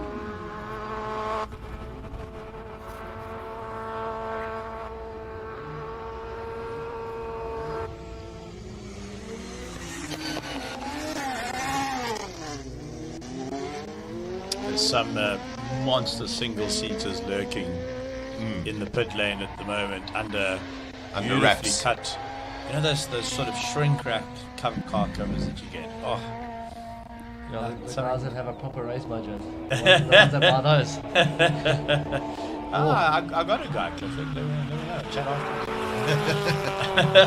So, the only ones I know of is the ones on import brands like Temu and that, which are not quite to fit. Sasha, you'll remember last year, I still have hearing damage from it. I think Robbie Volk raced an old, or did a demo lap in an old F1 That's car, right. Sassel brand car. Correct. That car's here. Well, I hope they do use it tomorrow. I really do hope so. My hearing can't get much worse. What? All right, so Scribante didn't go out. Walk didn't go out. Rodney Green did go out. Schofield went out. Morris, I don't think went out. Oh, no, Walk did go out with a 50.0. But I think Schofield was Ian Schofield, the man who does so much for the world of motorsport in South Africa. It was Bezuidenhout, actually, 44.3. Arton, Schofield, Campos, Wolk. Wow, that is quick. I Whoa, think that's very quick. We actually now, if I'm not mistaken, we have 3 people running under the fastest time from last year. Let me just check if that's correct. It is correct. That's under these conditions. Because I think I read to you, gents, earlier, the Classic Conqueror last year was Franco with a 46.2. Yes. Yeah, so that means we already have 4 competitors under that mark. Wow. Okay. This is looking to be a good Classic Conqueror. New classic car record probably coming up later today. Let's hope so. And also, we're trying to get Josh Dovey to go out because I think this car can also be very, very quick. At the moment, he's running on 3 horsepower. Yes. Well, you see, also, you know, he's relatively youngster, isn't he? So maybe he doesn't know how to How long would he pop a have clutch. How long would he have to get this car up and His running youths. before they tell him to call it a day? Is there a time limit? Because obviously we can't do this all day. But if there was an issue, how long would he have? I think they're gonna pull it back. Yeah. He can. So that's that section just behind the gent in the red cap, to the right of the driver. Oh, that sounds good. Hey, there we go. Hey. Pulling a throttle body. You always like to see that. So they can pull over to the left there, and then if they can get going, they can go to the right. Sorry, to the right. Sorry. Yes, gotcha. But that looked success. All right, so let's have Josh Dovey. He's got to pull him back. He can't jump the start line. Transponders won't kick in. Go, Josh. Let's see what you can do. Oh, that sounded like a proper miss. Pity, because it was a smooth start off the line. I tell you, this is going to be a fast lap from Josh Dovey. I got a good feeling about this. At the moment, 44.355. Andre Bezuidenhout, fastest man. H9, H9, H9. That's the category one would expect it. It is the Formula cars.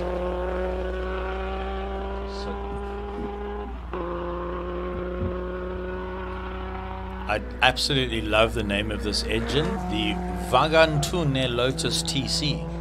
That's what's currently being sent up the hill by Josh Dovey. The Vagantune. See, Italians could make like a press-up seem interesting. The Vagantune.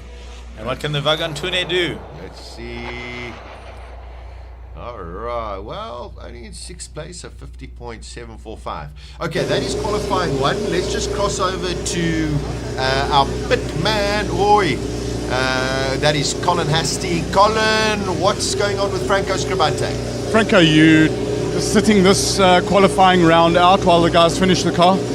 Well, we thought we might just make it, but the bonnet took a bit longer than expected. So, yeah, we've just missed it. That's fine. I think we've got 2 qualifying left to go. And the class final, so all of those, 3's enough to get to the King of the Hill. Okay, so you all good with the car, all good with you.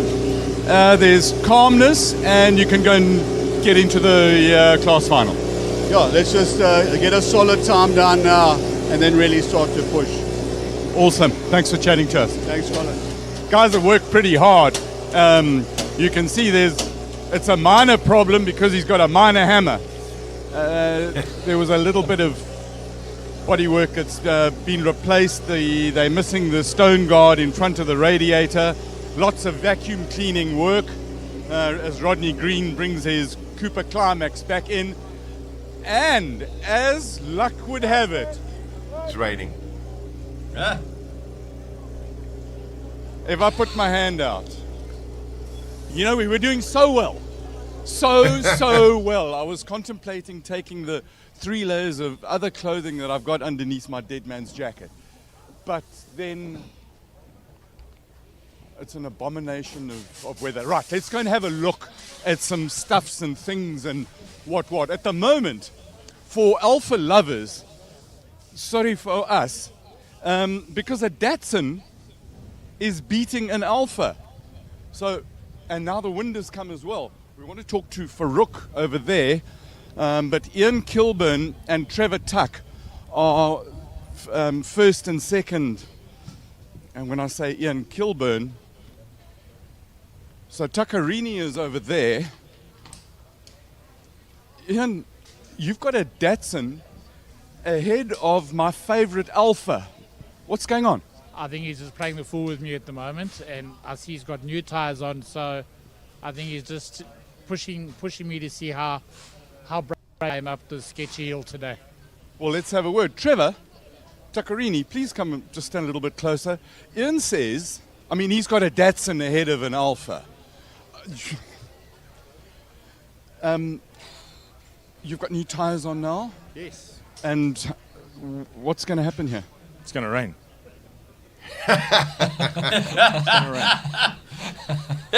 Why? Because you put the slicks on? No.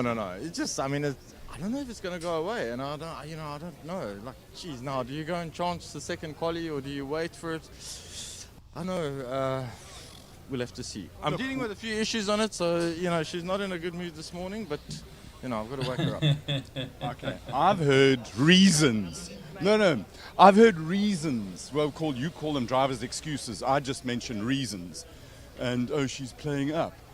It's an Alpha. Not allowed to say that.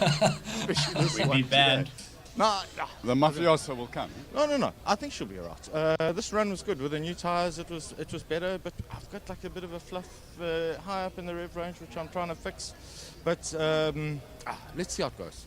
Sometimes I wish I had a bit of a fluff as well. Keep it tidy, right, guys? There's a great battle on for this class. Keep it up, entertain us. That's why we're here. We'll give it a good go. Playing with us. Have fun. We are smoking Opal. Smokey and the Bandit. Neil, I've got bad news. Bad news first. You busy? Don't have to change that tire. Am I out? No, it's wetting. All or nothing. I think the rubber on the slicks is softer than the rubber on these radials. So if I don't try it, I won't know. And have you filled up the engine with all the oil you've been burning and blowing around? Well, fortunately, I put it with the Alpha boys, so they've all got oil, so that's great. You've got to love Not allowed the to say camaraderie and all of that. Oh, so this morning we had a look at Dave Kopka's car. Beautiful Mazda rotary, and I was hoping to hear the rotary scream up the hill. But they broke a differential, so it's not going to happen. Let's go and have a look and talk as we come through here. Gavin Rook is leading his class at the moment. Gavin, you winning so far? It seems I am, yes. You happy with this bog standard, plain Porker? As it left the showroom. Which showroom? Yeah, your showroom. By the way, this thing is completely rebuilt. Dutchman cars, is it? Dutchman, yeah. Dutchman make it. I mean, it is a business name. It's not a pejorative. It's got carbon fibers, titanium, magnesium, and about 14 liters of Adolph's finest engine in the back. It's lovely, yes. So far, so good. Every time I change to slicks, it rains. So if you need it to rain, let me know and I can change the slicks. If you want dry, I'll put on my road tires. So. Good luck, have fun. Now, he's playing against James Temple, who is second. Where's James? Anyway, so the Porker and the Daytona they're very, very close. So James is not around at the moment, but that's this battle that is absolutely fantastic. Paige, I love the gold chain, suits the fireproof overalls. I didn't go off. I don't know why they said I went off. They just said you look spectacular.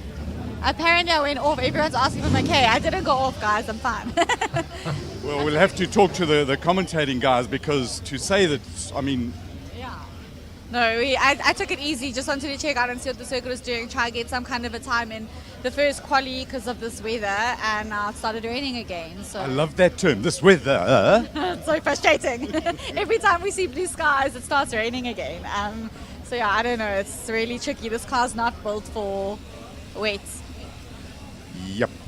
I don't think many cars are built for the weights here today, so I think a lot of people are struggling. But yeah, I just really hope this clears. It looks a bit dark, but either way, it's an awesome day out and a great car. I'm looking forward to the whole weekend. We've got 6 Shelbys racing tomorrow, so I'm very excited. Ford is not officially represented here. In fact, actually apart from Lindenberg Racing. You've got a fleet of cars today, another fleet of Cobras, and what are they? The Shelby. It's beautiful. Yeah, it's a pity Ford are not really involved in motorsport much on this side of things. So yeah, hopefully at some point they'll join the party. But from a Shelby and Lindenberg Racing perspective, I mean, we've got huge representation as we always do. It's my 10th Hillclimb, and I think it's would have been my dad's like 12 or 13. So we started there like 2 years in. So we got 3 cars racing today. We've got the Ford Fairlane, the Daytona Coupe, and the Capri Piranha. And then tomorrow we've got 6 Shelbys racing. So we've been on the road. And there's snakes and super snakes as well. Yeah, so there's super snakes, wide bodies, speedsters, all sorts of special Shelbys. And we've been on the road all the way from Cape Town since last week Friday, making our way to Knysna Hillclimb with our customers. So we've had an amazing 10 days. We've had perfect weather just till we got to Knysna. So yeah, it's been really awesome. And I'm looking forward to seeing what our customers do tomorrow. Some of them are racing Hillclimb for the first time. Awesome stuff. It's great weather if you're a duck. 100%. Have fun. Thanks for chatting. So we won't find James. He's around. But let's take a little walk. Oh, there's James. Sorry, it's like... James? No comment. You've got 19 litres of Ford's finest up against a couple of litres of Porsche's finest. Yeah, no, absolutely. Look, we're nowhere near our pace. I mean, we're probably a good 12 seconds off now, and that run was half dry. Look, the thing is we can only do so much with the damp circuit with this rubber, and the car's heavy. So let's see. We've still got a bit of a day left, so we'll give it a go. We heard from Paige, this is her 10th hill climb out of the 15. How many times have you been here? This is my 5th one now, yeah. And you've seen a change in the event, and what are the highlights in the 5 years you've been here? What are the highlights for you? Look, yeah, it is awesome, and it's also nice to see different cars every year, and a little bit more hype around the event, which is every year just gets better and better. Highlight for me is getting this car in the top 10 and winning the classes and stuff like that. So we're hoping to do it again. It's just the weather's not playing part, but I mean, we'll see. We can't control that. Now you've got Scotty in, what is that thing? It's a 626, that sports car. It is the most amazing looking car with a Ford Zephyr engine in. Yeah, absolutely. He's. I think we're next to each other after that first quali, so he's just in front of me. So it's not motivation. I don't know what is, but we'll see how we go. But yeah, big thanks to our sponsors and everyone for getting us here. It's awesome. Awesome. Lovely chatting to you. Look after the Daytona. Have fun. Entertain us. Thank you. I will do. Thanks, Colin. Cheers. 15 years this has been going on. It is absolutely magnificent. Farouk Dangor, we have to talk to him. This, I think, is Farouk's 3rd up the hill.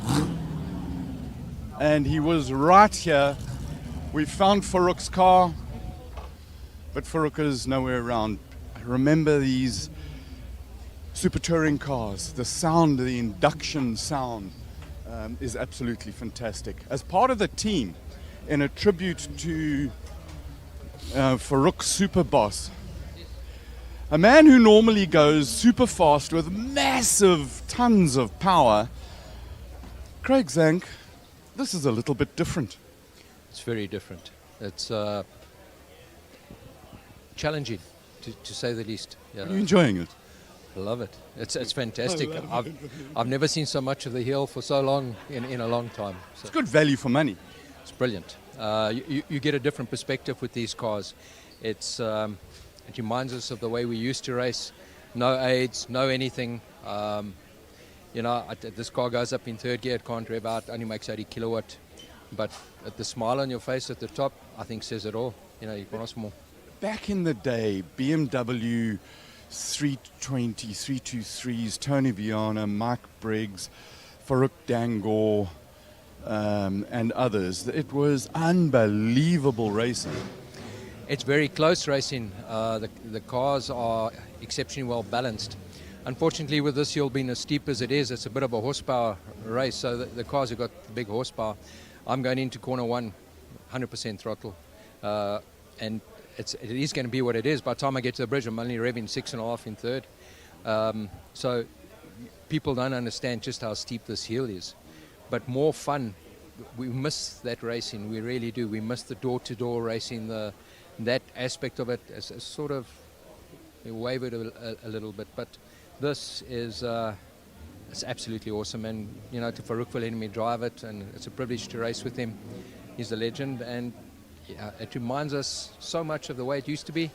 And watching these cars, the 325 ISs versus this, the Michael Briggs, the rivalry that there was, I don't think has ever been matched since. And yeah, it might not be the fastest going up here, but I don't think anybody's having more fun.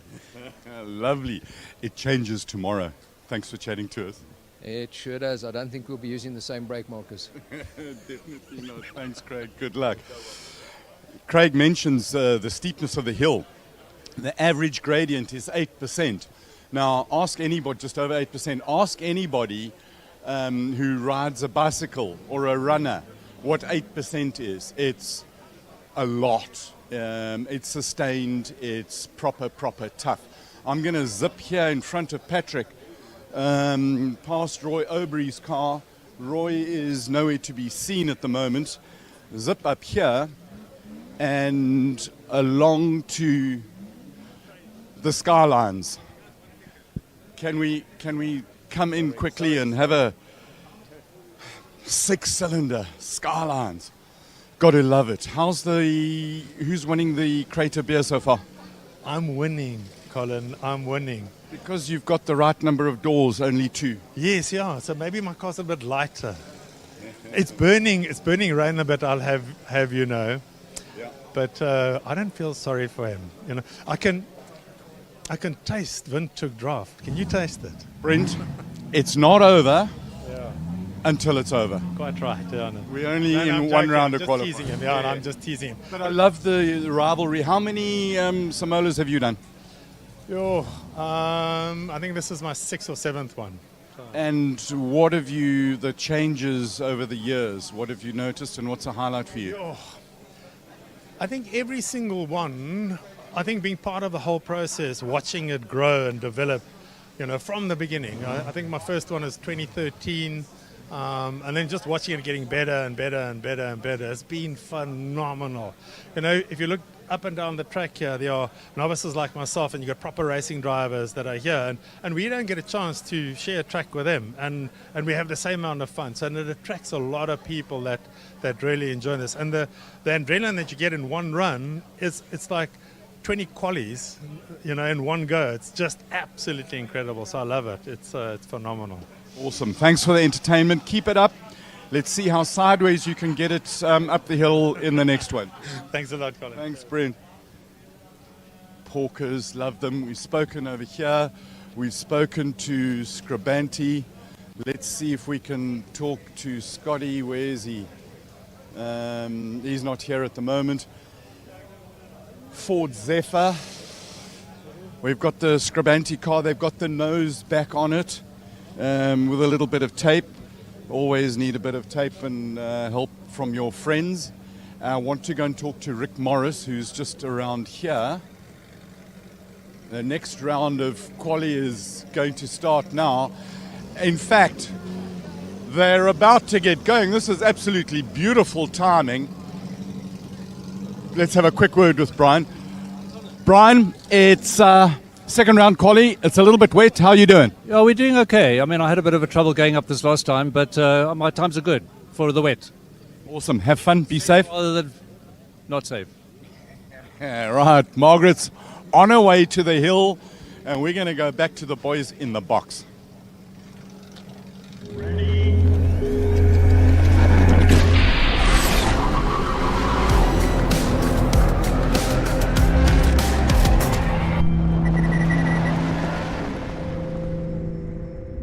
DNA to explore. To search for more. We push. We seek. We forge roads where there weren't any. We search for more. Look at the stars.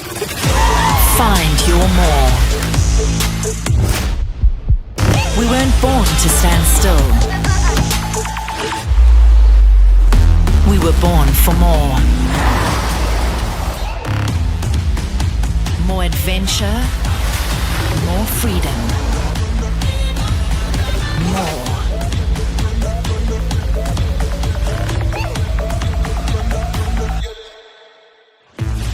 Introducing the Suzuki Jimny 5-door. Born for more. I think if you didn't go out in Q1, Margaret's 10 seconds slower in the first sector, just to give a comparison. Yeah, if you didn't go out first session, I think you're in a little bit of trouble here. You know, like I mean, this is a thing with racing there, but gambling is a bit tough, but if you didn't put in a banker lap in the drying weather, you can actually see the you're in trouble, and it's raining hard at the top there, but yeah, the thing is, I don't think it's going to get any better before we see the end of quali. You know, like, will this dry up before the end of qualifying 3? Probably not. And listen, of course, we've got our helicopter crew that are out in Knysna at the Hillclimb. You can see a little bit of spray at the back of the tyres as well. Last year, Chiro, you went up in the heli. I did. No, year before, I think. Was okay, and I actually did a live broadcast from the heli. It was phenomenal. Although that was my first time in a helicopter, always wanted to go in one. And when we landed, I thought to myself, right, I've done that. I'm good. I don't need to do that again, because the pilot's amazing. I forget his name now, but we chased a car. We hovered over the start and we chased a car up the hill. Very low, very like sort of Vietnam style, you know, through the top of the trees. And the thing landed and I thought, right, I'm good. I can take that one off. There we go. Okay. I love helicopters. But the helis are out there. 156 or 126. It's difficult out there. Very, very difficult. So earlier I thought it was Enzo Kuhn and Craig Vessels were having, but I think they do have a little tussle as well. But it's actually the two Nissan boys, Brent and Rain, who play for the case of Windhoek Draft at the end. A lot of mind games happening there over Windhoek, huh? Exactly, but you know, just listening to the guys and listening to what Brent had to say, and also Craig Zank. So Craig Zank, this is his first year where he's in Classic Car Friday. He's usually on King of the Hill, and just saying that yes, brake markers are going to be different when it comes to tomorrow, but the amount of fun is just the same. And now you know, doesn't matter what you're driving, you're pushing that car to its limit, and it's just spectacular that all of the drivers honestly have a tremendous amount of fun, but also they know that this is where it counts, and it feels as though you're doing, you know, as he said, 20 qualies in 38, 40 or 45 seconds. It's incredible. Yeah, I don't think there's any other sport on the planet that gives you the same rush. But also, just going back to while we listened to this GT40 go up the hill, but the tussle between the Datsun and the Alpha. Yes. Mind games there? Woohoo! Plenty, huh? Plenty mind games. I think Trevor will be feeling a little bit as though maybe he should have stuck in a stronger lap that time because the weather has changed now. However, they seem to be neck and neck. So eventually, you know, once you've gone through all of the qualies and you get to your class final, everything's zero again. Yeah. And then it's, okay, now it's just shootout, regardless of the conditions. But it's a great battle between Kilburn and Tuck in that class. I've just found out that another good friend of mine is in another Alfa Romeo. He's Derek Truscott, and he is... quickly pull up the sheets here. He is in one of your favorite cars, Sasha, the 1971 Berliner 2000. Oh, so he's in the Berliner. Ah, lovely. So he should be coming out shortly. It's just more of an exhibition drive for him. The Truscotts are a lovely family, and Derek's wife as well. Really lovely people and big car enthusiasts. Derek and me have the same disease. We can't seem to cure it. I'm going. Seeing Porsche, I'm going through terrible menopause at the moment. So the older I get, it's a very bad case of tuberculosis that I'm trying to solve. All right. Very expensive. Sounds very sick, this chap. Sincere apologies to anybody for the dad jokes that are emanating from this booth. I think everyone is waiting for lunch. Don't worry, man. I'm writing them down as you speak. We'll just call it low blood sugar. I must throw out an apology to Paige because apparently she did not go off. So it was my eyes deceiving me. So yeah, for everyone out there with the false alarms, that's on me. My apologies there. But yeah, she's still up and going and in the hill climb. So at least that's positive news on that side. But my apologies. That's okay. Paige lives to fight another day. She's an absolutely wonderful person. Yeah, incredible ambassador for motorsport, incredible ambassador for Ford, and of course Shelby.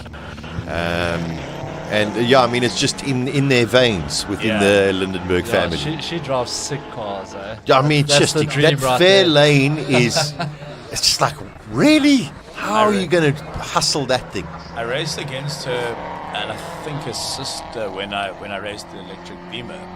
And I was in this all-wheel drive Beamer, and you know, I was very happy to have four-wheel drive. And she came over to me, you know, how's it going? And I said, look, I'd rather be in my car than your car. She had like a 500 horsepower Mustang or something, or 500 kilowatt, sorry, yeah, 500 kilowatt Mustang. And I said, you take the Mustang, I'll take my four-wheel drive electric car. I'm good. I'm good. Yes, no, Paige, we know you didn't go off. We know you didn't go off. If anything, you're just going to go faster this time around. So we can see the times are significantly slower. Yeah, we're back to like practice 2 sort of time, so it's wet. It's very wet. It's wet up. It's a pity that Paige she is in a boat out there, so maybe she does stand a chance. That fair lane. I know how much that thing weighs. The fair lane. Well, I suppose, you know, the same as a cruise line. Yes, yeah. Container ship, yeah. It's about maneuverable as well. No, what is that? I mean, it's driving a job getting that car. It's phenomenal. Okay, here comes Jandre Bezuidenhout. Whoa, there's 131 that's not happy. Pulled off on the side of the track. That's not an Italian car, is it? No.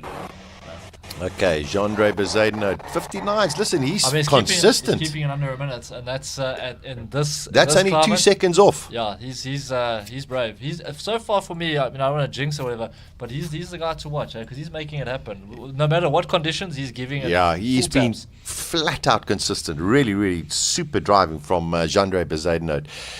Jacques Picard sitting at a 106 Fiat 131.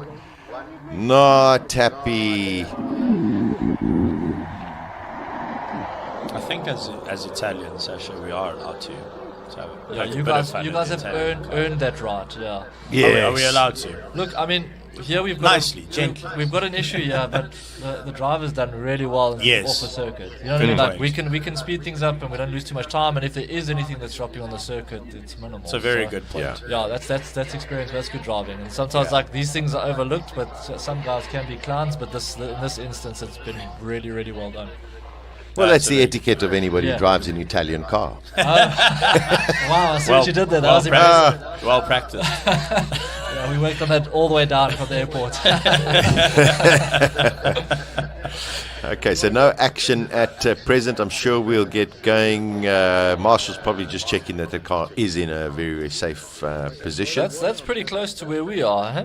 Just off the start. Yes, just off the start. Side of the media tent. Yeah, so we haven't lost too much mileage up the track either. So that's actually not too bad. Not too bad at all. So we are in the H3 category. We should be able to see one of the other Fiats that come out. And then H4, this is going to be a very, very competitive category for Ivan Lam in the Cobra. He's up against himself. Oh, wow. Yeah, so that class final, you could say he's done and dusted. Look, with what he's been going through in this weather, He deserves it. He deserves that champagne and the trophy because he's been working hard, and also in an open top car, he hasn't missed a session either. So he's gotten his money's worth. That's for sure. Good crowds already coming in for Classic Car Friday. Getting so many messages from people watching us on the live stream saying, "Oh, is that your? Yeah, we'll see you tomorrow. We'll see you tomorrow." So, I think we're in for a cracker weekend of the 15th running of the hill climb. So, very, very exciting. If you are watching us on the stream, of course, please send us a message. And if you have any questions, we will definitely try and answer them for you. Q&K, hello from Dublin, Ireland. Hello from Knysna, South Africa, Q&. Thanks for joining us. It's really cool how the Simola Hillclimb has gone global. I think also a lot of expats. There was one comment saying, I'm watching this because I miss home. And they're from Ireland. They look at the weather and they look out the window and think maybe not. Yeah, or maybe they think, is this happening in Ireland? More than likely, yes. There's a great Billy Connolly sketch. My mom's from Edinburgh, and he says he met some people. They just got back from Scotland, and they were complaining it was raining the whole time. He says in Billy Connolly, it's a little bit more flowery than this. He says, "What do you think the place is? The bloody south of France? Of course it was raining. It's Scotland."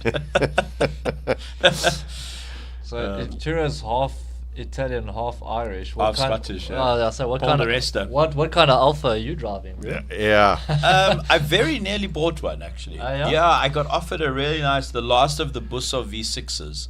And you didn't buy it? Oh, you know what? That's cool, it was this close, and it was a good one from a good seller. It needed a bit of work, but it had a bit of a pop on it. You get pops in Joburg and you get pipes in Cape Town, right? Yeah. So it had a bit of a pop on it. No, it was from Cape Town, so it had a pipe. And it sounded, that last of that Busso V6, I don't know why they ever retired that engine. Probably one of the best engines ever made. And it arrived, and I was like, and I could hear the suspension a little bit. And the guy was cool, and he's like, I've done this. Young lawyer, actually. And he said, this is what you still need to do. So it was a nice, it was really thing. I took it for a drive, and then, and it was the spec I wanted. It was black with that red interior. That's what I wanted. Yeah. No one really does interiors quite like Alfa Romeo, actually. 100%. Hey? 100%. And richest cars in the world. I had my eye on something else at the time, but you know what? There's that saying by the legendary Jeremy Clarkson that you're not a true petrol head until you have owned an Alfa Romeo. You still have time. Jeppe Anderson, hello from northern Denmark. Hey. Great to have you along, Jeppe. I hope it's Skål. Skål. I hope I pronounced your name right. Okay, here we go. Car number 42. It is qualifying 2 in Classic Car Friday. Gabriel Diedrichs. This is the Abarth 131 Racing. Unfortunately, the other 131 has made its way off the track. It seemed to have some kind of mechanical failure. That's such a pity because these two were so evenly matched. Close. They were so close.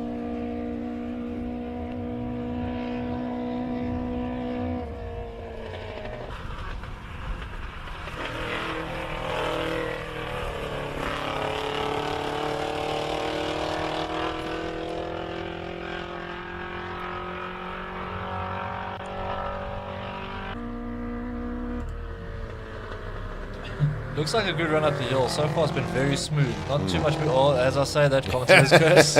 Sorry, but yeah, it looked incredibly smooth for a good run in a wet surface. It looked very, very good. But yeah, let's see what the time looks. And it seems like third gear the whole way. It's like get to third and just use it for engine braking, use it for everything. Take it up in third gear all the way. Gabriel Diedrichs puts in a 107.7. In the Fiat. It's a very cool Datsun, that. It is. Paintwork. Beautiful. So it's not particularly interested in going in a straight line. No, not at all. He wrestled it into submission. Jeez, he kept it in there. You can see that thing was That was fighting. He was fighting, wrestling with that Datsun. Well, those tires are cold. They've also been sitting on for quite a bit longer now. You've got to try and get heat into them.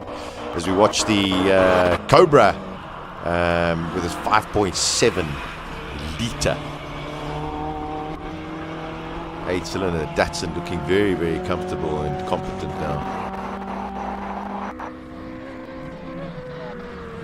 When I watch Classic Car Friday, I get inspired to do what Nico, my friends Nico, and many of the competitors have done, and just try and get some lovely old thing out of a barn, like you were saying, Clifford, and get a roll cage in it, get it running, get it onto the track. Because Classic Car Friday, yes, at the top of the field, the guys are going for gold and going for the records, but it's more about the experience.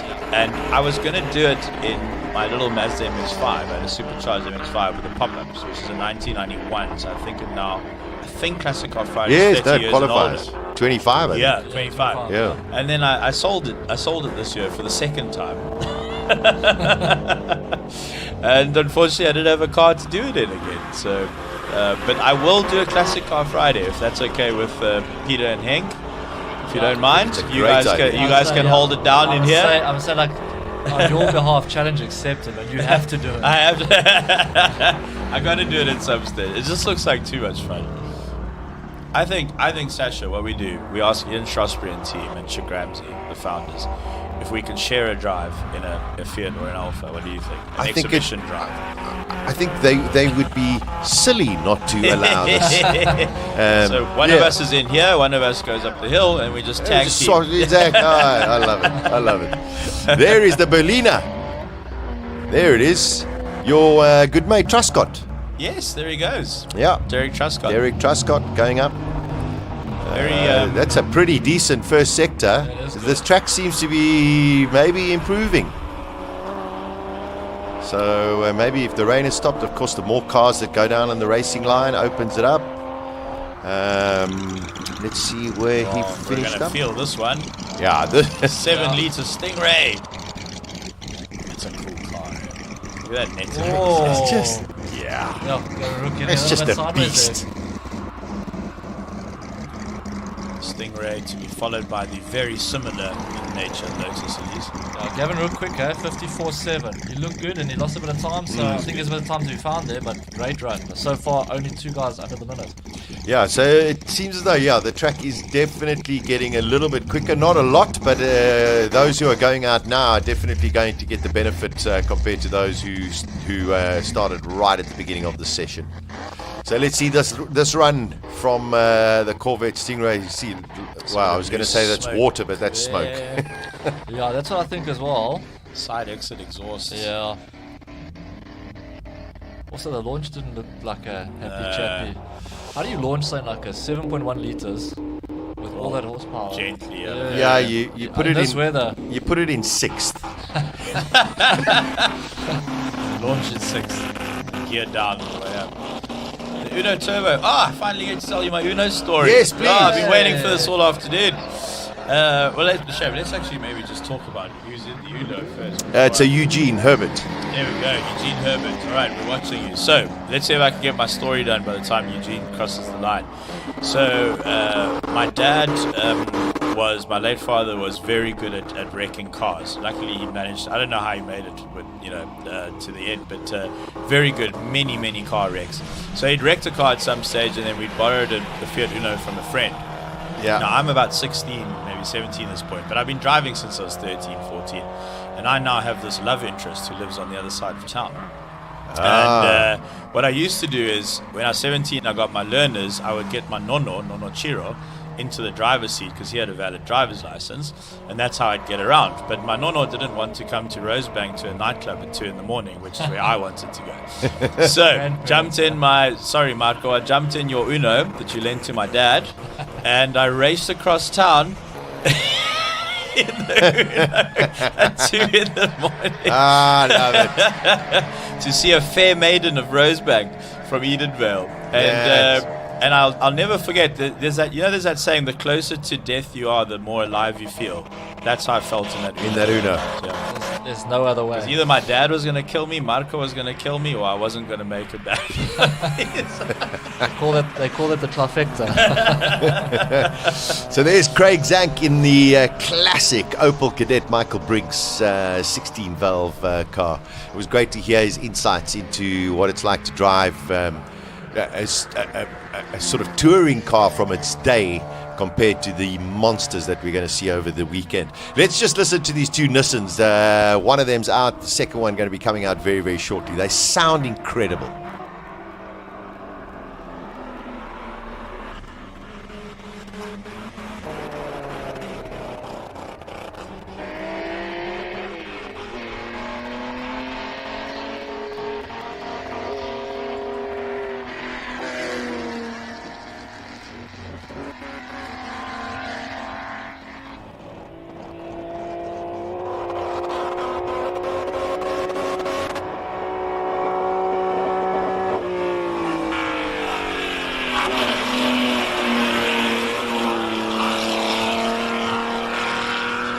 Brent Watts does a 59.9.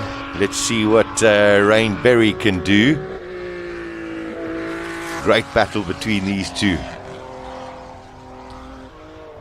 911 RSR. Ooh, a little bit squirrely through the S's there. It's a magnificent sounding engine, that Nissan. Ooh, 59.3, 59.9. 6/10 between the two. Rainberry just getting the upper hand. Here comes Rui Campos in the Porsche. Rui's a man of many talents, but he doesn't have many driving modes. Yeah. There's I'm looking for a parking or I'm flat out. That's it. Let's see what he can do here. He's pushing. He is pushing. What tires he's decided to go out on this run? No, he's pushing. Yeah, he's going. So I think his fastest time was a 54, I think. 32.6 is significantly quicker than anybody. We're going to be close here at the top, I think. Yeah. I think we're into the Come on, 52s here for Rui. Come on, Rui. Let's see what he can do. Yeah, 52, 52.4. Hey, called it. Yeah. That's a good run. Nico Nicolaides at the bottom of your screen, the TRD colours from the racing spec of Toyota back in its day in a Supra that is part of the Lemon series. That Lemon series becomes huge. I think it's now called Illumina, I think. Oh, really? I think so, Okay. Illumina. I think they changed it because Lemons, I think, is now actually copyrighted. So the South African one, they had to change the name. I stand to be corrected, but the rule is, I think, you have to spend 50 on the car. You don't have a limit to your safety budget, right? So roll cage, that sort of thing, seat, anything that's safety, helmet, you can spend whatever you like, but the car has to run for under 50k. Okay. So you can't go to the stewards and say, no, the suspension is part of the safety equipment. Oh, there's a Porsche out of shape there. Yeah. Woohoo! And yeah, it was huge. It was totally oversubscribed. The recent Cape Town one where Nico raced the Supra. Just, yeah, I mean, it's great. It's allowing. One can ever say that motorsport is affordable, but it's allowing a different category of racing to find its way. Yeah, it sort of eliminates the checkbook racing. Correct. But I like that you can spend the extra on safety, because that is probably the most important thing. Paramount. I think we've got a problem here. I don't think we ever. Doesn't sound like it's firing on all of its cylinders. So yellow at present. I wonder what sort of racing campaign you could run on, say, Ferrari's catering budget from Formula One. or any of the teams' catering budgets in Formula One. Hey, imagine what kind of team you could run in SA. A very good one. Yes. A very well spec'd with everyone wearing the right merch type of budget. Because you just know at Ferrari, out of all the teams on the grid, that they take catering seriously. You just know. Yeah. That there's good spaghetti aglio olio in the back there. Yeah, they're not going to skimp on the catering, that's for sure. Or the coffee, which is part of Okay, so that's What a great run. But this is the... And I've just lost my sheets as I was about to tell everyone who this was. That's Bolanet. There we go. Yeah, I actually interviewed him yesterday, and he said like he just wants to pretty much come out, have a good one, and keep the car running, but not going according to plan right now. Let's hope whatever it is small before the last run, because now we're starting to run out of time. So anything that happens now is like was that all hands on deck. So I know that there's a million Lotus 7 replicas around the world. But is that the Birkin, the South African one? I think it might No, that was a Lotus 7. Yeah, it was. Okay. It was a Lotus 7. Yeah. Those worth a lot of money now. The original ones, but very fun to build a great project car. Actually, buy local kits, Birkin kit, build yourself one. Yeah, and put whatever drivetrain in that you like. They're quick. They're really quick. So we've got the Cooper Climax that is going to come out now, Rodney Green. Also, those who are listening, Rodney has taken part in every single one of the Simola Hillclimb. So I think a round of applause for Rodney Green. Yeah. Gentleman's clap. Well done, Rodney. But there's a lot of cars so far that, I mean, we've only had 27 cars out, and we're already into category H9. So as you can see, there's a whole bunch of cars that are lined up at the back. And maybe that interruption that we had a little bit earlier is going to allow everybody to go out, although out of sequence, just to get their runs in. There is a delay at the moment, and that was because of the Lotus 7, which is at the top. It looks as though Scribante is getting ready to come out as well. He had an off in the final practice session, so didn't go out in qualifying 1 for his run. So it looks like he's getting prepared to go out for this next run. And also, weather is creating, I suppose, different issues for all of the drivers and the teams. He's got to get out, or everyone's got to get out there and post a time. Looking for oil at the moment out on the track, just in case that Lotus did drop some salad dressing, some balsamic vinegar out on the circuit. Marshals have been on top form today, hey? I mean, guys in the safety car, quick in and out. We haven't had long delays. And then even if you're looking down pit lane now, just the way that these guys orchestrate pit lane, that everyone gets out at the right time, is like a science in its own. Because, I mean, with the Simolas that I've seen and watched on TV and that, it looks like chaos, but it's organized chaos. But so far today, with all the weather interruptions, that they've been on point, which is good. And as like I said, 15 years, these guys have got it well taped now. Yeah, one cannot compliment marshals and track organizers enough when it comes to these kind of events. Many also just forget that the motorsport is an incredibly dangerous activity, and everybody's got to be on point the whole time. Nobody wants to ever see any kind of incidents or accidents. There are those ignoramus spectators and fans who believe they are fans of the world of motorsport, who just watch because they're expecting or hoping for a crash. It's bizarre that people have that kind of mentality. Nobody wants to see incidents. Of course, we want to see people pushing as much to the limit. And that's the beauty of something like a hill climb, because it's your car against the track, and of course the elements that are around you. So, you as the individual have got to push as much as you can and try and get the most out of what the car can actually deliver and do. There's a question for Chiro. Sure. Because you're the cars guy. You know about buying cars, etc. So consumer side. If you're looking down pit lane, there's a lot of Suzuki branding in that. What Suzuki could we enter in Classic Car Friday for next year? Is there one that would be floating around? Because all the Suzukis are pretty new, but I'm pretty sure there's old Jimneys and Vitaras floating around from the 90s. You just got to get a Swift Sport. But I mean, would it fit 25 years? So 20. No, you do. No, you race it on Saturday, King of the Hill. Well, I mean, they did it last year. What a gift. Do you know? But you got to race the manual. Yeah. I was fortunate enough to drive the semi-automatic box and the manual. I had one for a year each. Okay. And I tell you, yes, during traffic and that the auto box or whatever is lovely. Yeah. But to drive. That manual, wow, it's beautiful, stunning. You're spot on. I mean, Suzuki Swift Sport. I've been doing this a while now. I've lucky to drive a lot of cars. Genuinely, one of my favorite cars you can buy right now on the market is a Suzuki Swift Sport. It has an absolute heart of a tiger, but it's light on its feet. The pedal shift, like Sasha says, is nice in traffic. It's not so bad if you're on a mountain pass. If you really want a purist experience, the manual's the one to have.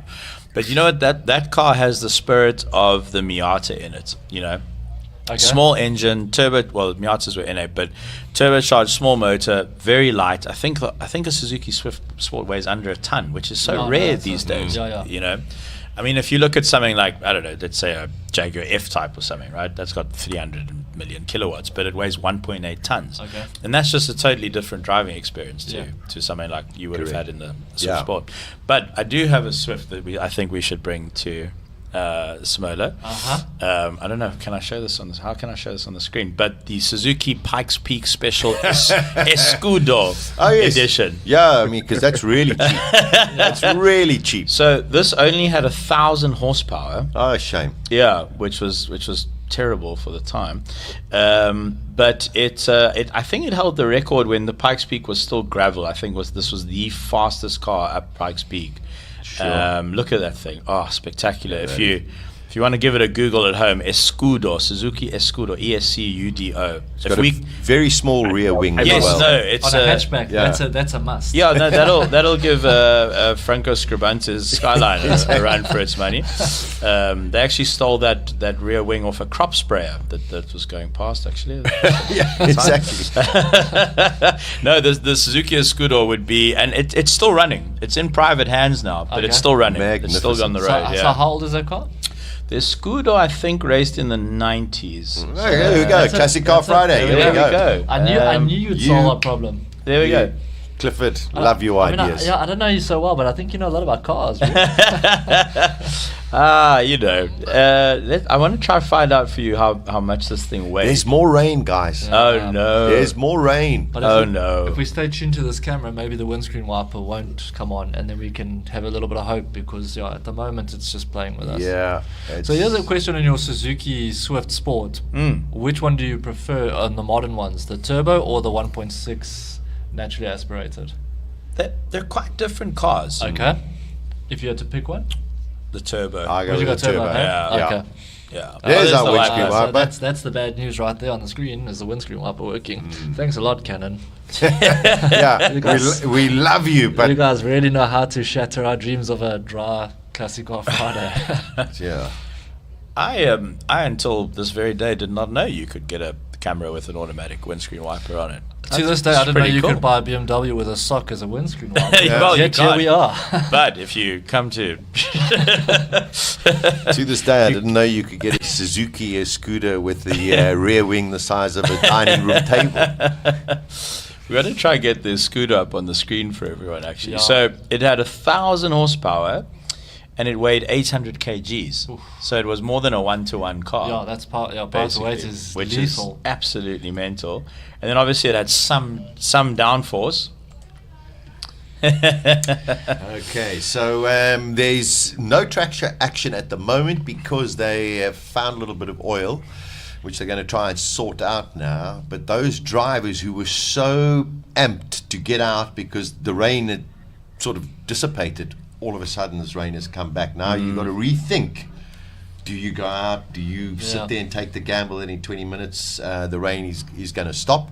Very tough for a lot of these competitors. Only 27 have gone out, so it's only half of the complement of drivers have gone out in the session. I don't think you can gamble now. It's too late in the day. But the worst part, like you said, is that Oaks were amped to go out and race. Now you're sitting on the grid waiting, so you're losing that adrenaline that's pumping.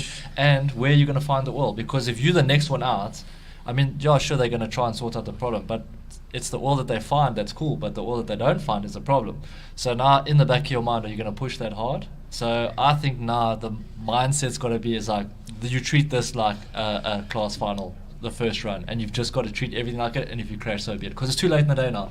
If you're going to start second-guessing yourself, you're just going to go do half of nothing. That's my thoughts. What do you think? You've been there, so you... I was very lucky. My first time out on the hill in a Jag E-Pace was more of an exhibition drive, really, and for video for YouTube. Totally dry. And then my second time up the hill in the BMW i4 M50, only the first hour or two of Saturday was wet. Okay. So I didn't have to make that calculation, thankfully. Look, if you're out there right now in an all-wheel drive car, you're smiling, because now your chances of winning just went up probably 20-30%. Okay. And if you've got the right tires on you as well, that also, as you know, as we were talking about bikes earlier. So the ladies and gents down pit lane who have the right tires and have all-wheel drive setups are now in serious contention to take podiums. But I made that joke about Cape Town weather. If you don't like it, just wait 20 minutes. It feels like in Knysna, if you don't like it, just wait 5 minutes. Maybe it will change. The only thing is, I don't think there's one car in Classic Car Friday that has all-wheel drive. So everyone's sort of possible. Yeah, everyone's sort of in the same boat. I think the majority are rear-wheel drive. That's a very good observation. I actually don't think there is one. So everyone's got to go, and 27 out of the 52 so far that have gone out. Yeah. And will there be dispensation for those who didn't go out in their order for them to actually go out in the session? That's up to the stewards. There is a front-wheel drive car out there, the Superbus. Yes, the Superbus. Yeah. That highlights what was so good about Group N racing, was you had front-wheel drive Superbuses versus rear-wheel drive BMWs and Alphas. Yeah.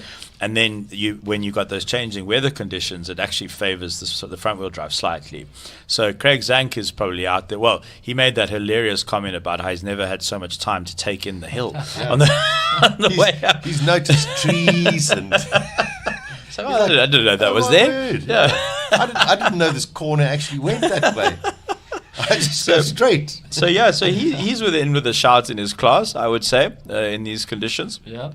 But no, Sasha, absolutely. I actually think that there are only rear-wheel drive cars out there. So it's look, it makes things more exciting for everyone. And we hope that we maybe get a little bit of dry in the very last session in the Conqueror Shootout.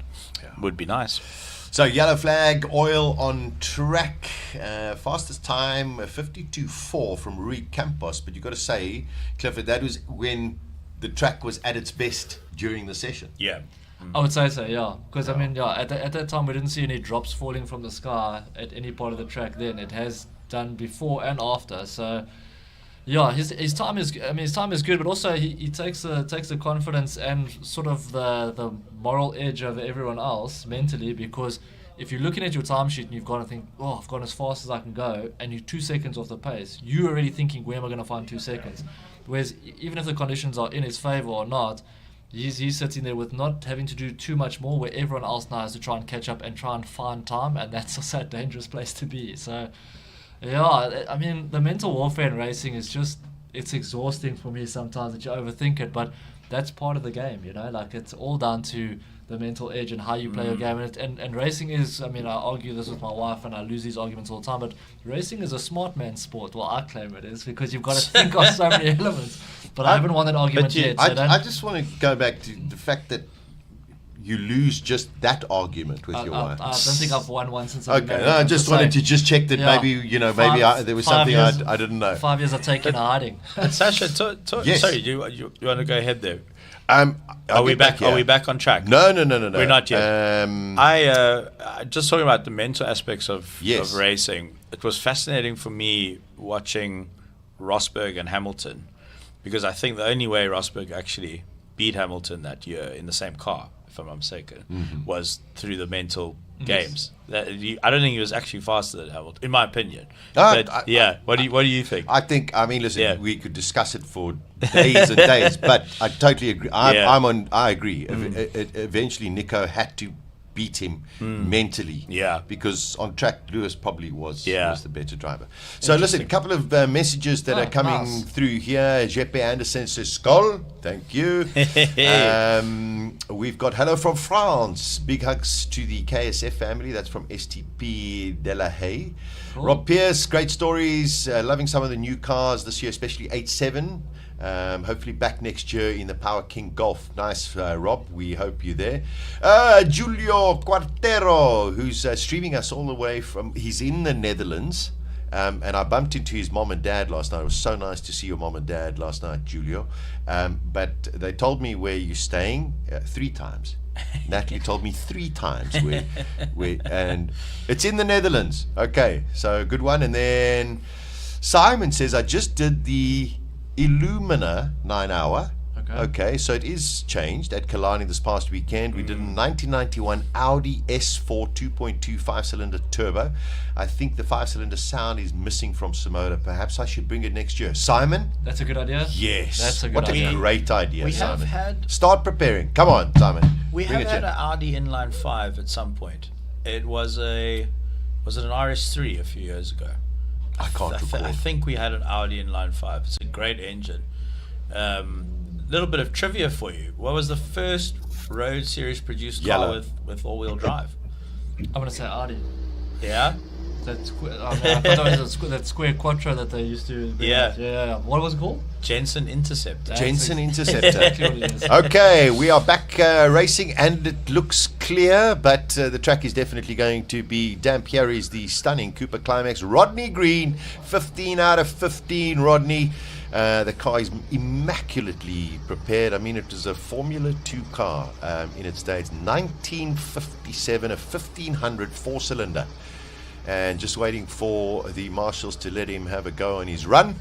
And so Sasha, Rodney's the driver. Yes. He said something quite interesting, that at one point in F1's history, Formula 2 and Formula 1 were on the same track at the same time. Correct. It's quite interesting. So Yeah. would that have gone? That would have been on track with the F1 cars, but obviously, keep classified competing. in a different kind of way. Yeah. Interesting. I didn't know that. Yeah. When did they change that rule?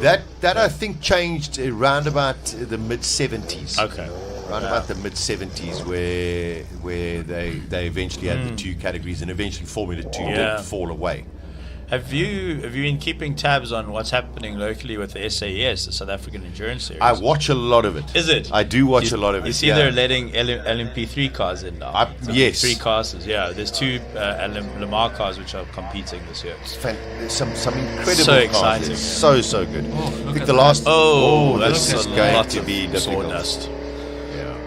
I think the last one was at Aldo Scribante. Yes, that's right. It was magic. Next one's Kalani, June. So the Janetta prototype in the hands of young Troy Dolenchek. Okay. Wally Dolenchek's Jr.'s son, and Wally Dolenchek Sr. also raced. So Wally Dolenchek Jr. raced against Dion Hubert and that crowd. And now Troy just won Formula Ford and then got the drive in the Janetta. He just set the all-time lap record at Kalani ever in the history of the track.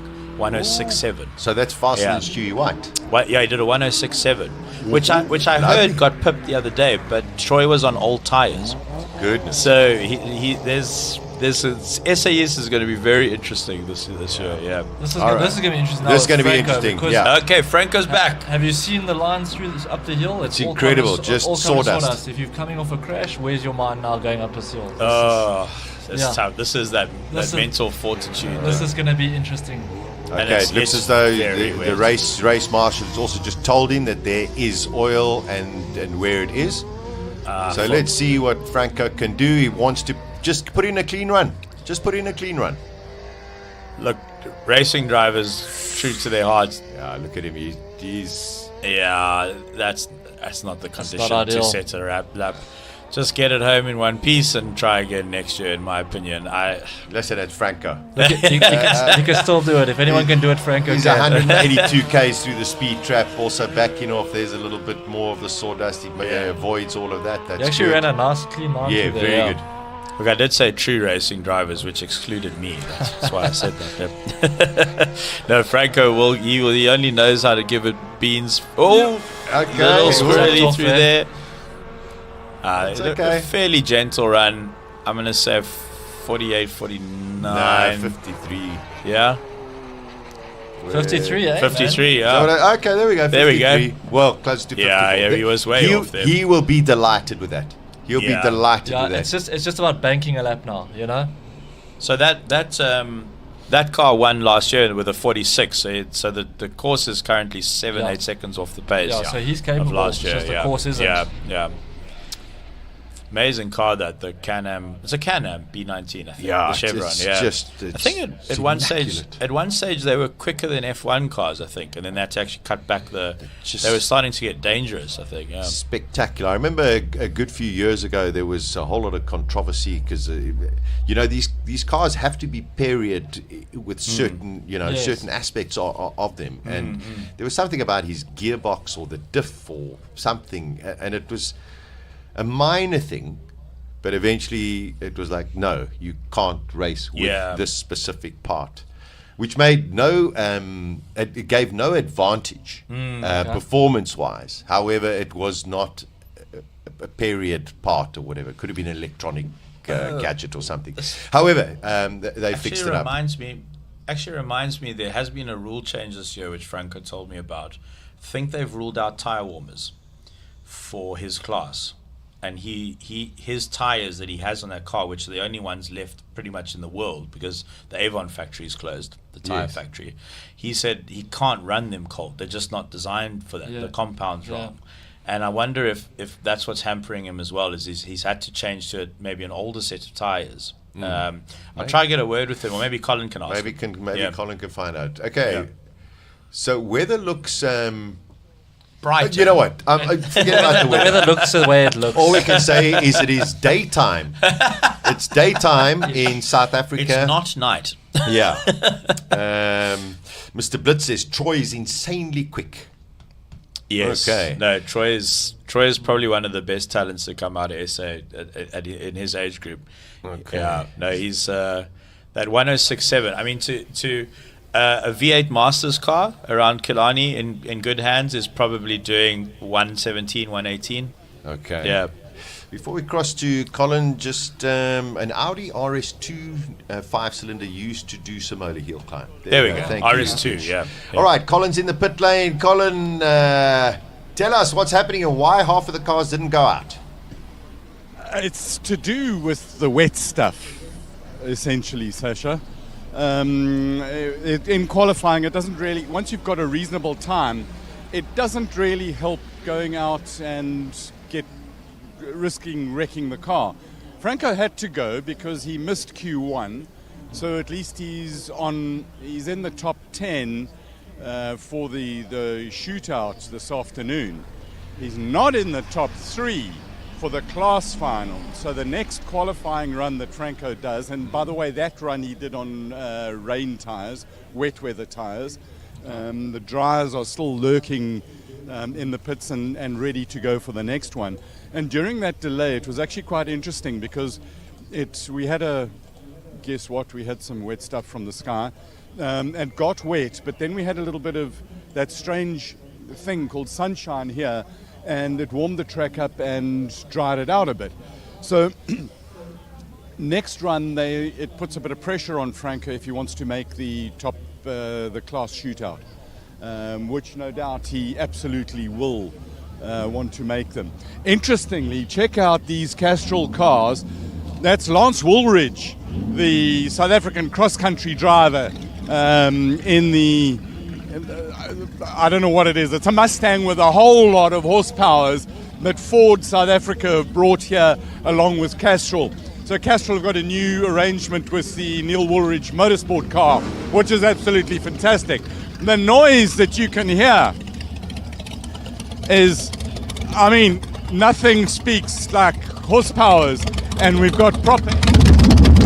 It's a big exhaust pipe. It's about that fat, which is really lacquer. The drifting cars, which are a whole lot of fun. So Franco will come back down the pits here. Let's go and have a quick word, and if we can talk to Quibus and find out whether he's happy with that. And Quibus is not here, but he'll come back. Don't you just love it when you go looking for somebody and you expect to find them and then they're not here? So let's take a walk down while we're waiting. Scotty Temple, love the Ford all over the place, Scott. You happy? So far, so good. I think we faster than we thought we'd be. I was hoping for like a half 58, down to 54 there. So So look, for an old girl, she's doing okay. So yeah, we missed the quali 2. It was just a bit wet. So yeah, no, we're happy. Are you going to go out in quali 3 now? I think so. You know, we've done a lot of work to get the car ready and down here, so we might as well do it for the show. Yeah, so I don't expect big things times wise. We'll keep it on the black stuff, but yeah, as I say, a lot of hard work's gone into it, so we must show it. You know. Awesome. Well, thanks for chatting to us. Keep having fun. So Rob Green's come back, and he's a little bit worried about being caught up in the pits. He hasn't got air going through the car. They've got no fans or anything on them, and he's worried about the Coventry Climax motor overheating. So they'll get the car back in there and get it sorted out. You'll see on the front of the car here, on Scribanti's car, they've ducted it up, covered it up a little bit, try and keep it together, but more importantly, keep the temperatures up because it's so cold. Let's see if we can have a quick word with Franco. Gets his helmet off, and as I said earlier, wet weather tyres. Franco, that was a bit of a pressure run, but you're in the top 10. How did it go? Oh, Colin, we keep on getting bloody wrong footage here. I mean, the session before that we missed, the guys were on slicks and they went quicker. We missed it now. Just before our run, they put oil all the way up to the top. Was it really bad? No, it was very bad. I mean, I was driving inside to outside to avoid all the oil that was put down. So I don't know what my time was, but at least we're on the boards for now. You know what I mean? You got one more to have a go, and then that. And then it gets into the real thing. Yeah, look, the next one will be the same on whatever, same tyres and same conditions as everybody else. So we'll start to see where we are then. Awesome. Thanks for chatting to us. Cheers. But a pressure. I tell you what, these guys thrive on the pressure. I want to see while we're waiting for the next session to start. Charles Arton is just chilling out, like Mr. Calmness himself, Charles. Just, I mean, you're happy. Yeah, I'm very happy. The car's going nicely. I've still got 1 second between me and Andre, so I've got to find some time. But I mean, the car's going well. I've got a 2-litre motor this year. Last year, you might recall, I had a 1600. So I've got a 2-litre motor, BDG, which evens it up a bit. But it's going nicely. I've got nothing to complain about, that's for sure. It's lovely. It sounds beautiful as well. It's going great. It's going great. The motor's taken a lot of work to get it right. These things are tricky motors, you know. We've rebuilt it twice, I think. This is the second time we've had to rebuild it to get it to work properly. Not the cheapest motors. I've just heard something. Come with me. Come. This is unbelievable. From 1973, Jody Scheckter's Tyrrell.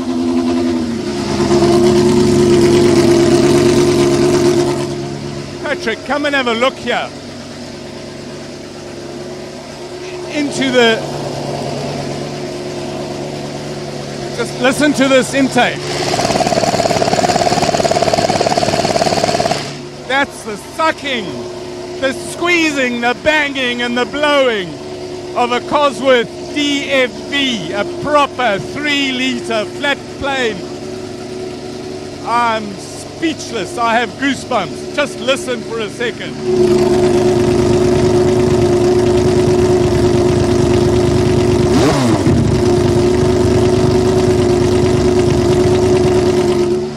We'll wait for him to get it warm. If you're talking to me in my ears, I can't hear a word. And I don't care because I'm absolutely in heaven. I just want to, We'll wait for it to warm up. Patrick, come and have a look on the inside here. I'm going to come around this side.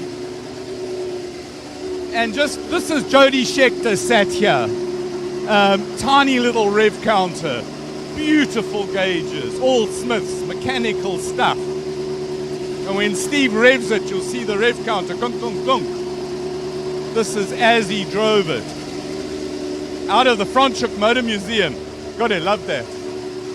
Now I'm proper deaf. Right, let's see what's happening. Apparently, there's baie dankie. Dis ongeluk, wat is dit? Striking, popping candy. Thanks, my boy. The bad news.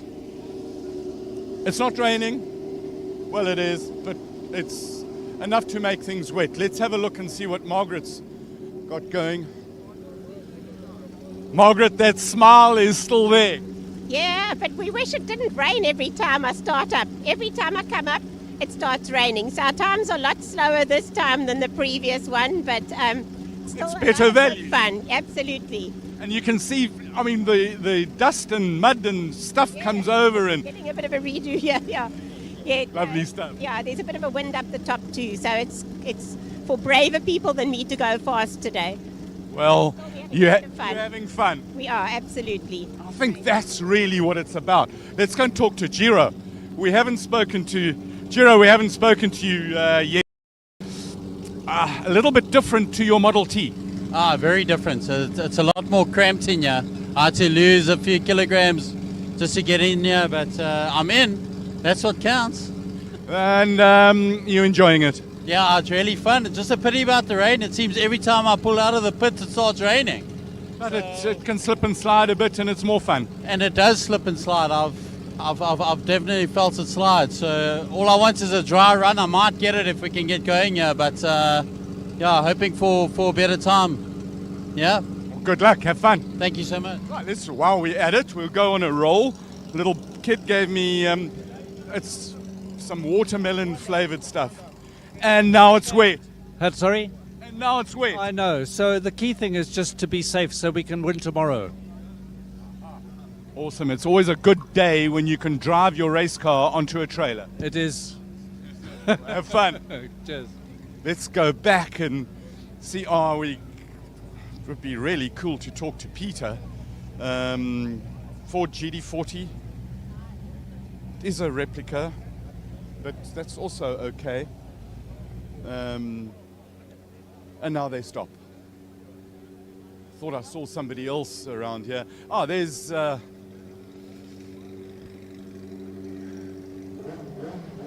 Ian Schofield. This stuff. Yeah, exactly. This stuff. You having fun yet?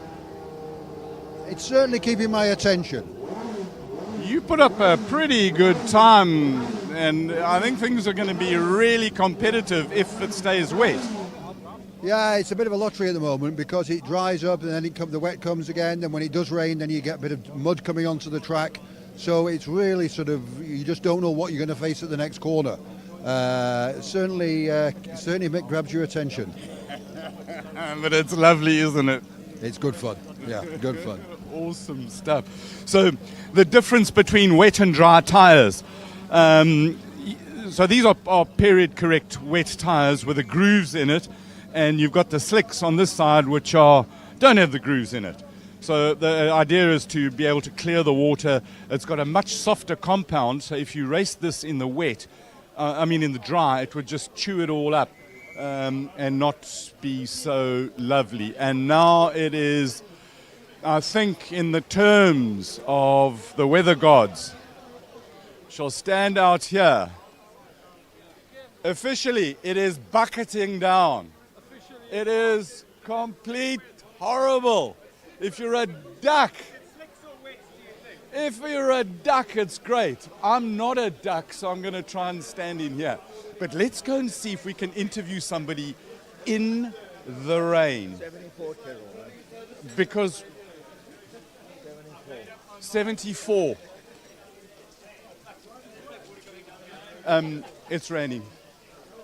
But we know that. So let's go and see if we can find somebody else to talk to while we have this little delay. The Tyrrell has shut down now. Just the sound of that is absolutely fantastic. Let's see if we can talk to... but you can't walk outside, can you? Because the raincoat... Well, let's just go around the back here. Guys, can we come through? There's Rick Morris. This is a great story. Rick. Yes. Rick Morris. Yes, hello. 1981, you drove a car just like this. Yeah, this is a replica of my 81 Works Royale. And that one over there? Hang on, no, this one, no, got it wrong slightly. This is an 82. Very similar was my 81. That one there was the replica of Ayrton Senna's 81 car. I've got it wrong earlier. This is an 82. This is a development of our 81. So you raced Ayrton Senna. Yes, indeed. In his first year in England as the next superstar hot shoe from Brazil. You were a little bit older and had a full-time job. That's entirely right. A little bit older. I was about 9 years older, and I was a sales manager for a car sales company. And he'd been karting since he was 4. Came over here and made somewhat of an impact, don't you think? Yeah, it was the start of good things. What was it like racing against him? What was his attitude towards somebody, a competitor who beat him on occasion? No, he wasn't. We weren't at all friendly. He didn't want to know. He wasn't one of the group of sociable people. It's not like Piastri and Lando or anything like that. He hated me, and I didn't like him particularly because he was extremely arrogant. Came from a very wealthy Brazilian family and expected everyone to just get out of his way. And that wasn't the way with top drivers in England. I mean, it was a very competitive 200 or 300 cars at a race meeting, all trying to win. And you had to be fairly ruthless. And he was the top of the tree when it came to being ruthless. It changed a lot in '82 because I was still in Formula Ford and he moved on a bit and we became firm friends. One of these guys that's mercurial. When he's on the track, he's an absolute you-know-what. When he's off the track, he's very kind, very nice, very sociable. It was, 30-something odd years ago. Yesterday was that fateful time in Imola. This weather we've got now, is you used to this in England? You say that, but it's been 30 degrees in England in the last few days. It's not so warm today, but yes, but I mean, in England, of course, we use the same tracks all the time. There's the same maybe 8 or 9 different tracks we're racing on, and you know what to expect. I've done 2 runs up the hill here, and I'm still trying to figure out how much grip I've got, where I've got it. What's your impression of this event? It's fabulous. For me, at my age, being 78, half the battle is getting fit. The other half is enjoying the social life. I mean, I meet so many wonderful friends I've known for so long. I've been coming out here for 20 plus years. People who have helped me and my son a lot. People like the legendary Peter K. Eddy. Yeah. And you meet the Rui Campos' friends I've known for years, the boys. A whole load of people I've known for years and years out here. So it was great. Of course, Stevie, my son's fairly well known out here. It's great. Love it to bits. Awesome stuff. Thank you very much for chatting with us. Enjoy the rest of today. Yeah. It's going to change, and it will be wet. Yeah, okay, but the way I've been told it is your best time, which was one dry run, is your qualifying run. So there's actually no point at the moment in going out for the third run unless it's dry. Is that right? Yeah. So on the 3 qualifying runs, the quickest does count. The man at the sharp end of the field who's in a little bit of a pickle, ultimately from a class point of view, is Franco Scribanti. But his time is quick enough to get him into the top 10, which will get him into the shootout this afternoon. Okay. And where are the boats? Just down the hill there. Down the hill. Yeah. Okay, so we are going to have a boat race a little bit later. Good. Also, legend, the American swamp buggy racing. We're going swamp buggy racing just now. I hope that the guy in the helicopter, the Turbine Robinson I saw earlier, has found somewhere to keep safe. Yeah, well, that thing's not really rated for this kind of weather, is it? I don't know. I've got a rating for this kind of weather in the UK. I don't know what the rules and regulations. I've got a South African flying license, but not a helicopter license. Yeah. Flying in South Africa is another challenge. What's challenging about flying in South Africa? Well, I fly from Grand Central, and you start off at 5,700 feet altitude. Then you get the fact that the weather's often very hot, 30 degrees plus, so you get a high density altitude. Add to that the engines are all about 40 years old and only got about half the power they used to have. You've got to be quick on the throttle. You've not got to know what you're doing. And of course, the other thing is the weather can change very dramatically down here, very dramatically, and there's so many hills. So you've got to be careful, but it's fun. That's what life's about, having fun. Rick, thank you very much for chatting to us. Oh, you're very welcome. Enjoy the rest of the day. Thank you very much. I mean, Bernie Eccleston. Love these stories. Right, so for us to move around in the pits now is a little bit virtually impossible. The rain is bucketing down outside. It's beautiful inside here. So what we're going to do is, or what I'm going to do, is find a nice, another dry spot and hand it back to the boys in the box. Later.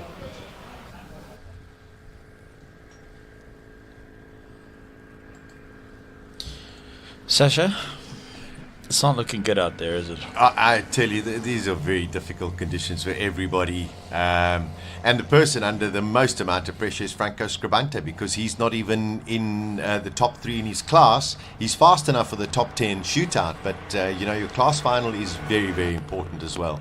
Very, very difficult conditions for all of the drivers. Margaret going up. She doesn't matter. Well, she's going to go. That's for sure. But I mean, it's been bucketing down. And it just, it comes down and then it stops. And then it comes down and then it stops.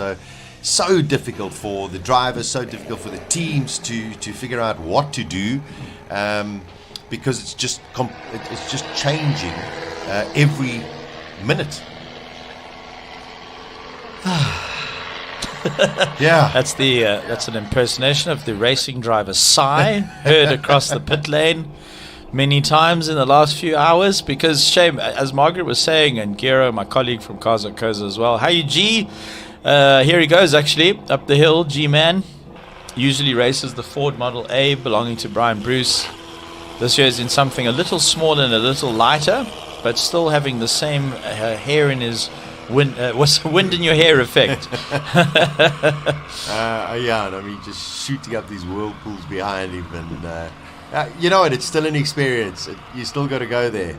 You must be getting covered in water with these old style cars and those front tires just shooting water as he does his run.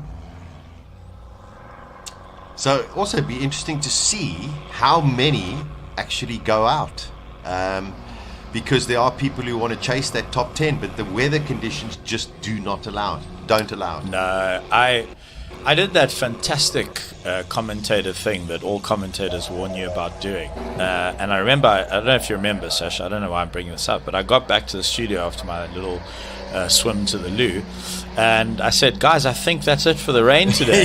Do you remember that moment? Yes. What a muppet. I'll just let myself out, actually. I'll just drop the mic. See you later. There we go. Drop the mic. It's one of those where we go, can we rewind, Peter, and just eliminate that phrase, and then it all will be forgiven.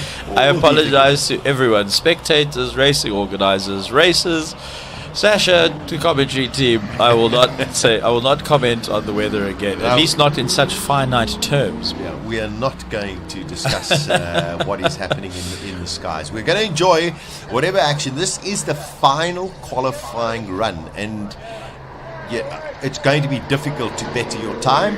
However, if you're not in your top 3, you are done for the day. That's it. And then it goes to class finals and, of course, the top 10 shootout, which will be the classic conqueror, which will take place after lunch. But the times are significantly slower from what we have had during the course of the day. And I mean, that's just understandable.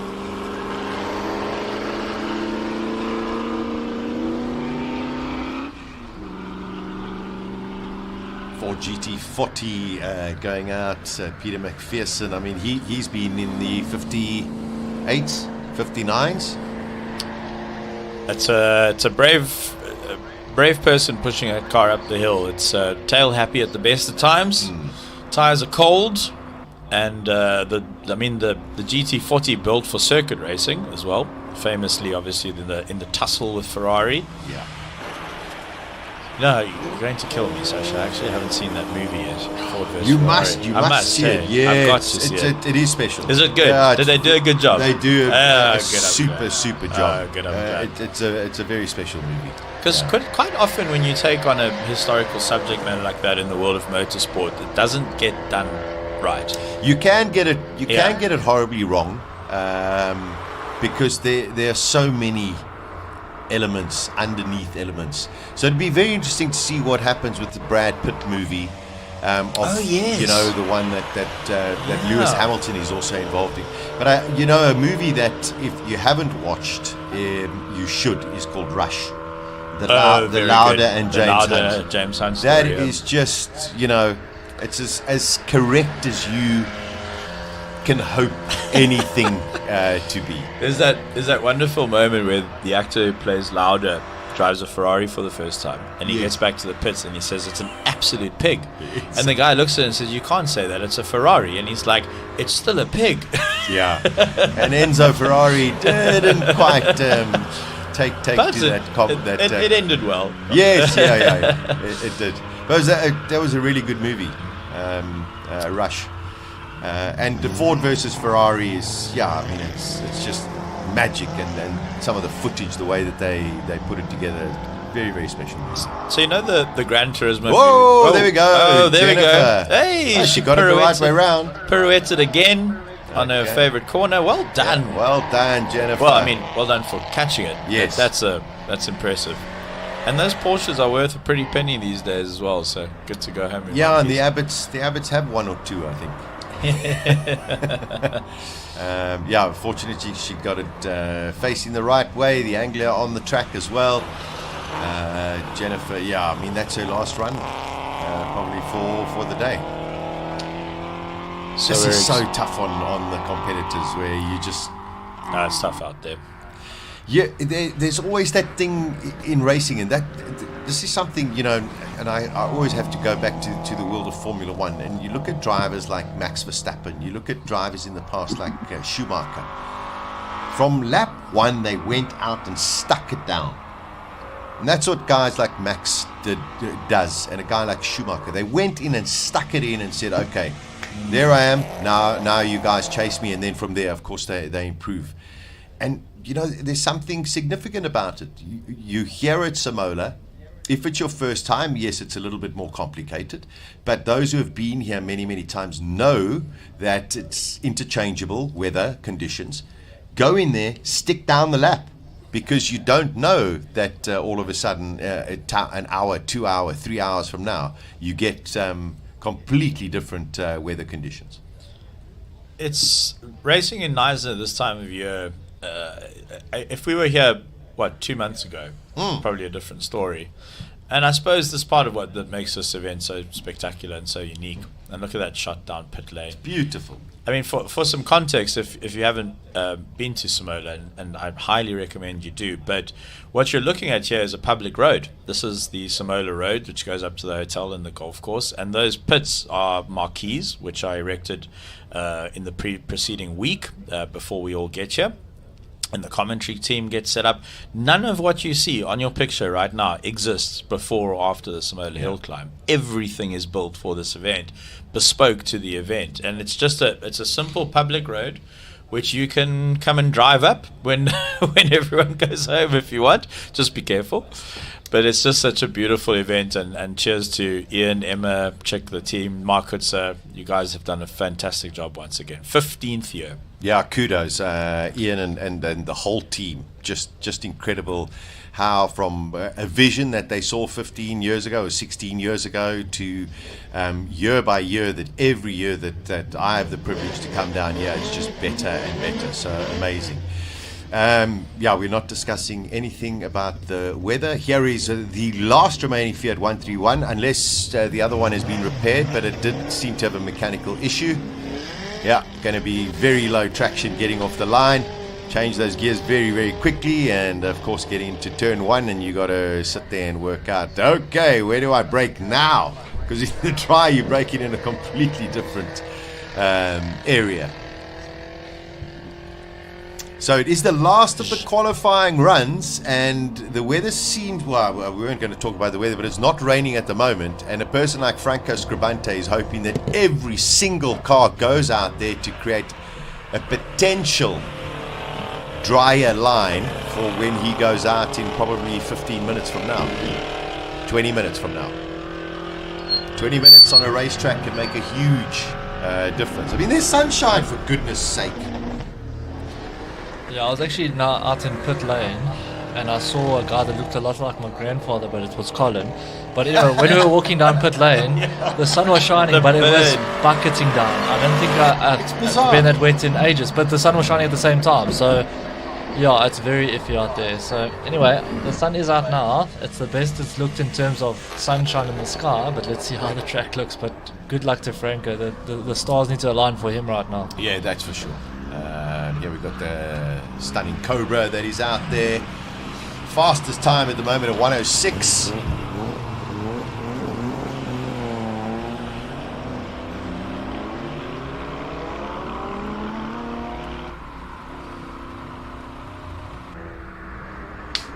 I think it's like what Giro said earlier, the rivers that are going to run across the track, because with all the rain that's come down now, it's just sort of gathered up on the side of the track, and eventually the water's got to seep down from somewhere.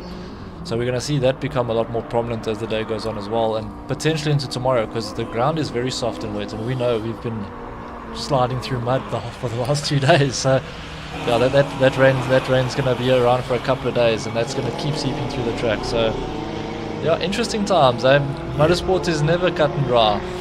Excuse my weak pun. No, it's totally unpredictable. Great message from Craig Kidgel. Hey guys, loving the coverage. Pity about the weather. My dad Stuart is there. He's a wonderful guy. Stuart Kidgel, man, salt of the earth. So I'll definitely look out for him. I'm stuck at work watching in the background, hoping to be there next year competing. Well, early on, Craig, we had a little chat with Davy de Villiers, Stuart did, and mentioned something about, putting very fancy Alfa Romeo together for next year. Stuart's and yourself. Love that as well. So it'll be amazing. Philip says, as a local, I was always taught if you don't like the weather, wait 15 minutes. There we go.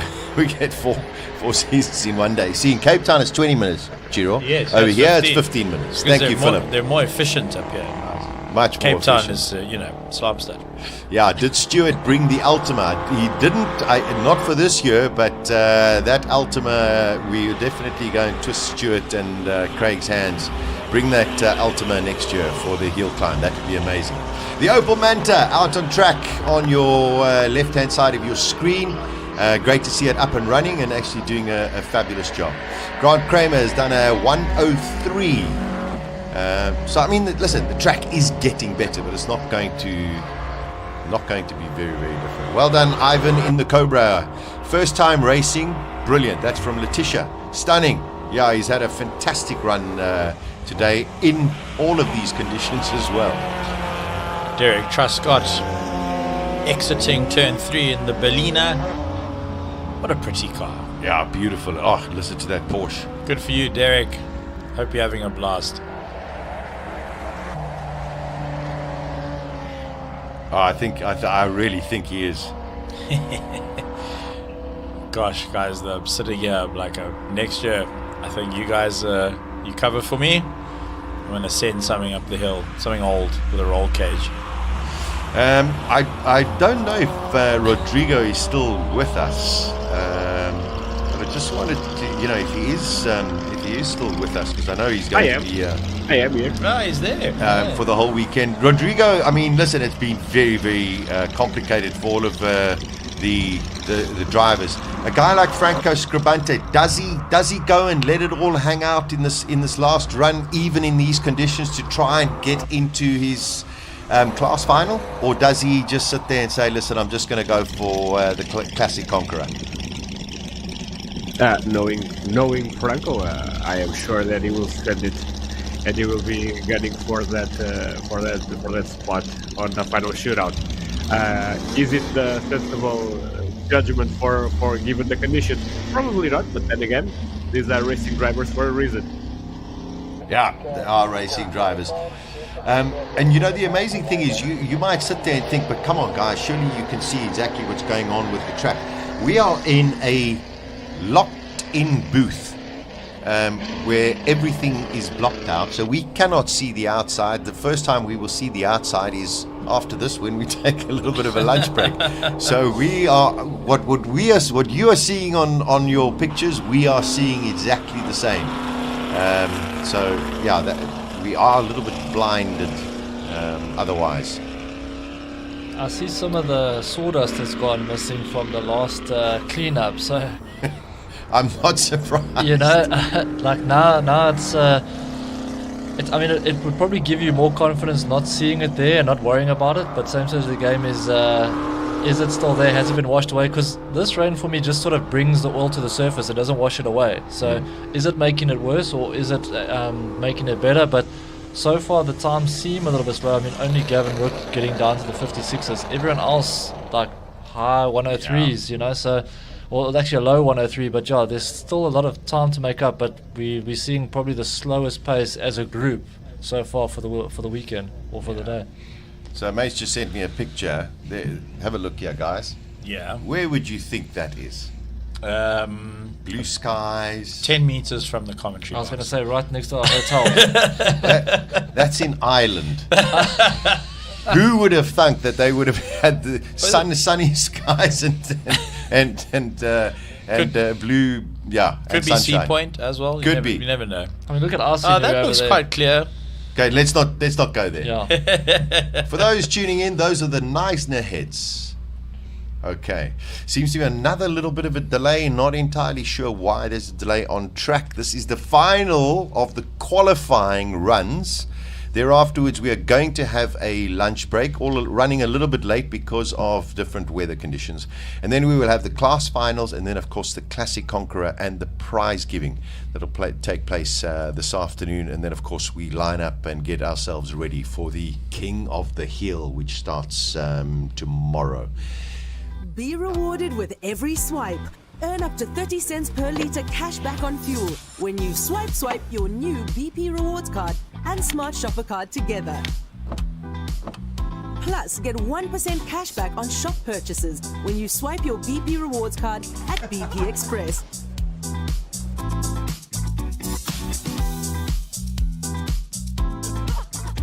Join BP Rewards quick. BP, everyday brighter.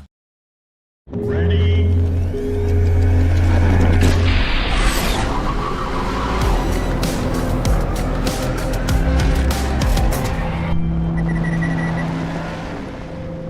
Because it's so unpredictable at the moment, but you just want to try and buy as much time as possible. So if it was me, I would just take my time trying to get out of the pits and try and delay as long as possible because it can only benefit you. So do you know who I feel so sorry for at this stage is Maggie White, because as she said herself, every time I pull up to the line it starts raining, and literally every single time she's gone out. The last time she went out, remember we were watching, Sasha, we said red flag. Yeah, I said, yeah, exactly. But now look, now that Turbo's out and the heavens of the sun's out, so poor Margaret White. Yeah, poor. But, listen, only her second run this morning was actually in dry Yes. conditions. She must be drenched. And you know, when she had her second run, she was quite chuffed when it ended, but now we know why, because she actually got through it without the rain stinging her face as she goes up as well. Here's the Fiat Uno Turbo Eugene Herbert with a 1700 1.7 litre engine in it. What displacement motor came out in the Uno Turbo? 1400. Oh, it was a 1.4, yeah, 1.4. So this has been got a big stroke kit board, and, or it's just not a Fiat Uno Turbo engine. Well, maybe we'll go and have a look. We'll have a look during the lunch break. 1700 makes me think Nissan engine. I could be wrong. I think that's it's a common Nissan, well, an older Nissan displacement, but let's see. But weren't they made by Nissan for a while in South Africa under license? They weren't made. Yeah. They assembled. Okay. Assembled. Yeah. Flat Nissan, pack, yeah, they were assembled together. So maybe there is a Nissan motor involved somewhere. Well, we'll go and have a look. According to the spec sheet, it's Fiat 1.7 Uno. Okay. 1994. So we'll go and do a little bit of inspection. We can play Fiat engine bingo later. And then whoever's closest to what's actually in there pays for dinner. Good idea. There's that beautiful line. Ooh, slowing down quite a lot. No. And now Craig Zank's coming up behind him, so he's going to have to be yellow flagged. Oh, no, he's back. Yeah, he's making progress again. Yeah. Just what do you think happened there? Probably missed a gear or something? Maybe. It's tough to say. Maybe just distributor as well, just not getting spark. But because that would have hurt Craig's time as well if he had to slow down there. Like, luckily now he's none the wiser and he can keep pushing through. Is that Super Boss? Yeah, there's a Super Boss and the stunning sounding Nissan. Yeah, Craig is flat. You can see he hasn't he is not lifting. Brilliant to watch. 106 for Craig Zank. You know, it's actually for the youths listening. I think I'm old enough to call people youths now. What do you guys think? I I've think got enough grey. I say if you've got grey in your beard, you qualify. I got salt and pepper. I can refer to the youths now. Anyway, but if you were not around or you're still a bad idea, the 90s Group N racing with the Superboss, the 325 ASs, the Alphas were in a different class, Sasha? Yeah. So a lot of that is on YouTube. And head over to YouTube, search South African Group N Racing, Superboss 325s, all the rest of it, and do yourself a favor, watch that racing. Some of the best racing in the world is happening in South Africa. So good lap there from Brent Watts, a 101, but I mean significantly slower from earlier. But yeah, let's see what his friend and a case of Windhoek Draft can do for Rain Berry. He's next up in the next Nissan. I think there's a slight pause. They just want to check on that Porsche 924 that everything is okay, and then they'll get everyone out again. Looking at who's gone up the hill already, and you guys would know better than me because I just did pop out of the studio for a few minutes, but a couple of guys deciding to stay in the pits. Not everyone's there. Most of the faster guys feel like they've done enough. I think those... the people who believe that their time is fast enough for the class final probably won't go out. Yeah, which makes sense. Yeah. Why gamble now? Yeah. So the others sit there and say, well, it's probably going to be my last run. Yeah. So I might as well go and have fun to go and do it. But as we surmise, you know, people like Franco Scribante has to go out. He's got to go and try and put a lap in for the class final. Sure. But and Campos, go for it. Campos, he's probably sitting pretty. He's probably just don't take having a chat with some of the people there. Yeah. So Franco's ready, and he's loving the sunshine right now. He's saying, stay like this and delay as long as possible, just as you said a little bit earlier, Clifford. And you know, he's just got to hope the sun just stays up. One modification they could maybe consider on that car is, you know, like on your open and close automatic gates, is you put the brushes underneath, is put a couple of brushes in the front of that bumper just to sweep it clean. Because you'll be looking for any advantage right now, but I mean that's a face of a determined man, hey? Yeah, exactly. I mean, he's a real racer. Yeah. I think that's one of our cameras on the left of him there. Yes. Let's hope that makes it back into the... doesn't make a break for freedom somewhere up the main straight. And you know, also, you know, Franco and his team spent so much time preparing these cars for never mind just for Simola Hillclimb, but for everything else. But you know, I saw him at the airport yesterday, and you know, this is the event for all of these drivers, and him and his team, you know, spend a lot of time preparing and making sure that everything is ready. So you know, he's going to go for it. He knows that the incident that he had let them down a little bit, but there's still a chance, and go for it. So we're trying to get to see what tyres he's got, although they could be covered at the moment. It'd be interesting. At lunch, he's got to go on. At lunch, I'm gonna. Here's Colin. Yeah, he's got to go on wet. Yeah, he's got to go on wet. It's way too slippery out there. I bumped into Franco at he was in the Cape 1000 again, and we had this conversation, which I'm gonna go try confirm just now. I'll go chat to someone in his team, but there was a rule change this year around tire warmers, and it seems to have affected Franco particularly badly, or negatively, we should say. And he's had to have a few workarounds. So I think that's what he's up against as well, trying to defend his title and claim an 8th at the Classic Conqueror. And also, you know, as you mentioned earlier, for those who didn't hear, the tyres that are on that Chevron are purpose built, and they're meant to be warmed up. So that's a strange regulation.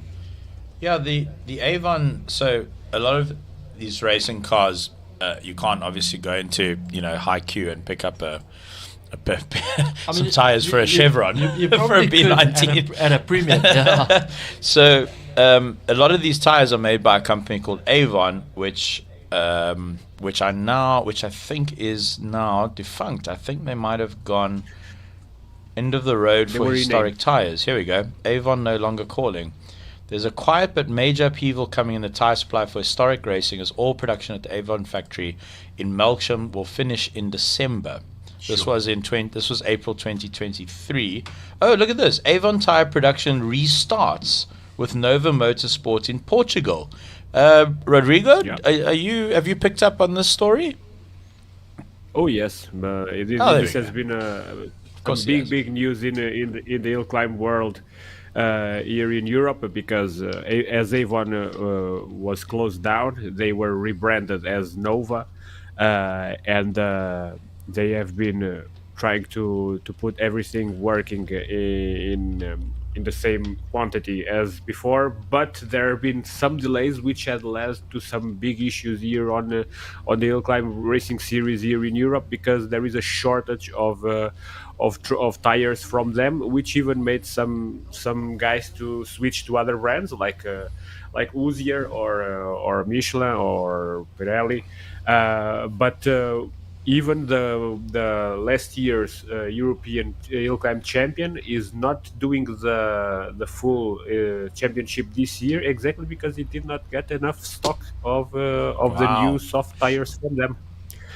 And the same applies to the historic part, because they were the sole distributor of tires for the historic side of things, and there have been some delays. And in historics things are a bit more relaxed, and people can use the older stock, and it is not a battle to the edge as it is on the modern stuff. But it has been quite a big issue, and it will prolong for, I would say, some more 6 months, something like that. And only for 2026 we will see a normalization of stocks and everyone getting their tires on time. So, Rodrigo, to your knowledge, how much of the field has this affected in Simola? In Simola, it's harder to gather, but I would say a much smaller ratio. I would say something like 20 to 30% at most. But mostly it will have to be here on the historic side of things. When it comes to tomorrow and Sunday, the modern stuff can rely on other brands for the super soft tires. It's arguably the Nova tires are now Nova could be the better ones. They had a very focused product for Hillclimb racing, but I have seen people having great results with both the Pirellis and the Uziers, the new Uziers. So I would say some people switched to those, even if out of obligation. But there will be some setups would have to be changed, and some people have to get used, because the temperature windows of some of these ultra soft tires can differ quite a bit. And when you want to have a tire warming up in the first 2-3 seconds of your run, things get tricky, and you have to set up a car accordingly to that. I just realized that Nova is Avon backwards. Also means new. Yes, very smart you are. Thank you. Yeah. I'm glad you picked that up. I've been waiting ages. But I think it's also very encouraging, the fact that Avon was defunct and now is back. Thanks to a Portuguese company. Yeah, and there are a lot of period cars that rely on that specific kind of tire and size. So I think that's very encouraging. Yes, so 25 is going to be a little bit more complicated for a lot of the drivers worldwide. But from 2026, it seems as though things and production will be back up. Don't know still why the delay. It doesn't even tell us. We just know there's a yellow flag. But it's big howser to also a legend of South African motorsport for many, many years in terms of running teams, owning teams, drivers. Lee Phillips.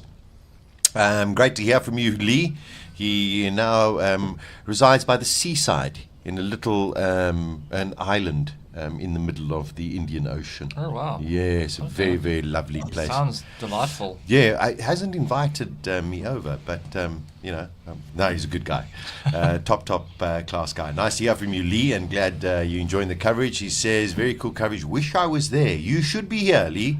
You know, if you catch a flight this afternoon, Lee, you could be here tomorrow for the King of the Hill. How's that for a challenge? For the main event. That's a challenge. Yeah. Okay, there we go. And you know what? We've got even a spare bed in Clifford's room. I mean, it doesn't even have to be spare, you know. Sharing for the is sake caring. of Simola, I'll do what I can. I'll take it for the team, guys. Sharing is caring. 20 cars have gone out, and at present, the sky is clear. That's it. We don't know what the delay is at present, although I can hear something outside, so hopefully there's more action that is going to take place. And this is the final of qualifying. There we go. There we go. This is the next of the wonderful 2.8 six-cylinder Nissans. Car number 18. And that is Rain Berry. His good mate Brent Watts is sitting second on the timesheets at the moment. The two of them are doing the Simola Hillclimb for a case of Windhoek draft. That's what you call mates. The ultimate prize.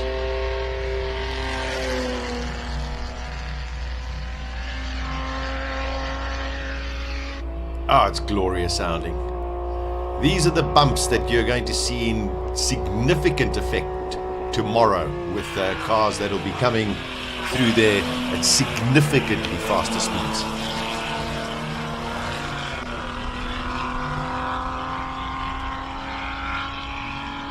Nico Nicolaides going out in the Toyota Supra. His first time running this morning was the first time he'd actually driven the car after all of the preparation, and he's just here to have a tremendous amount of fun. Really, really charming young guy, and just loves his motorsport as well. Ooh, 59.3. Okay, 1.4 seconds. That is significant because that means that the track is ramped up, or the run is ramped up by 1.4 seconds just in the little bit of time that the sun has been out. If you consider that Rain Berry and Brent Watts were within a tenth of a second on their previous run. So maybe this helps, Franco. It does. That delay, I wouldn't be complaining if I was lined up in pit lane waiting Sure. out, because it can only get better, and we're seeing it now. Let's see how these two guys finish their runs as well, but they'll also be pushing Watts off the race line, which works. This should be an interesting run. Enzo Kuhn, the rally specialist, in his Ferrari 348, and should be enjoying these kind of conditions. Oh, pretty Using all the wild. track there. Pretty wild over there.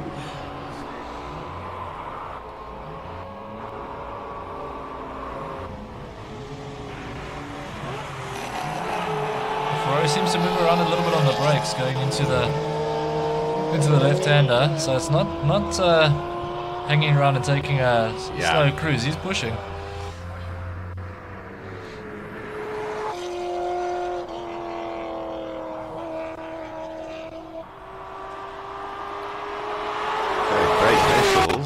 Goes in the 58s. To push a car like that Ferrari up that hill in that condition is just mega talent. But look at that time. How smooth was that? 56. It doesn't look fast, but holy potatoes! What a great lap time to put in right at the end. But this is the one we want to watch, isn't it? This is it. Doesn't look like anybody else is going to go out. I think,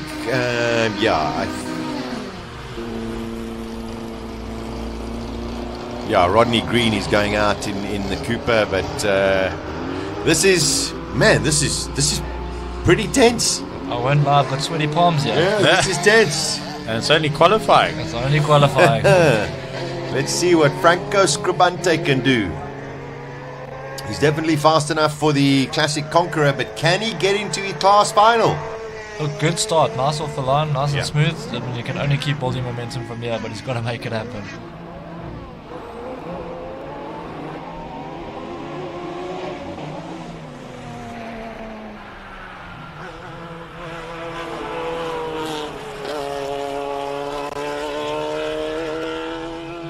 This is the tricky part. So much camber going into this.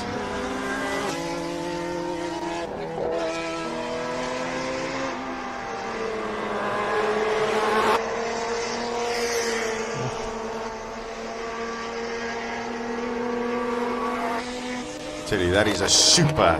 Oh, 54.7. 54.7. I don't have the timing sheets from the previous runs, but I mean that's an incredible lap, brilliant lap from Franco Scribante.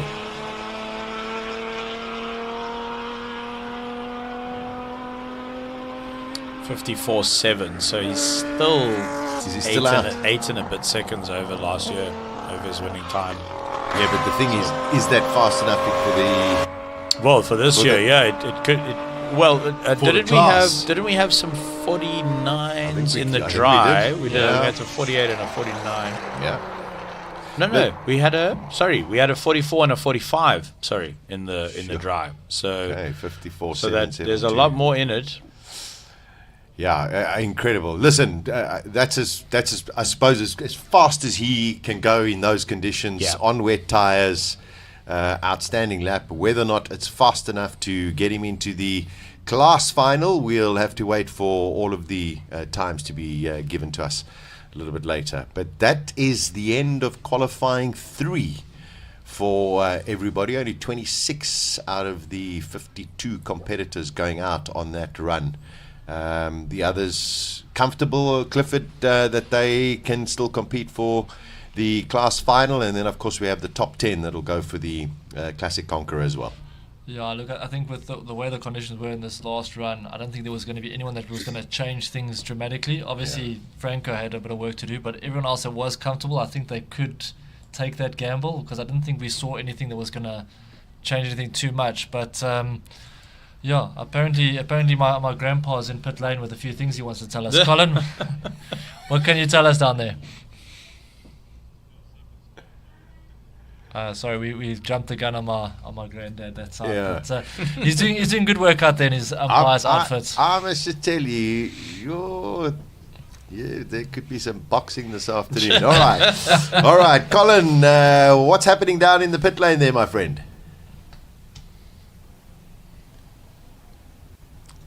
We're not getting him just yet. It does look like there's some sun on him, though. That's a good sign. Yeah. We'll go to Colin in just a little second. So Sasha, you said only.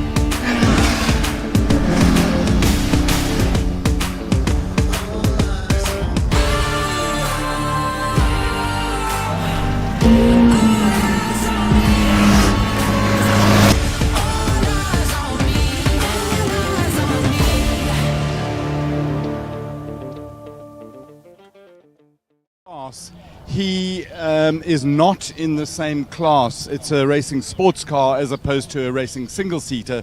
So he's in H10. There's 2 of them in H10, so he'll make it through to the class final. So that's, I suppose, the biggest shock. And it's one of the things that we probably learn. And oh, behold this glorious orb I see in the sky. It's one of the things that we, I suppose, learn from Simola Hillclimb about opportunities and taking the opportunities as and when we get them.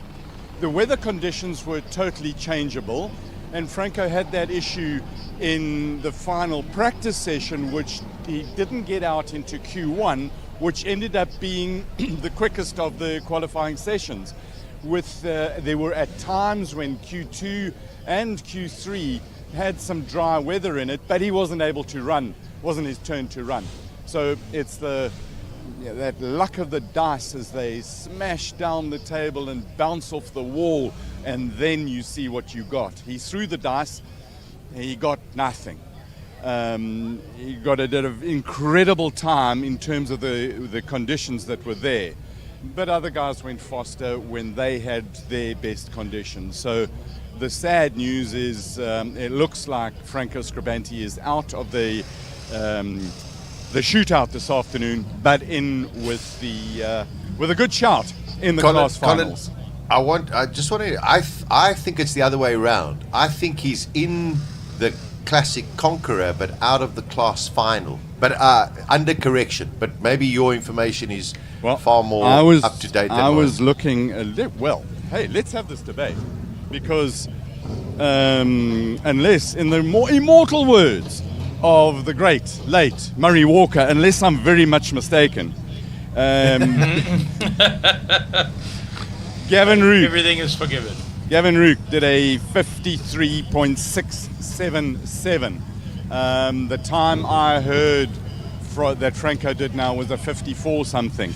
But in the first qualifying, he did do a 40 something. I think. But so listen, I'm going to wait for clarification. In qualifying 2, he did a 53.8, and he didn't go out in qualifying 1. Okay, then you are spot on. My apologies. I hope, according to my information, I'm right. But I would say that, wouldn't I? So let's have a quick word with Andre. Andre, you end up qualifying. Genre, come. The whole the Bezuidenhout clan is here. Genre, you in with a shout with your class? Yeah, it's going well so far. I was just focused on keeping it straight, but the car feels great, and it's a great experience as well. First time in the rain, so I'm happy with the time, happy with the performance, all good. You got to be very happy with your time. You struck while the irons were hot and whatever, the track was dry and all those other things that we can say. You got to be happy, Andre? I'm happy. Knysna, you never know what happens, and I've seen sitting out the first or a second run, you just never know. So we got it right this time. We had 2 nice wet runs, and then I had one lovely run where it was actually dry, and then it started raining again. So luck is on our side now. Yeah, it's an amazing gambling game. Every time you come here, you think you've seen it all. You haven't. You're just learning. Lovely stuff. How many of these things have you done, Andre? I've done every one from 2015. 2015 I didn't finish. The car broke down. I think I won it the first time in 2016. 2020 was COVID. So, but that one, I think it must be my 8th event. And of course, you the ultimate record holder, 200 and a little bit kilometers an hour. You're not going to be able to defend that tomorrow. Yeah, very disappointed. The car broke down last year and I couldn't run it. We've sent it away to Nicholson McLaren. They've had the engine for a long time. But unfortunately, they couldn't find parts, and they notified us a week and a half ago that they won't make it.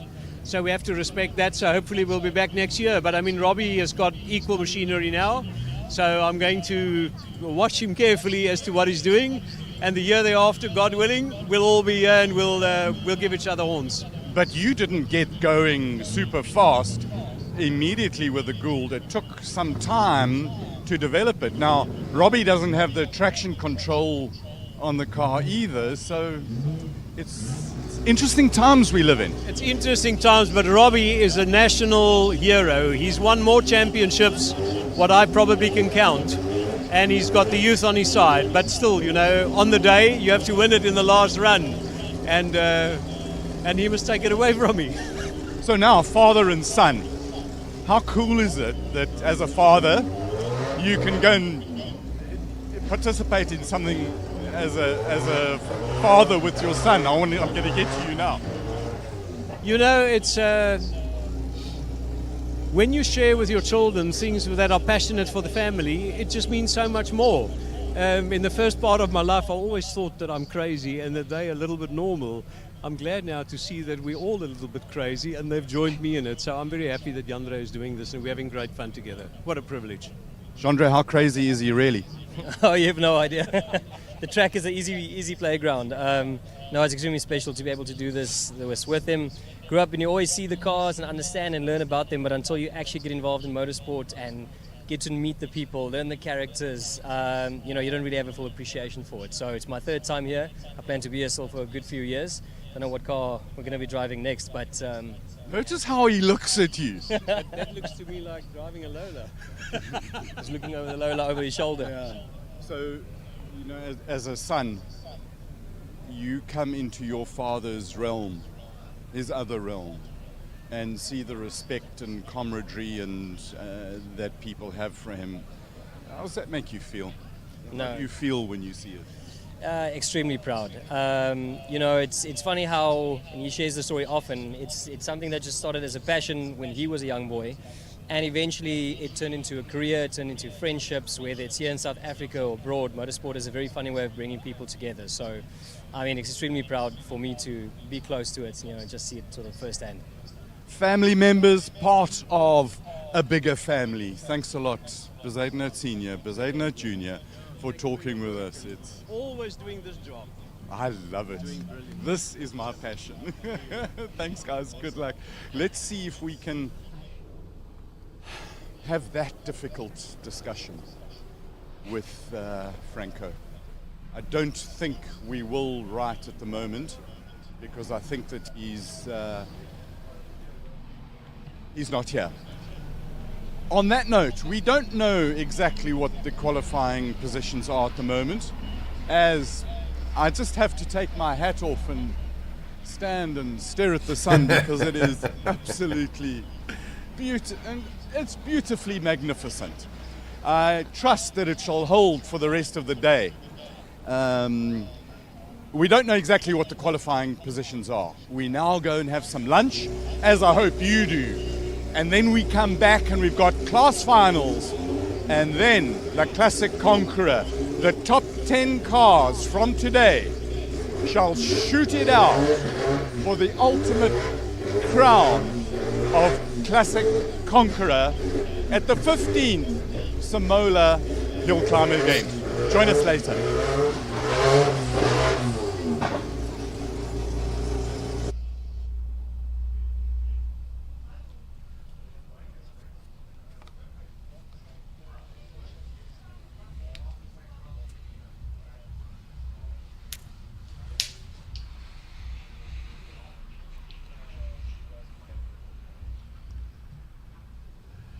There we go, Colin giving us the insights. Of course, we were all waiting to find out what the final qualifying shootout will be. We've got, as he mentioned, the class final and the Classic Conqueror. Yesterday was the parade around the streets of Knysna. We've got some highlights of that. And then after the lunch break, we will be back for this afternoon's edition and final shootout. So please join us in a short while.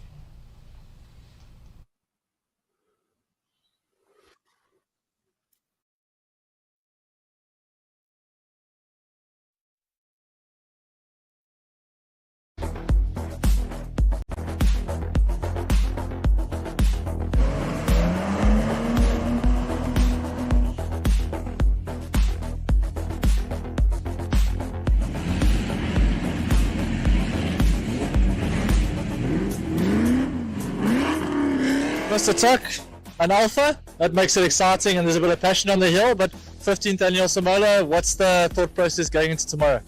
Oh gosh, yeah, 7th one for us in an alpha, so we're Alpha people, we enjoy it. Simola Hillclimb, always a great event. Weather's a bit grim, but hopefully it'll clear up. Doesn't really make a difference if it rains, but I think it's going to be a fabulous event again. Sunny, it's the same for everyone, and anything can happen. It's Simola, anything can happen. So we'll give it our best shot. The old girl hasn't run. Last time she ran was almost 2007, so it's got to be a bit gentle with her and get her up the hill. This event, we've always taken it quite seriously with the Alphas, so we've always put in serious prep into the cars, and we still do. Last year we had fun with our Julieta Sprint, which was a great car for us to run up the hill, really old car, 70th anniversary.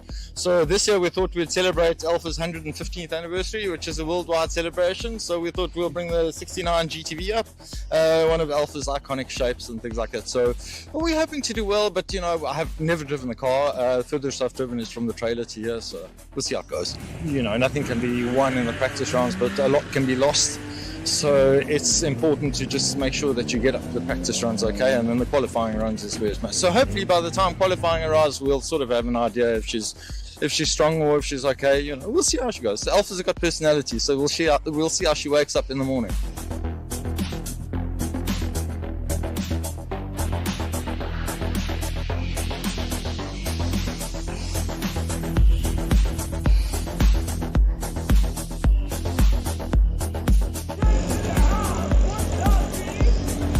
15th annual Simola. It's a big one. Yeah. Classic car Friday tomorrow. Obviously, we're here for the scrutineering. Yep. And we're getting ready. The weather hasn't quite played ball, but what's the thought process going into tomorrow? I think the main thing is weather. I mean, it's going to be cold. We know that. And there's some rain forecast, but, we're Knysna, so anything can happen in Knysna. So what's the expectation? Because obviously this vehicle's been prepped and getting ready for Simola. What are we running under here? What sort of power are we pushing out? And what's been done to the car? And what are we expecting? I built the car. It's got a 2-litre Ford Z-Tech motor that's been worked on a bit, getting approximately 200 horsepower. I'm hoping to get below 60 second. If I get below 60, I'll be happy. Look, we compete in the classic day, so it's more about, displaying the vehicle. So a good example of the era. These vehicles are classic vehicles, often stand for years on end. So you need to really look at the dates on the tires and change the oils and look at the cooling system. Look, I'm a rally driver, so I'm hoping it's wet and it's difficult and it's slippery. The more rain, the better for me. It's cold today, but are we ready? This is quite an exciting car to take up the hill. Yeah, I want to play around with this tomorrow and see if it works, but I'm ready with it, yes.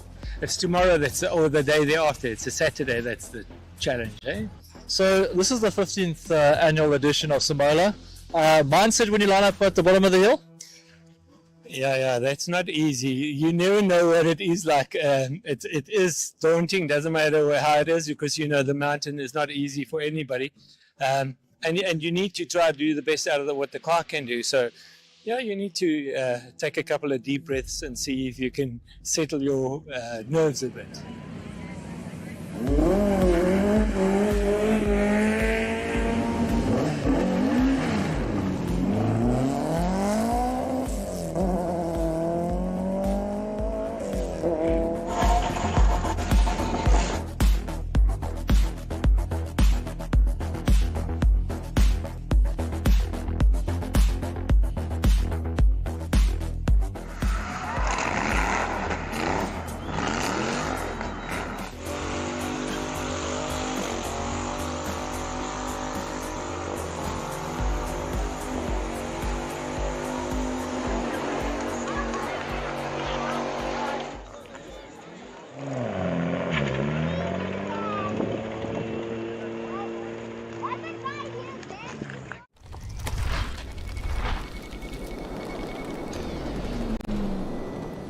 In a world where every second counts, one man stands on the edge of destiny.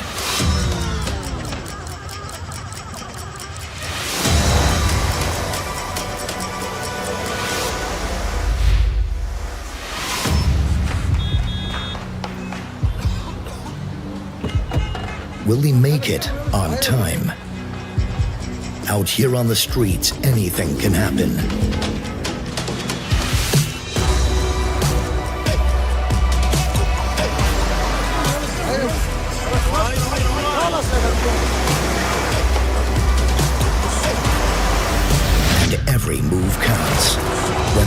odds are stacked against you.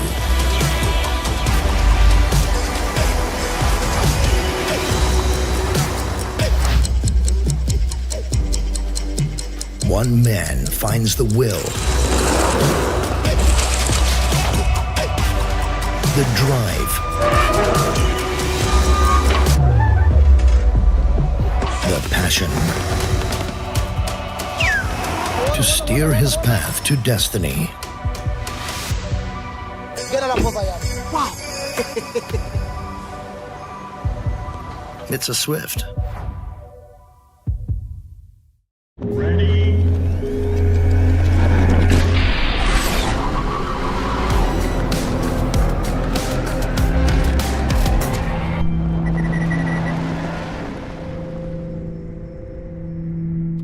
Be rewarded with every swipe. Earn up to 30 cents per litre cash back on fuel when you swipe your new BP Rewards card and Smart Shopper card together. Plus, get 1% cash back on shop purchases when you swipe your BP Rewards card at BP Express.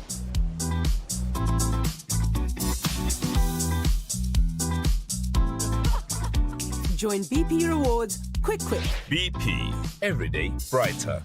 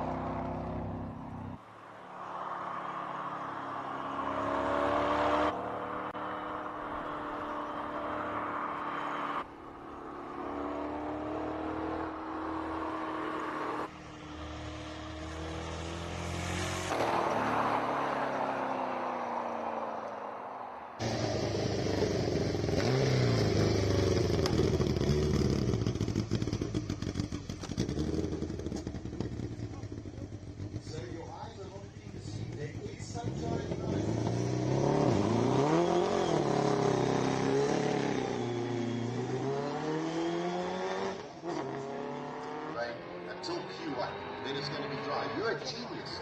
I mean, genius. Weather is definitely my passion about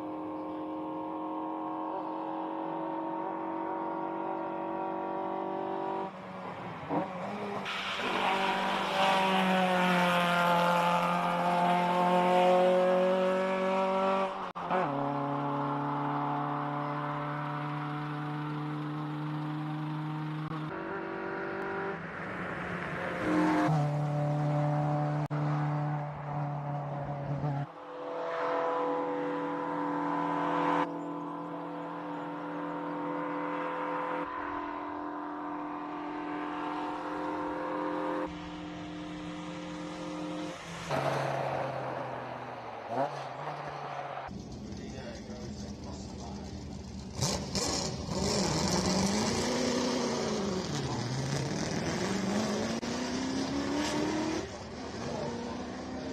finally back out to bring out the big guns.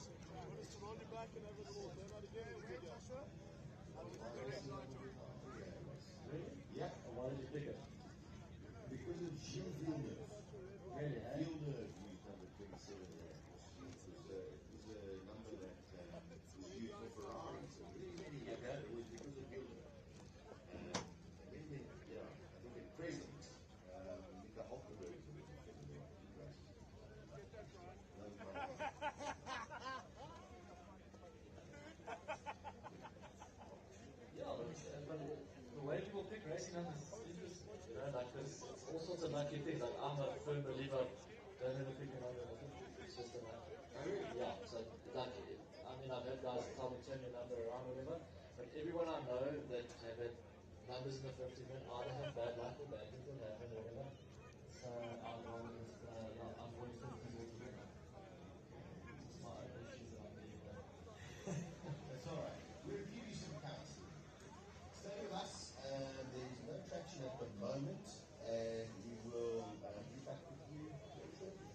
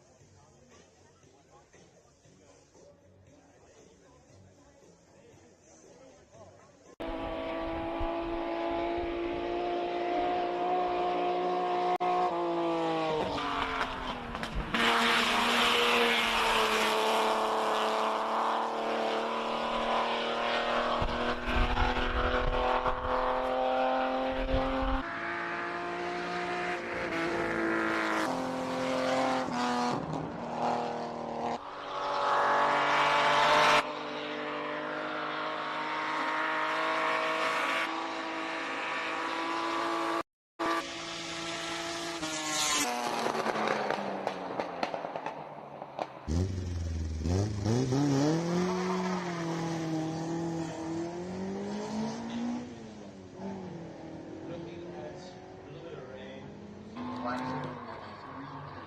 that's usually nuts.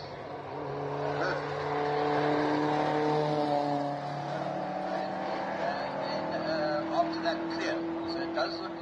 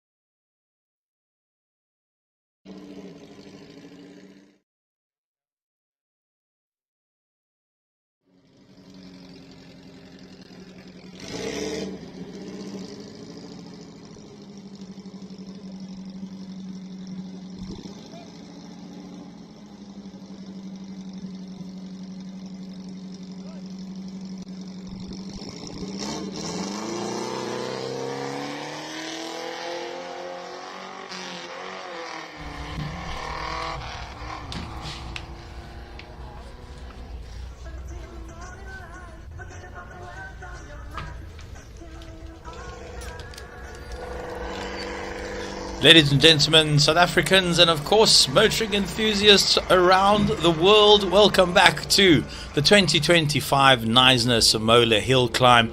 This is the Speed Festival of South Africa, the largest motoring event of its kind anywhere on the African continent, now in its 15th running, and it is a pleasure to be back in the studio with Sasha Martiningo, who is currently not in the studio, but he will be soon, and Stuart Grant from Classic Car Africa. How are you, sir? Yeah, good, thanks, Chira. It's good to be here. Yes, I know. It's always a lovely weekend.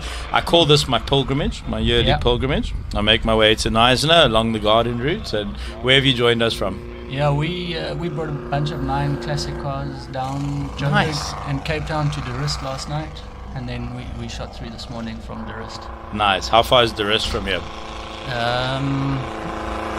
It's a good question. I think we went past Uniondale, so we added a bit. It was about 2.5, 3 hours. All right. Well, welcome. Glad you made it safely.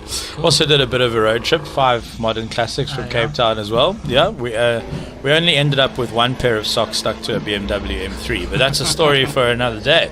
And what we have in store for you for the rest of the afternoon, we are running slightly late, so if you've been following the timing on simolahillclimb.co.za, we're about 20 minutes late, mostly due to the rain, and we are now running the class finals. So there will be a class final. The top 3 in each class, or top 2, will race for class honors, which will be handed out at prize giving at about 3:30 this afternoon. But between prize giving and the class final, we have the Classic Conqueror, where the 10 fastest cars of the day go head to head for all out glory in Classic Car Friday.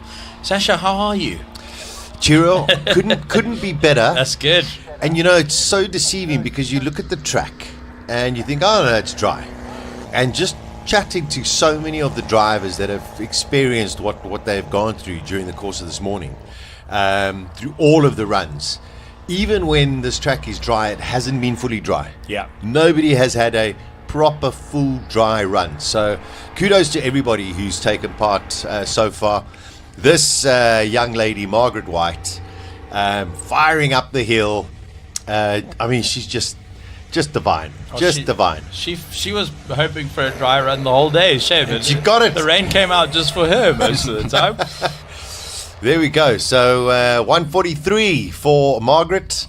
Fantastic. So well done to her. I think that's it could be a second off her fastest time during the course of today.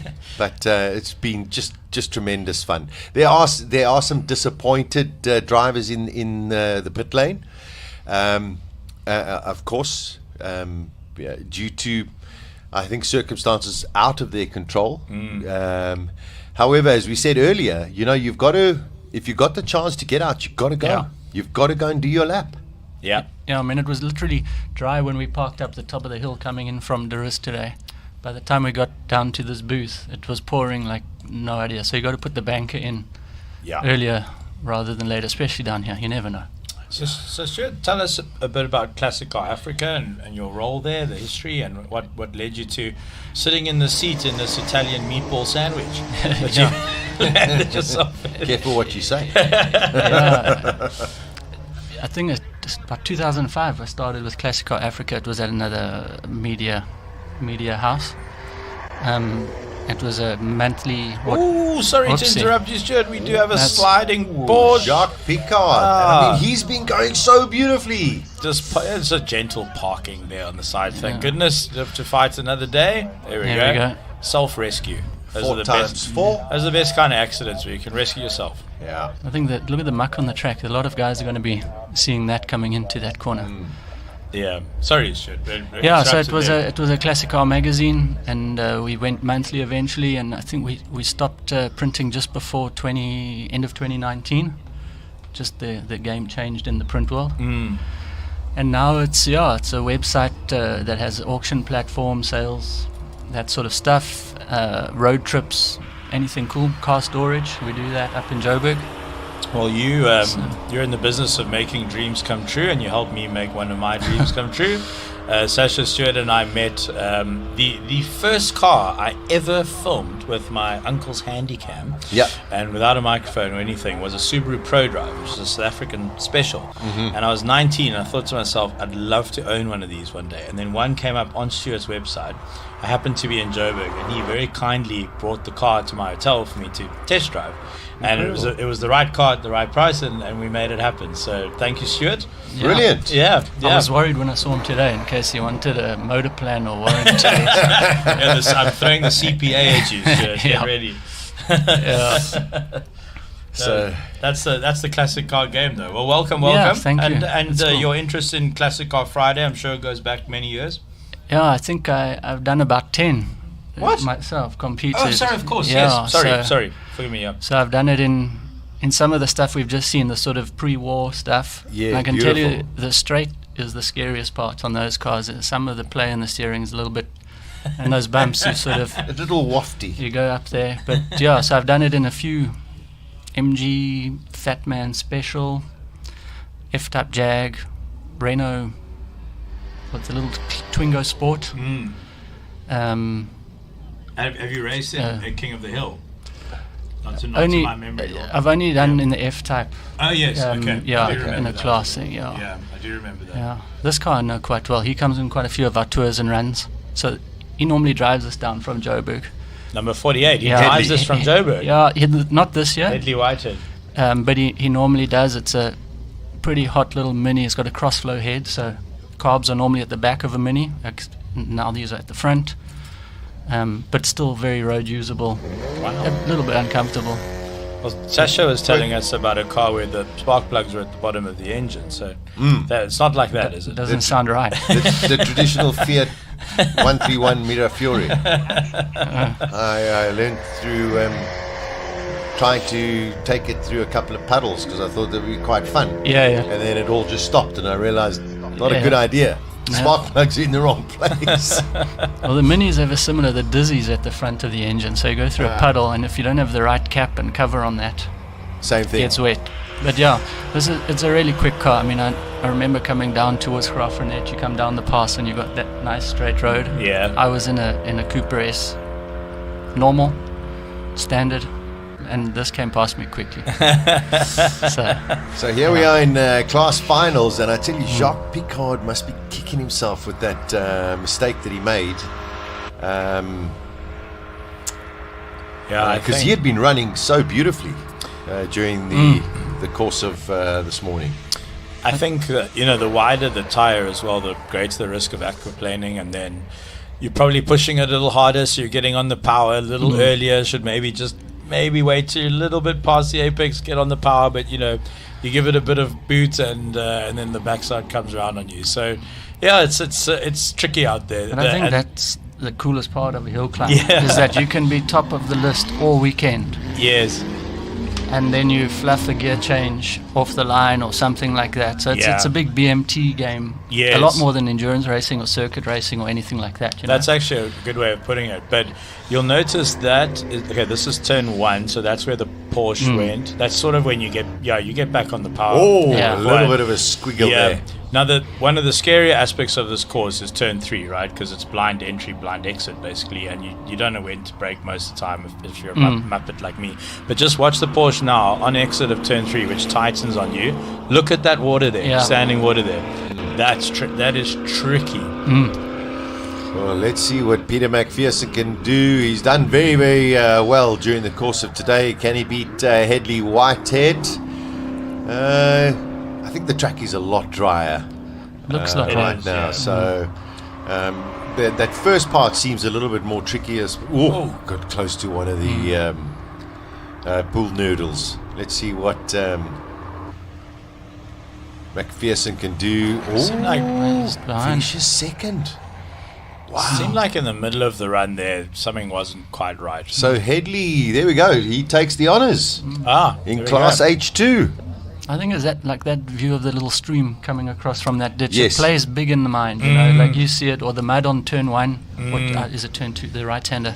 The hill. There's quite a bit of mud there, and it's all in the head. I mean, there's not much traction off the line for that. Yeah, very difficult. Jean-Andre Bezuidenhout has been one of the stars of this morning, Giro, without a doubt. He's driving particularly well. I don't think I've ever seen a 944 turbo go that fast, if I'm honest. They were quick, but they weren't that quick, so he's doing a very good job. Yeah, you see, that sort of stuff puts doubt in the mind, that patch of Yes. muck over there. So I think they just got to there was a have huge, faith. So I think you're referring to there was a huge oil spill there. Okay, and is that what they put dries down? it down, yeah. So there is a little bit of earth there from the Porsche accident, but what you're seeing in the center of the track was the dries it. I think it's known as to soak up the oil. But your point remains, when you see that, and you see a changing surface condition, there's just that moment of hesitation, and obviously in the hill climb you're coming down to thousandths of a second, so you don't want any moments of hesitation, really. It's a solid lap from Jean-Andre Bezuidenhout. Also, don't forget, the water has to go somewhere, and it goes down. 57.4. This has been the most consistent from Jean-Andre Bezuidenhout, no matter what conditions. Maybe he's just been lucky in getting all of his track time at decent times, but that's a super lap from Jean-Andre. Opposite of Margaret White this weekend. Yes, Jean-Andre got all the sunshine. I hope she's got a new overall, or a dry overall, because she must be sopping. That Fiat is. So this is quite an interesting car. So this is the 131 Racing. Yes. Homologation special, built here. Pop Diedrichs was the driver. So I'm guessing this is a son or a family member.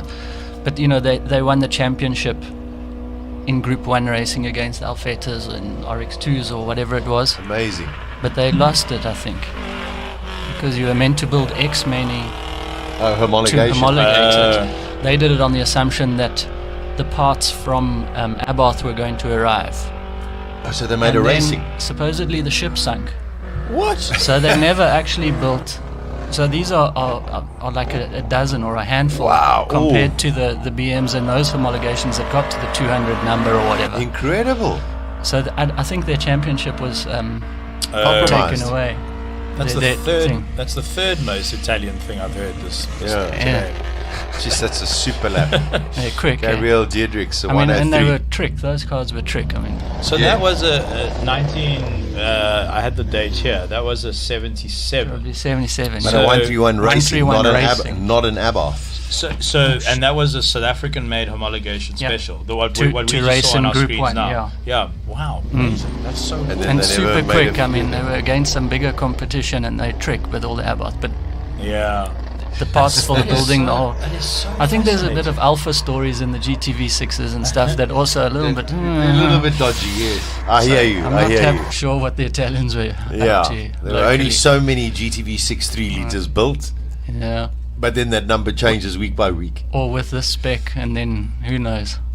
So here we go in Class H4 on his own. Ivan Lerm, he's had a fabulous day in the Cobra 5.7. He'll also feel as though he's been swimming with that open car. This is a tricky little bit there because that water, the streams are now flowing across the track. Because we had quite a significant downpour just before the lunch break. Yeah, it was a big one, that. And you see those little rain ducts on the left, those Yes, cobblestone things coming there. across.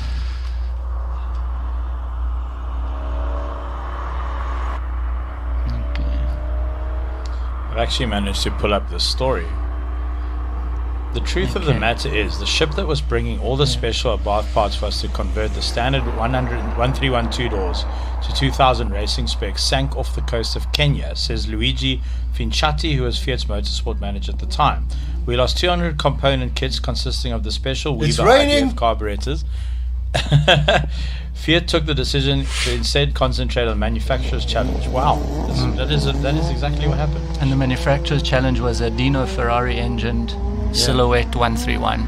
Dave Charlton and I think Basil van Rooyen. That's a fascinating story. Wow. That's in Kilburn, huh? Yeah. Yes.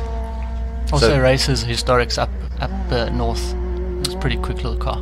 Sorry, Sasha, you said the rain coming down again. There was Yeah, there's some definitely spots some on the spots. screen. Yeah, at the top of, more towards the top of the hill. Yeah. The Datsun's quicker. Very quick. It's obviously all the driver, but I mean the Datsun. So this is, don't forget, this is Grant Kramer. Oh, is it? And then Kilburn, it's Kilburn and Tuck. Yeah. Last year that are they gonna were go added for it. together as Yeah. well. So Kilburn and Tuck, they're definitely going to be going for it. But this is also, I mean, this is a fabulous Datsun, beautifully presented. Are Stunning they sound. running slicks? Do we know? It's been very changeable. It's exactly, it's been so Yeah. difficult. I think those who have Good them, lap. maybe Great lap. maybe might 59, think, guys. Wow, Wow. that Datsun's quick. That's a massive improvement. Yeah, so, There's Ian, yeah. so I tell you, you've got Grant, you've got Ian, and you've got Trevor. Yeah. And they've done All sub 1 57s, minutes. 58s, all sub one Yeah. minutes. And 59.5, I tell you, that is a super time in these conditions. So it's going to be very, very Car number 38, tight. Ian Kilburn. This is so the first Datsun running is not a matching numbers car. This one does seem to be potentially not matching numbers, but both Datsun engines. Oh, I think he lost some time there. Yeah, Definitely lost a couple of tenths. But we always say if you can't win, have the best Yeah, just start in go. front of the VIP section. Ooh, Yeah, another it's little all over the show. little tank slapper there. It just is so deceiving where you sit and think it looks dry. It definitely. I mean, he's got to. You know, you're going for glory now. You've got to push. You've got to go. He's held on to it well, but I think he has been a little This is gonna compromised. be- This is going to hurt. He was tiptoeing a bit there. I think he knew that. I'm sure they can see it on the screen in front of the pit. Yeah. That there's and that's quite visible on the screen.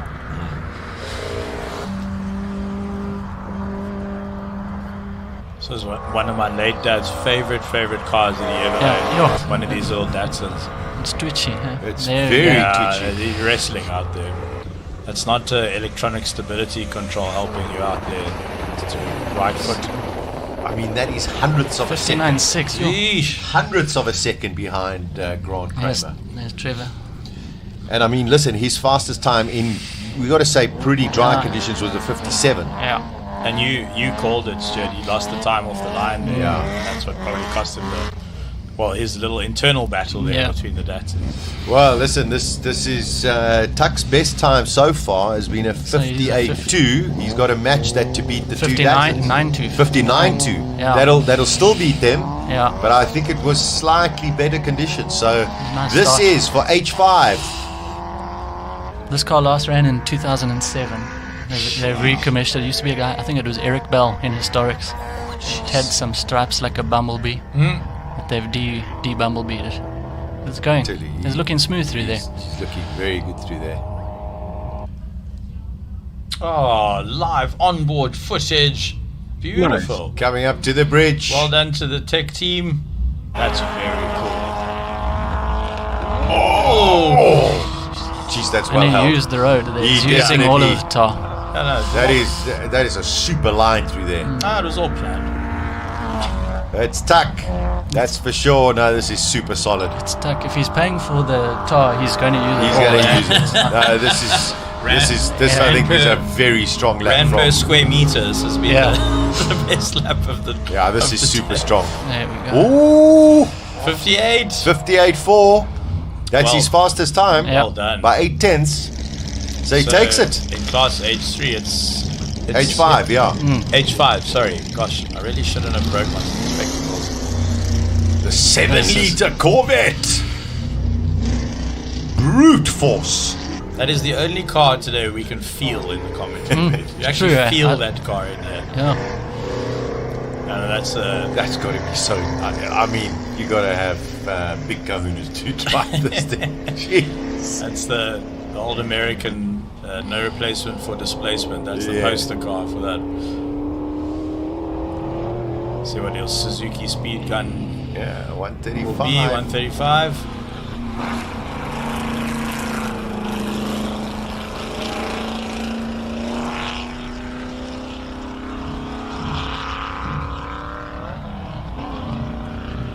Stand to be corrected. Something on the line is making a vibrating the commentary booth. I'm sure we'll get a shot of it shortly. It's Paige Lindenberg. Yeah. Richard Evans coming up.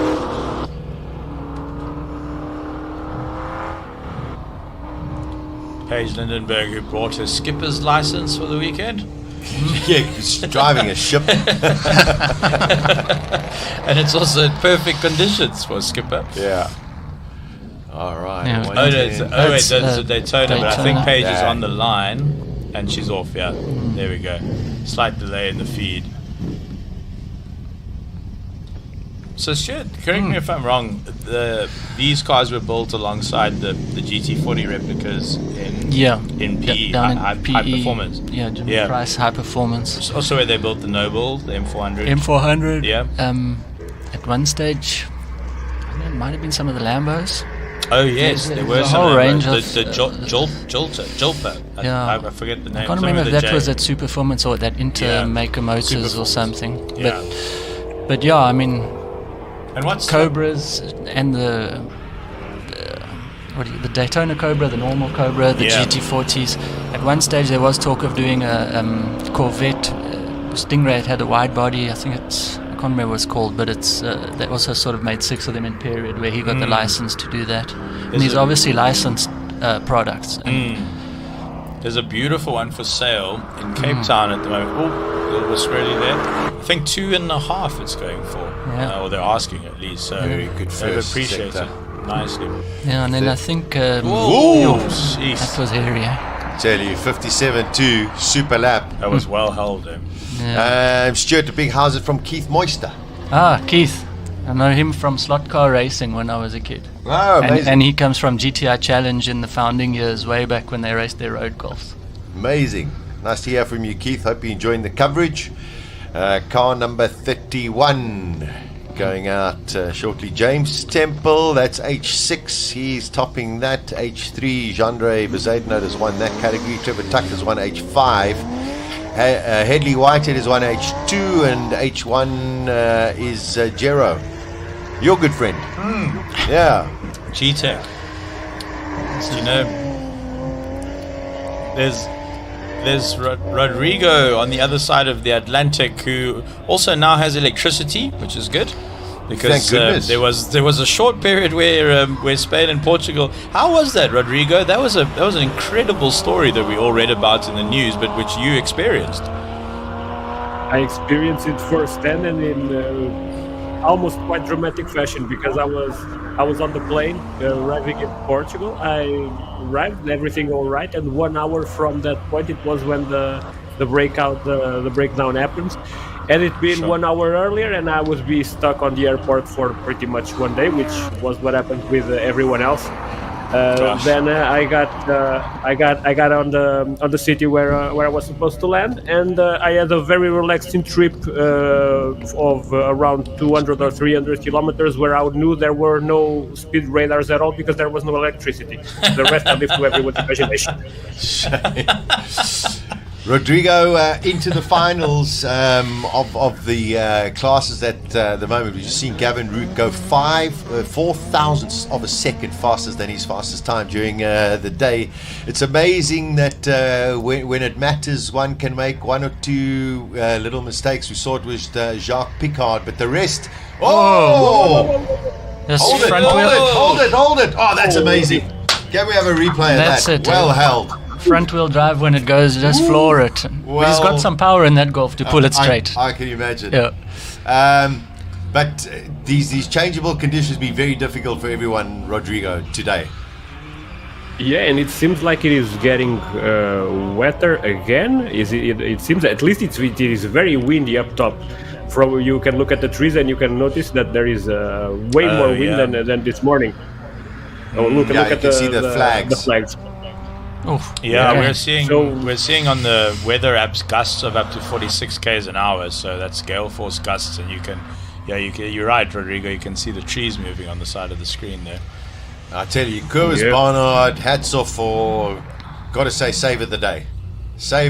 That was fantastic. Really, really good. But it could be a tailwind. Could be.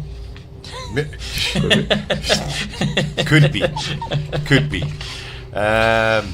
I went to go and look at this during the lunch break. I went to go and look at this Porsche 924 because I've been talking about it during the whole of the commentary this morning. And it's just beautifully presented. It's just something unique. I've never ever seen a 924 look anything like the GTR body kit. Yeah. It's like the Carrera. What do they call it? Carrera GT as well. That they Lamar'd. Rodrigo, do you know, is that a factory kit?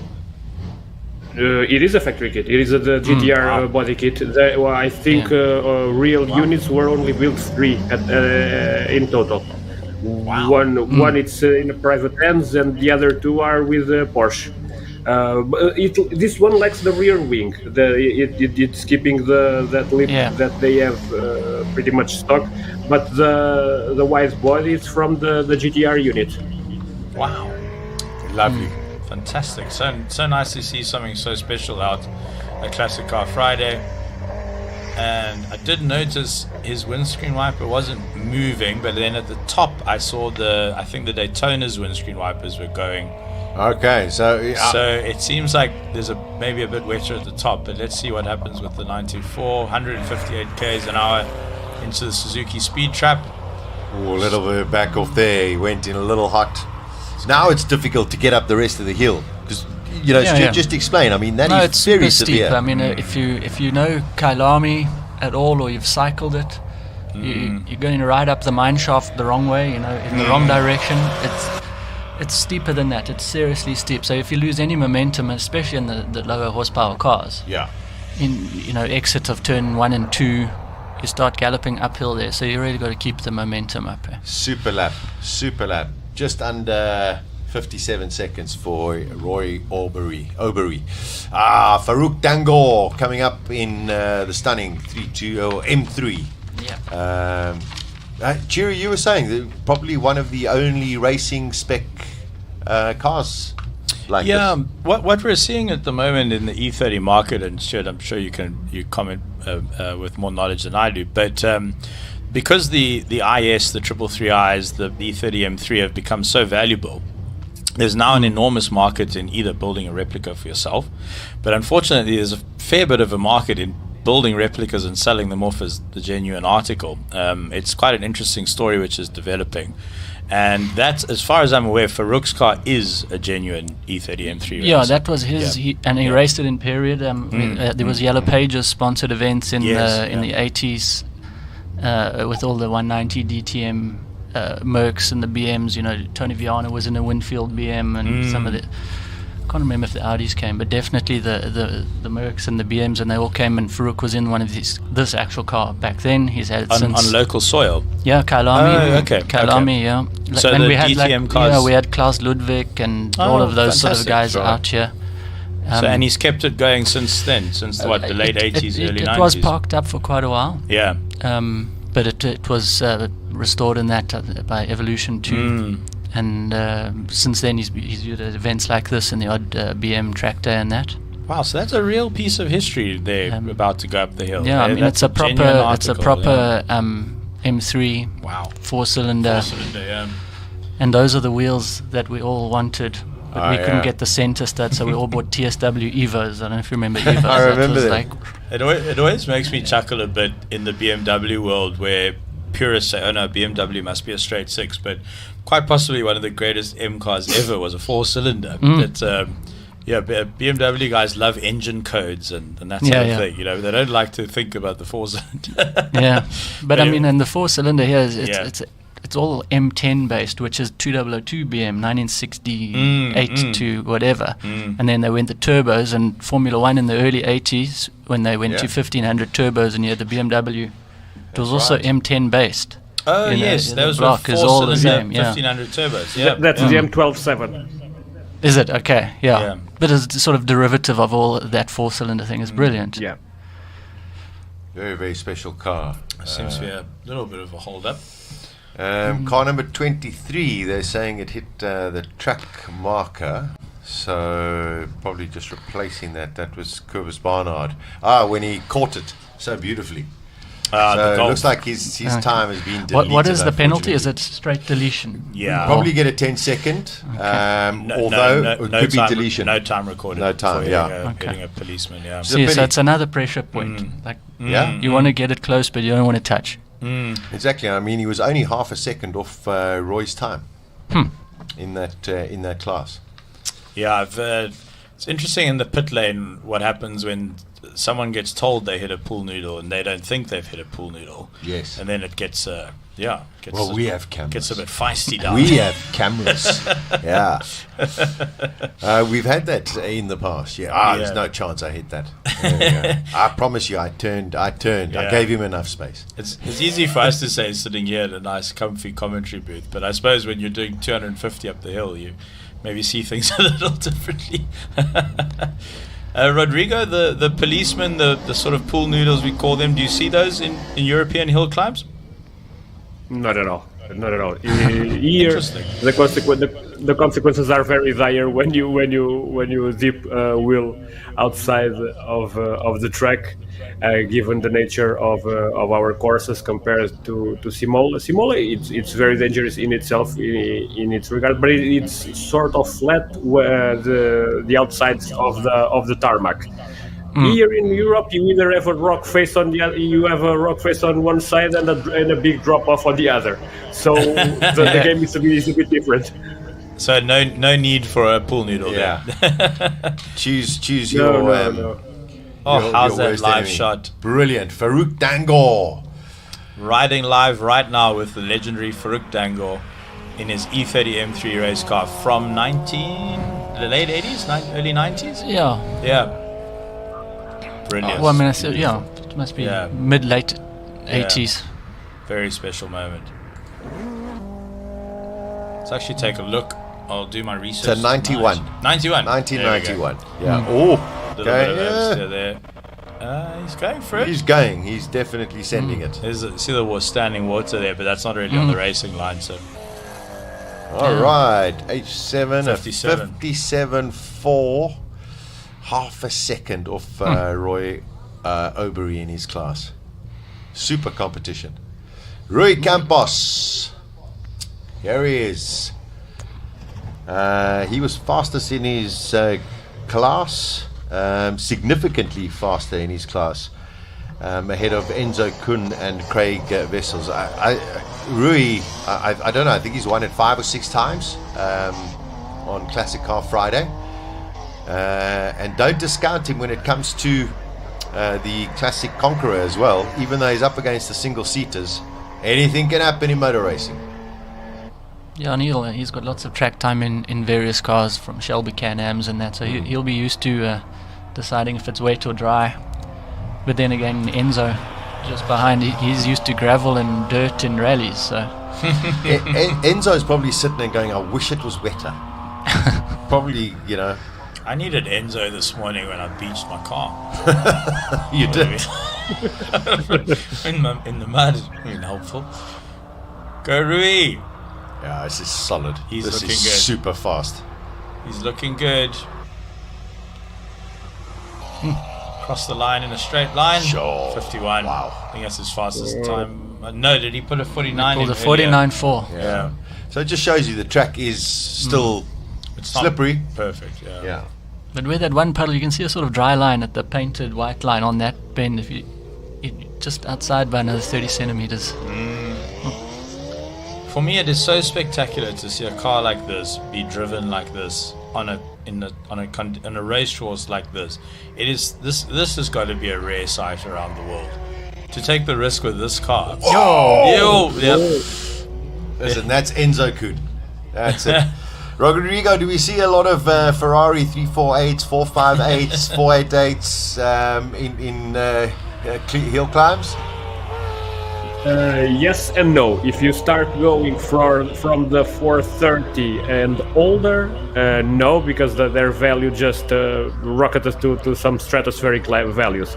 But from the 430 and upwards and newer, we see a lot of them, because the challenge units sold by Ferrari are also are prepared for hill climb racing, and there are a lot of customers. I would say that right now in the Italian Championship we must have something like 10 to 15 units running. Wow.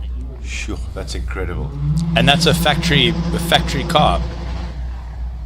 Pretty much. Yeah. Of course they are run by private teams, but yes, they go to Ferrari, they buy them ready to race, pretty much. And ironically, it is pretty much a cheap way to do hill climbing at the top level, because you are buying a turnkey car that you pretty much enter and race as hard as you can, and it will withstand it.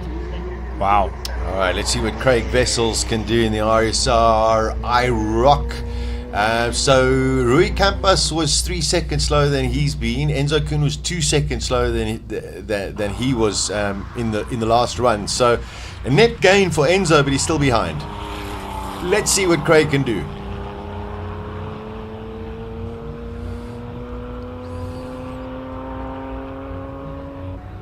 Sounds good going up the hill. Oh, beautiful. Slight lift. Ooh, double lift. Enzo sort of tapped the brakes a little bit. The more I watch Porsches, the more enchanted Oh, I am. brilliant. Brilliant. How does that work? How do you put the engine behind the car and then still get it to drive like that? It blows my mind. It's so good to watch. I mean, I can tell you, I don't want to like them. Yeah. Because it's the obvious choice. And so I buy other scraps, and then you drive a Porsche, and you're like, shit. Sorry. Yeah, no, I know why. I have the same feeling. Well, I told Sasha earlier that I have tuberculosis, and the only thing that can solve it is a 996 turbo manual. And then he gave me a dad joke warning and said, Chiro, that's your last dad joke of the day. Ian Schofield, Schofield in the Nolts Niemann. It's a Formula Atlantic. The live drone shot. Beautiful. We can finally get a drone up in the air. Drone. Beautiful. There's a great saying. You can fly a drone in the rain once. Drone guys love that saying. Is this not a Chevron? No, it's a March. It's just the March. I think it's the March. 77B. Yeah. Okay. He's going. Yo, no, he's not holding back. Come on. I think the March came second last year. Wow. Whoa, 47.9 for Ian Schofield. Yeah, that's definitely lifted things up. Now we've got Charles Arton, also in a March. Yeah.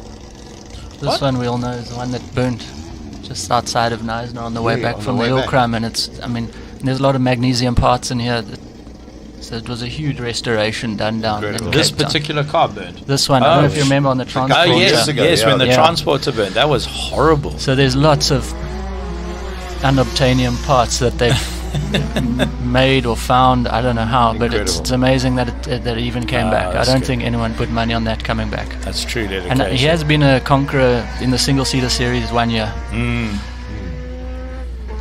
Emptied a little bit hot into one. That's quick. Yo, he's going now.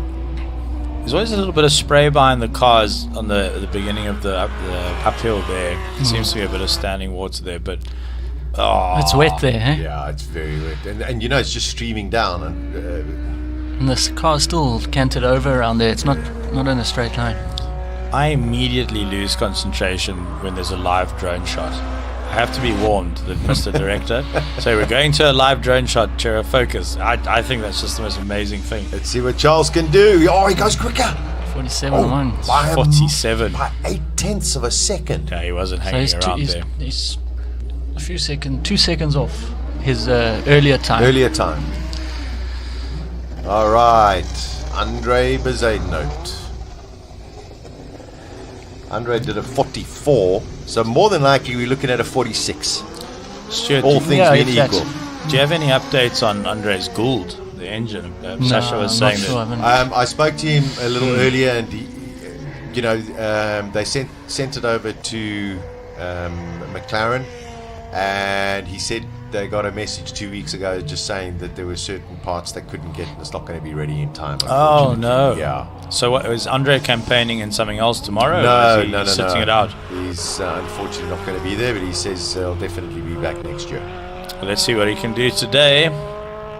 He's looking good. He's gone purple in the Sector 1 and Sector 2. So he's on a good run. Now just the S's left. No, he's actually lost. Sorry. Half a I was second looking in at Sector 1. No, sorry, you're right. I was looking at Arten's times. Yeah. Forgive me. Where is Andre going to place? Oh, he just by took a tenth of a second. Wow. Less than a tenth of a second. I tell you, Charles Arten will be delighted but disappointed. And Stuart, it's one of those where, man, I was so close to beating. Yeah. That's quite interesting though, because their sectors are purple and green in different sectors. Yeah. Shows you. So Andre was faster in Sector 2. Wow. That was fantastic. This Davy 66 has Isn't the coolest this story. amazing? It's the most beautiful story. Yeah, I mean, it's brilliant. I first saw the car when they pulled it out 10, 12 years ago after it last ran in 64, I think. Yeah. But, and Brian Davey, who designed it, I was with him and he showed me his slides, and he worked for Lola. Okay. So that's why that's why the chassis is yellow. If you look at Lola single seaters, the chassis are yellow, and the reason they're yellow is so you can see cracks. If it's a black chassis, you can't see a crack. Wow. But he worked over there in the Formula 2s and that, and up to Formula 1. But he took a camera with him and color slide. And you got to see the photos. We're talking Le Mans, Spa, really, Nassau down in the West Indies. Everywhere he travelled with Lola, and he is a super engineer and developer. He was involved in the Ratel development here as well. Okay. So what a time and, for Scott. And Temple driving it, obviously. Yeah, I mean, he just doesn't hang. He just lets it all hang out. It's a Ford Zephyr 6 engine in there with a Raymond Mays head, which is. That was the Lani head if you had a Zephyr 6. So Sasha, Cool. I stepped out quickly to swim to the loo when you were talking to Colin about Scribante. So what was the conclusion? He's in the class final, obviously. Well, he's in the class final. He's not in the Conqueror. I don't think he's in the Conqueror. Okay. No. Shame. Tough day at the office for Franco, but his car's going in home in one piece, says he, so far. And it's going to be, is he going to take the class finals? This is going to be close. This is going to be close. You can never count out Franco Scribante.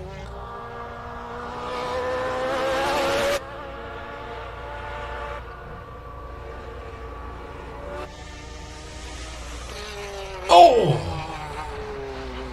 47-2. 47-2. 2 tenths off. Wow. Well, he's 2 tenths off Andre, but I mean, Andre's in a different class. Oh, sorry. Different class. In a different class. So, He's 8 seconds faster than anybody in his class. Okay. So but unfortunately, this doesn't count to going into the Classic Conqueror. It doesn't. It doesn't. Yeah.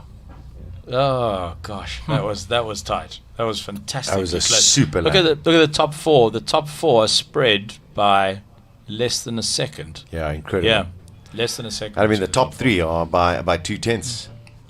All right, let's cross over to Colony's in pit lane. I tell you, been tremendously exciting here in the commentary booth. What's the vibe like there in the pit lane, Colin? Well, I'm with Headley Whitehead, who's just beaten the Mini Cooper S, beats a Ford GT40. Headley, you've got to be really happy with that. Very, very happy. Very, very lovely, great event, well organised. We had some challenges last year, but this year ran like clockwork. We had great competition. GT40, D-Type, Porsche. We had another 2 Porsches and an Anglia. So the class I was in, the category I was in, was very competitive, and we managed to win with a bit of help from the rain. The larger cars with all their power struggled a bit in the rain. But just come with me out here. Yes. And look what's shining I know, on yeah. Headley's face. Yes, that's right. Awesome sunshine. Sunshine. You brought sunshine to our lives, Headley. Yeah. Congratulations on the class win. Well done. Yes, thank you. It was Awesome. great fun. Great event, well organised, rain like clockwork. We had a change in the driver's briefing yesterday, which saved time this morning. It was good, well run. Despite all the rain caused a few hiccups, as you know, but it ran like clockwork. Plus some electricity outage, but everything was managed. Fantastic event. And when you win, yes, it's even better. It's even better, sure. See you next year. Yes, thank you. Yeah, cheers. You will be here next year. Certainly. Lovely stuff. Okay. Number 8, Yeah, okay. Crossflow Mini. Headley, yeah. Thank you very much. Pleasure, right, pleasure. next one we're going to go to is Genre. Bizarre note, but he's not here. Also class winner. And Ivan Lerm is... Where's Ivan? Yeah, hold on. We've got a runner has gone to find Ivan. And then Ian, right at the end, you got tuckered. I got tuckered and beaten by the other Datsun as well. Yeah, it wasn't a good run, but conditions were really, it was a luck of the draw who was going to get a smooth run up there. I think we were all only a second between the three of us, so yeah, it's just one of those things. What a lovely class this has been with the Datsuns and the Alphas and the Lone Manta. Yes, it's been absolutely great, and especially the Datsuns against all these Alphas and second and third, so we'll have to come back next year again to reclaim the Datsun crown. And how many years will that be that you've been here? Next year it'll be my 7th year. Lovely stuff. Out of 15, very good. Yes, Ian, absolutely thanks. great. Cheers. Thank you very much. Right, let's go to Trevolini. Trevorini, Tuccolini. You tuckered them. Yeah, buonasera. Yeah. No, we got lucky. That was anybody's game. The rain was coming down. I could see some spots on the window. I thought, oh, God. Third in the queue, I thought, when I got to the hill, I wasn't confident. When I got to the top, I thought, you haven't done enough, Trev. But, when I got down, we won. So I'm chuffed. I'm bewildered, actually. Absolutely fantastic. And thanks for running with our camera on the car. We got some, during your class-winning run, we got some lovely footage. Yeah, I think it was a bit squirrely here and there, but... it was terribly untidy. Yeah. Missed apexes by miles. Yeah. The gear changes were a little bit sloppy. Brake application a bit rough. Yeah. But hey, it was fast. An absolute novice. Trevor, thank you very much. Thank you so much for having us again. And congratulations. Thank you very much. Cheers. Right, that's Trevor Tuccarini. Who else have we got here? Gavin Robinson and James. Where's Gavin? Gavin. I haven't got him. James is missing. Page didn't make the... James is changing. We've got to get him while he's changing. James? No, we love it when part of the strip show, we've had somebody in their underpants. Now we've got you second, but you had fun. Had fun out there, not so fun anymore when you come second, but I mean we gave it a good go. The car's it's just not suited for that condition. Yeah. Too much power, I never thought I'd say that. The tyres also, I mean, we're limited with it, so it's difficult. It's a wide tyre on the wet. It's difficult, but we gave it our all, and yeah, that's where we ended up. How many Simola Hill climbs have you done to the 15? 5. Awesome. We'll see you next year. Awesome. Thanks, Colin. Take it easy. Thanks for chatting to us. Right, we're going down this list. Prof Barnard got disqualified because he did that thing to the cat.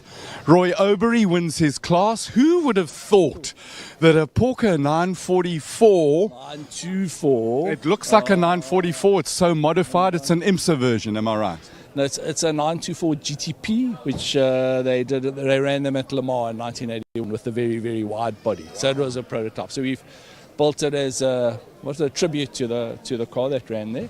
And how do you feel now, Roy? You must feel like Roy Rover. You've won, you came, you saw, you conquered. Yeah. So I've been chatting to come for 10 years, and I just haven't got my shit together. And this year I said, I'm going to get it together. I raced Passion for Speed, which was the first time I raced that car, and I said, I'm coming to the hill climb. But it's been epic. I mean, the weather makes you like really nervous. I mean, I still think I'm owed a proper dry run up the hill, so I'm going to have to come back next year. Awesome stuff. We'll see you. Congratulations. Class winner, Roy Obery. In his Haval 924. Right, who else do we need? We need Rui Campos because he won in his class in the Porsche, and Rui will be, there's his car. It's all beautiful, but we don't see Mr. Campos. Right, we're just doing a quick walk before we get to the shootout. Then we have Andre Bezuidenhout, who wins it overall. And we'll find him now. Franco Scribanti won his class. Ian came third.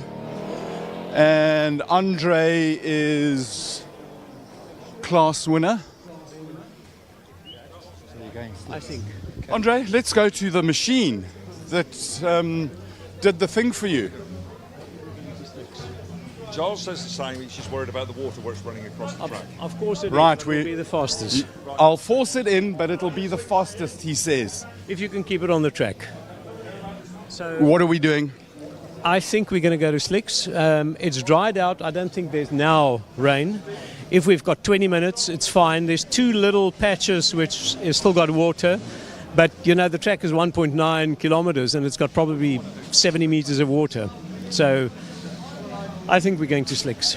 Awesome. I love a brave man who has the courage of his convictions. Hope it's the right decision. We shall know shortly. We shall know. That's true. Class winner in the single-seaters, Andre Bezuidenhout, thank you very much. We now move to the place where the big boys, the top 10, they come out and they fight for victory. Jeff Goddard, you organised the sunshine for the Classic Conqueror? Right now, here it comes, guys. Sun, exactly as we ordered it. I was watching it on a weather app I've got, and here comes the blue sky. But clearly, it's unlikely the track is going to dry out sufficiently, though. They're going to stay on wets, I would imagine. Well, we've just spoken to Andre. He disagrees with you. They're busy putting slicks on the car because he's got 20 minutes. The sun is beating down. In my eyes, I shall worship the sun for 30 seconds because you arranged really bad weather. Jeff, you've told me you've been competitor liaison on this event for how many years? Sporting director, to be correct. Director. Oh. Yeah. Sorry. Oh, great one. How many years? Yes. This is my 15th year, but essentially if we didn't have COVID or anything else, then it would have been 17. I'm getting too old for this. It's been magnificent. Coming from being in a racing car to being part of the organisation team, I thought it was a good idea in the beginning, but it's been a magic ride for me all the way. And who would have thought that a hot rod driver from rural England would end up being the world champion hot rod driver? That's correct, from the Royal County of Berkshire. Berkshire, that's where they are barking mad. And you now come through production cars, many bits of racing, a world-class sailor and sporting director for this magnificent event. Jeff, it's been an absolute privilege and honour working with you and being with you through these many years. Well, thank you for that, and it's just been a pleasure for me now giving back to motorsport. It's been a nice ride for me. I'm fully rounded.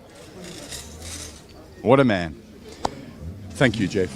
Right, that's Jeff Goddard. What happens now? The top 10 qualifiers come out and they fight for the title of Classic Conqueror. Gavin Rook is the first of the guys that goes up the hill. Beautiful 3.8 litre carbon fiber for days, leather. It's a stunning machine. He's got the proper sticky slicks on it, so it looks like sticky slick weather. Did you have fun? Yeah, enormous fun. I'm going to have a bit more fun now, I think, as well, Colin. Yeah. Because we're putting slick tyres on, so I don't know where that's going to take us. Oh, I love that move. Let's see what Charles is doing. Charles, what's happening with the rain tyres? Why aren't you slicking? No, we're going slicking. We are slicking now. We're changing. We're going to slicks from the wets. Oh, the brave and the bold. And did you feel that drop in temperature? No, I didn't. But there's no more rain? Warming up. Don't worry. Warming up. But let me go back a step. I've just come second to Andre, which is very well done to him by 5/100ths of a second. That hurts and it's lovely. It hurts. To be that close is great. It hurts. No, it is good to be that close.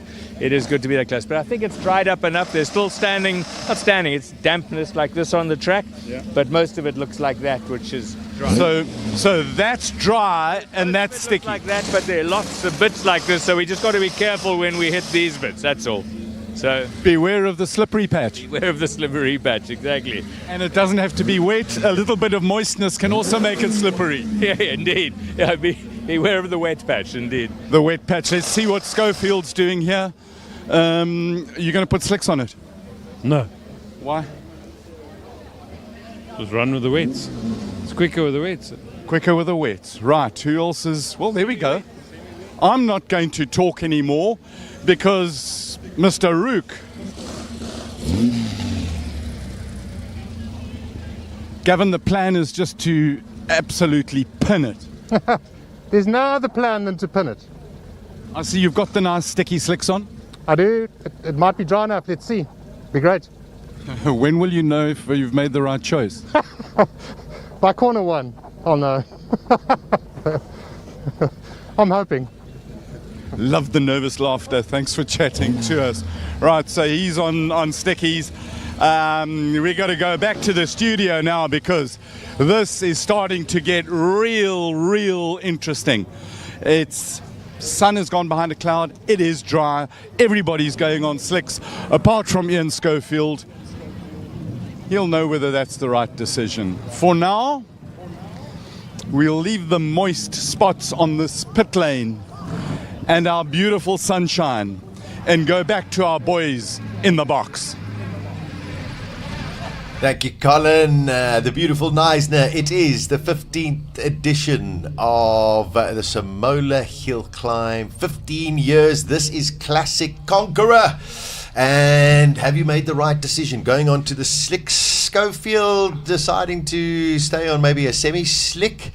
I suppose we'll know by the first runs, but because it happened so quickly, it's not as though you got time now to all of a sudden change those tyres if you see that those slicks are working. Yeah, I think it's a tough one. I think I'll go with I don't know if there's a semi-slick. Yeah. But for those, I'm sure they probably just got a wet and a dry setup.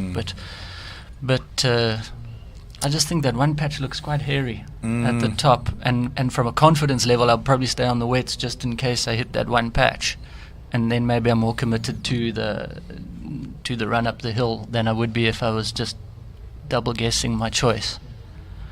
It's such a tough call. I mean, you've done this numerous times. Yeah. And I've got a little bit out of shape on that left-hander, right where that water is. I know exactly. I mean, I almost reversed a Jag back down the hill there. It had electric stuff that helped me not. But that patch of water really scares me. Well, it's because it's suddenly wet.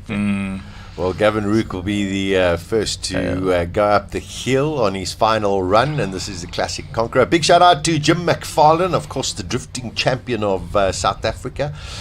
He's down here as well, so it's amazing just the caliber of people that we have here. I mean, besides Chiro, you know, lots of other famous people as well.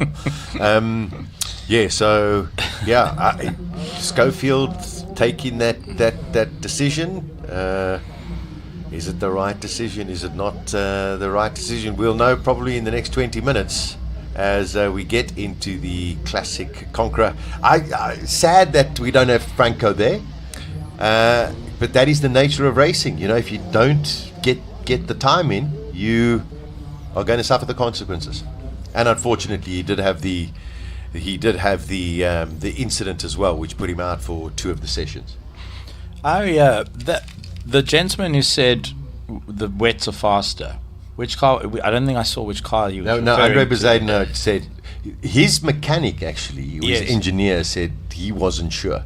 And Andre, right at the end, there that was a gent in a Greg Canny. black, That's in a black Schofield. So that's Schofield. Is that Schofield? So Yes. Schofield is going out on the wets then. Well, Yes. from what we know from the last word. Yeah. And then his competitors are going out on the drive. I just like the way the advocate told his engineer, it'll be faster, in a very advocatorial way. Don't argue with the advocate.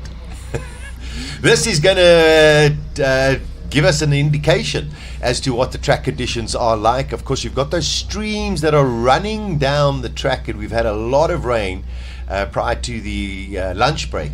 So those streams are still dealing with the laws of gravity. Here we go. It is the Classic Conqueror. First out is Gavin Rook in the Porsche.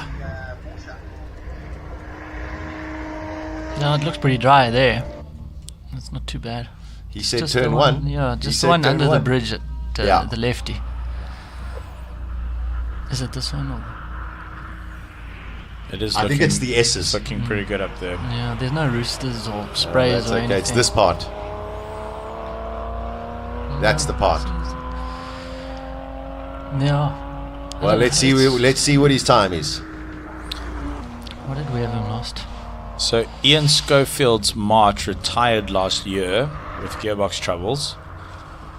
This isn't the IROC. No, this is not the IROC. IROC was 9th last year. I said 52.3. That's rapid. Gavin Rook, I cannot believe he gets that car up that hill that fast, to be honest. It's an incredible feat of driving. So he's taken a second and a bit off his here's the quali. IROC. Yeah. So maybe slicks. Maybe slicks. Here we go. We got Craig Vessels. So Craig Vessels was 9th last year in Classic Conqueror. Okay, and he's in 9th position at the moment. And he's off. His time last year was a 51.179. God, it's beautiful. Wow. And do we know what IROC is? Drone shot. Song. Drone shot. Coming under the bridge. I'm going to have to get better at not just saying drone shot. That's a great. It is cooler. That's a great drone pilot. That's some Those are the 2 little patches. Yeah. Okay, here we go. I promise I'll get better at not just shouting the word drone when there's a drone shot on the screen at some point. Right, here we go. He's chasing a 51.179, and to be better than 9th place in the 2024 Classic Conqueror Shootout, Craig Vessels is about to cross the line, which he does so in a tidy fashion. 52.375. Hundredths of a second slower than Gavin Rook. And 1.2-ish slower than last year. So we'll see where that puts him. Right, car number 4. Great to have Metal Magic Restoration watching from Whitefish in Montana. Yay, welcome. Welcome to the show. All right, Rick Morris, who I don't remember racing last year. I don't think he was. Rick comes in and out the country. Okay. He's a long-time Formula Ford racer. And I think raced against Senna in Formula Ford back in period, and Did he beat him in the championship? Back in 1981, we he beat did. him. Yeah, Yes. Colin did get him on our screens earlier. So. But he's over the years has come out and raced our local championship, and his son has And his also. son as well, yeah, Steve. Brilliant. And right, so he's the third competitor in the top 10 shootout then. So far, 52.375 Craig Wessels, followed by 52.355 Gavin Rook. Sorry, Gavin Rook rather leading slightly by, gosh, what is that, 0.02 of a second. Yeah, half a second down on Rick's split time. What can Rick Morris post? Remember, in the This top last 10, bit should be good. in the top 10 shootout, your time is your time. There's no second chances. It's all for glory here. One lap. Well, not really a lap. One run. One run. Sounded like he came up rather early. Was that a delay? No, it just sounded like he did. Yeah, 53. So second off the pace, but a solid run from Rick Morris. Enzo Kuhn in the Ferrari 348. What was that great Sega game? Outrun, I think it was called. Where you raced that I know Ferrari. exactly It was what- the F355 though, I think. Yeah. What was it the... Maybe a Testarossa. Yeah, Testarossa maybe, yeah.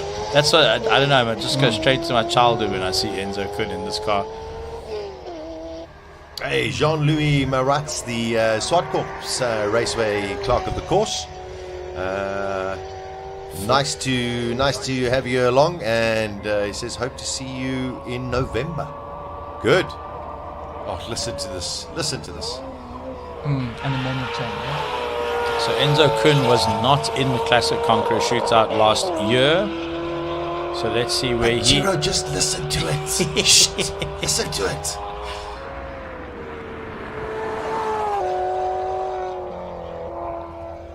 Ooh. Okay, sorry, Chiro. No, all good. I was mesmerized as well. Nothing quite like an NA V8 Ferrari from 1989. And what can Enzo Kuhn do? He goes third. Tell you, 52.7. Well, there's 0.4 Point between the four. top three. Yeah. Yeah. Alrighty, car number 2. It's Josh Dovey. Josh Dovey, 1973 Chevron B20 Formula 3 car. Yeah. And last year he posted, don't have his time, but It's he gonna be came quick. 8th last year. Might have to go back again. Gotta go forward. Hopefully the clutch likes it. Yeah. Steve Tarrant, watching all the way from Kingstag in the UK. Former marshal who worked Gerston Down and Goodwood Hill at their climbs. Also visited Kyalami 4 times in his career. Great to have you along, Steve.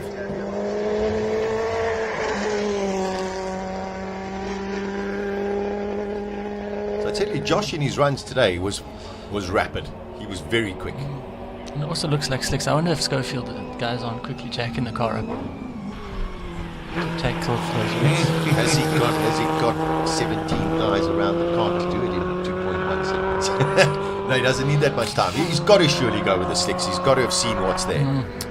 Rodrigo, if you're there with us, if it was your call, would you go slicks or wets? Slicks. This is pretty much the European way. As soon as things start eating up, everyone goes for the slicks, even if at a slight risk. But you have to risk it, because as soon as someone has that advantage, you have to follow through. So, in your opinion, as soon as one of the competitors went slicks, then everyone sort of had to rethink their decision. What can Robbie Walsh Sort of, do? yeah. Of course, it is a bit of a gamble, but you can leave all that advantage to one person only. Living and seeing the sky, seeing everything getting warmer and drier. I think it points to that decision. I have seen races where people have gone for the slicks when it was even a bit wetter than this. So it seemed like the normal conclusion, although still a risky one. Whoa. Using all the road. Should do some Googling. I think this Formula Ford is the same model that Senna was racing against Rick in period. Wow. Yeah. It's, No, so there's this Van one. Diemen also? Yeah, it is a Van Diemen. There's this one, and then there's Simpiwe who didn't make it into the shootout. She's in the Senna replica. She's in the Senna replica. Yeah. Robbie Walk, 49.2. He's set down a little challenger for the likes of Rui Campos, the likes of Andre Bezuidenhout. Super time there from Robbie Walk. So, Rui Campos definitely has some time in this car, because last year he placed third with a time of 46.730 in this car. So, it's in him, it's in the car. Is it in the track? I tell you, that is a super launch. Yeah, off the line well there.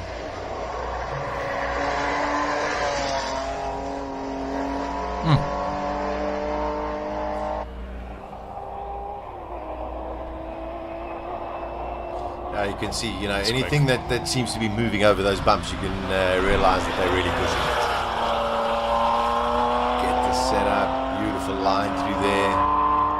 Now it's got a slight negative camber into this right-hander. Rui Campos has just gone fastest in the first sector, 30.8 versus 31.3 for Volk, 17.8 in the second sector for Volk. Will Rui go purple in the second sector? Well, you're 5/100ths of a second. 5/100ths of a second So slower. He lost it. He was 0.6 seconds slower in the second sector, and that was it. That's what cost him. So it was a good launch. He's still on the wets, Ian Schofield. Oh, Rui will be gutted. Well, this is 500 slower. This is bold. This is bold. Is it? So this march is on the wets. So if you go, Rui Campos was 3 seconds quicker last year. Interesting. So that track might not be nearly as dry as we think. So Ian Schofield unfortunately retired last year and did not set a time in Classic Concro with the gearbox trouble. So he will be wanting to forget about 2024 and make it all about 2025. Let's see what. Oh, he's quicker than anybody. Anybody in the first sector. He's in the 29s in the first sector. So maybe the wets were faster. Wow. He is very much on a good run here. Yeah. By 4 seconds. Huge. 45.139. So it's quicker than his own qualifying. Yeah, he definitely felt he knew something. So now we have a very similar car on slicks. This is actually fascinating because we've got like an A/B test here happening here. Charles Atom, second last year. Charles Arton, sorry, he was runner-up to Franco Scribanti last year in his 1979 March 79A with a time of 43.586, which would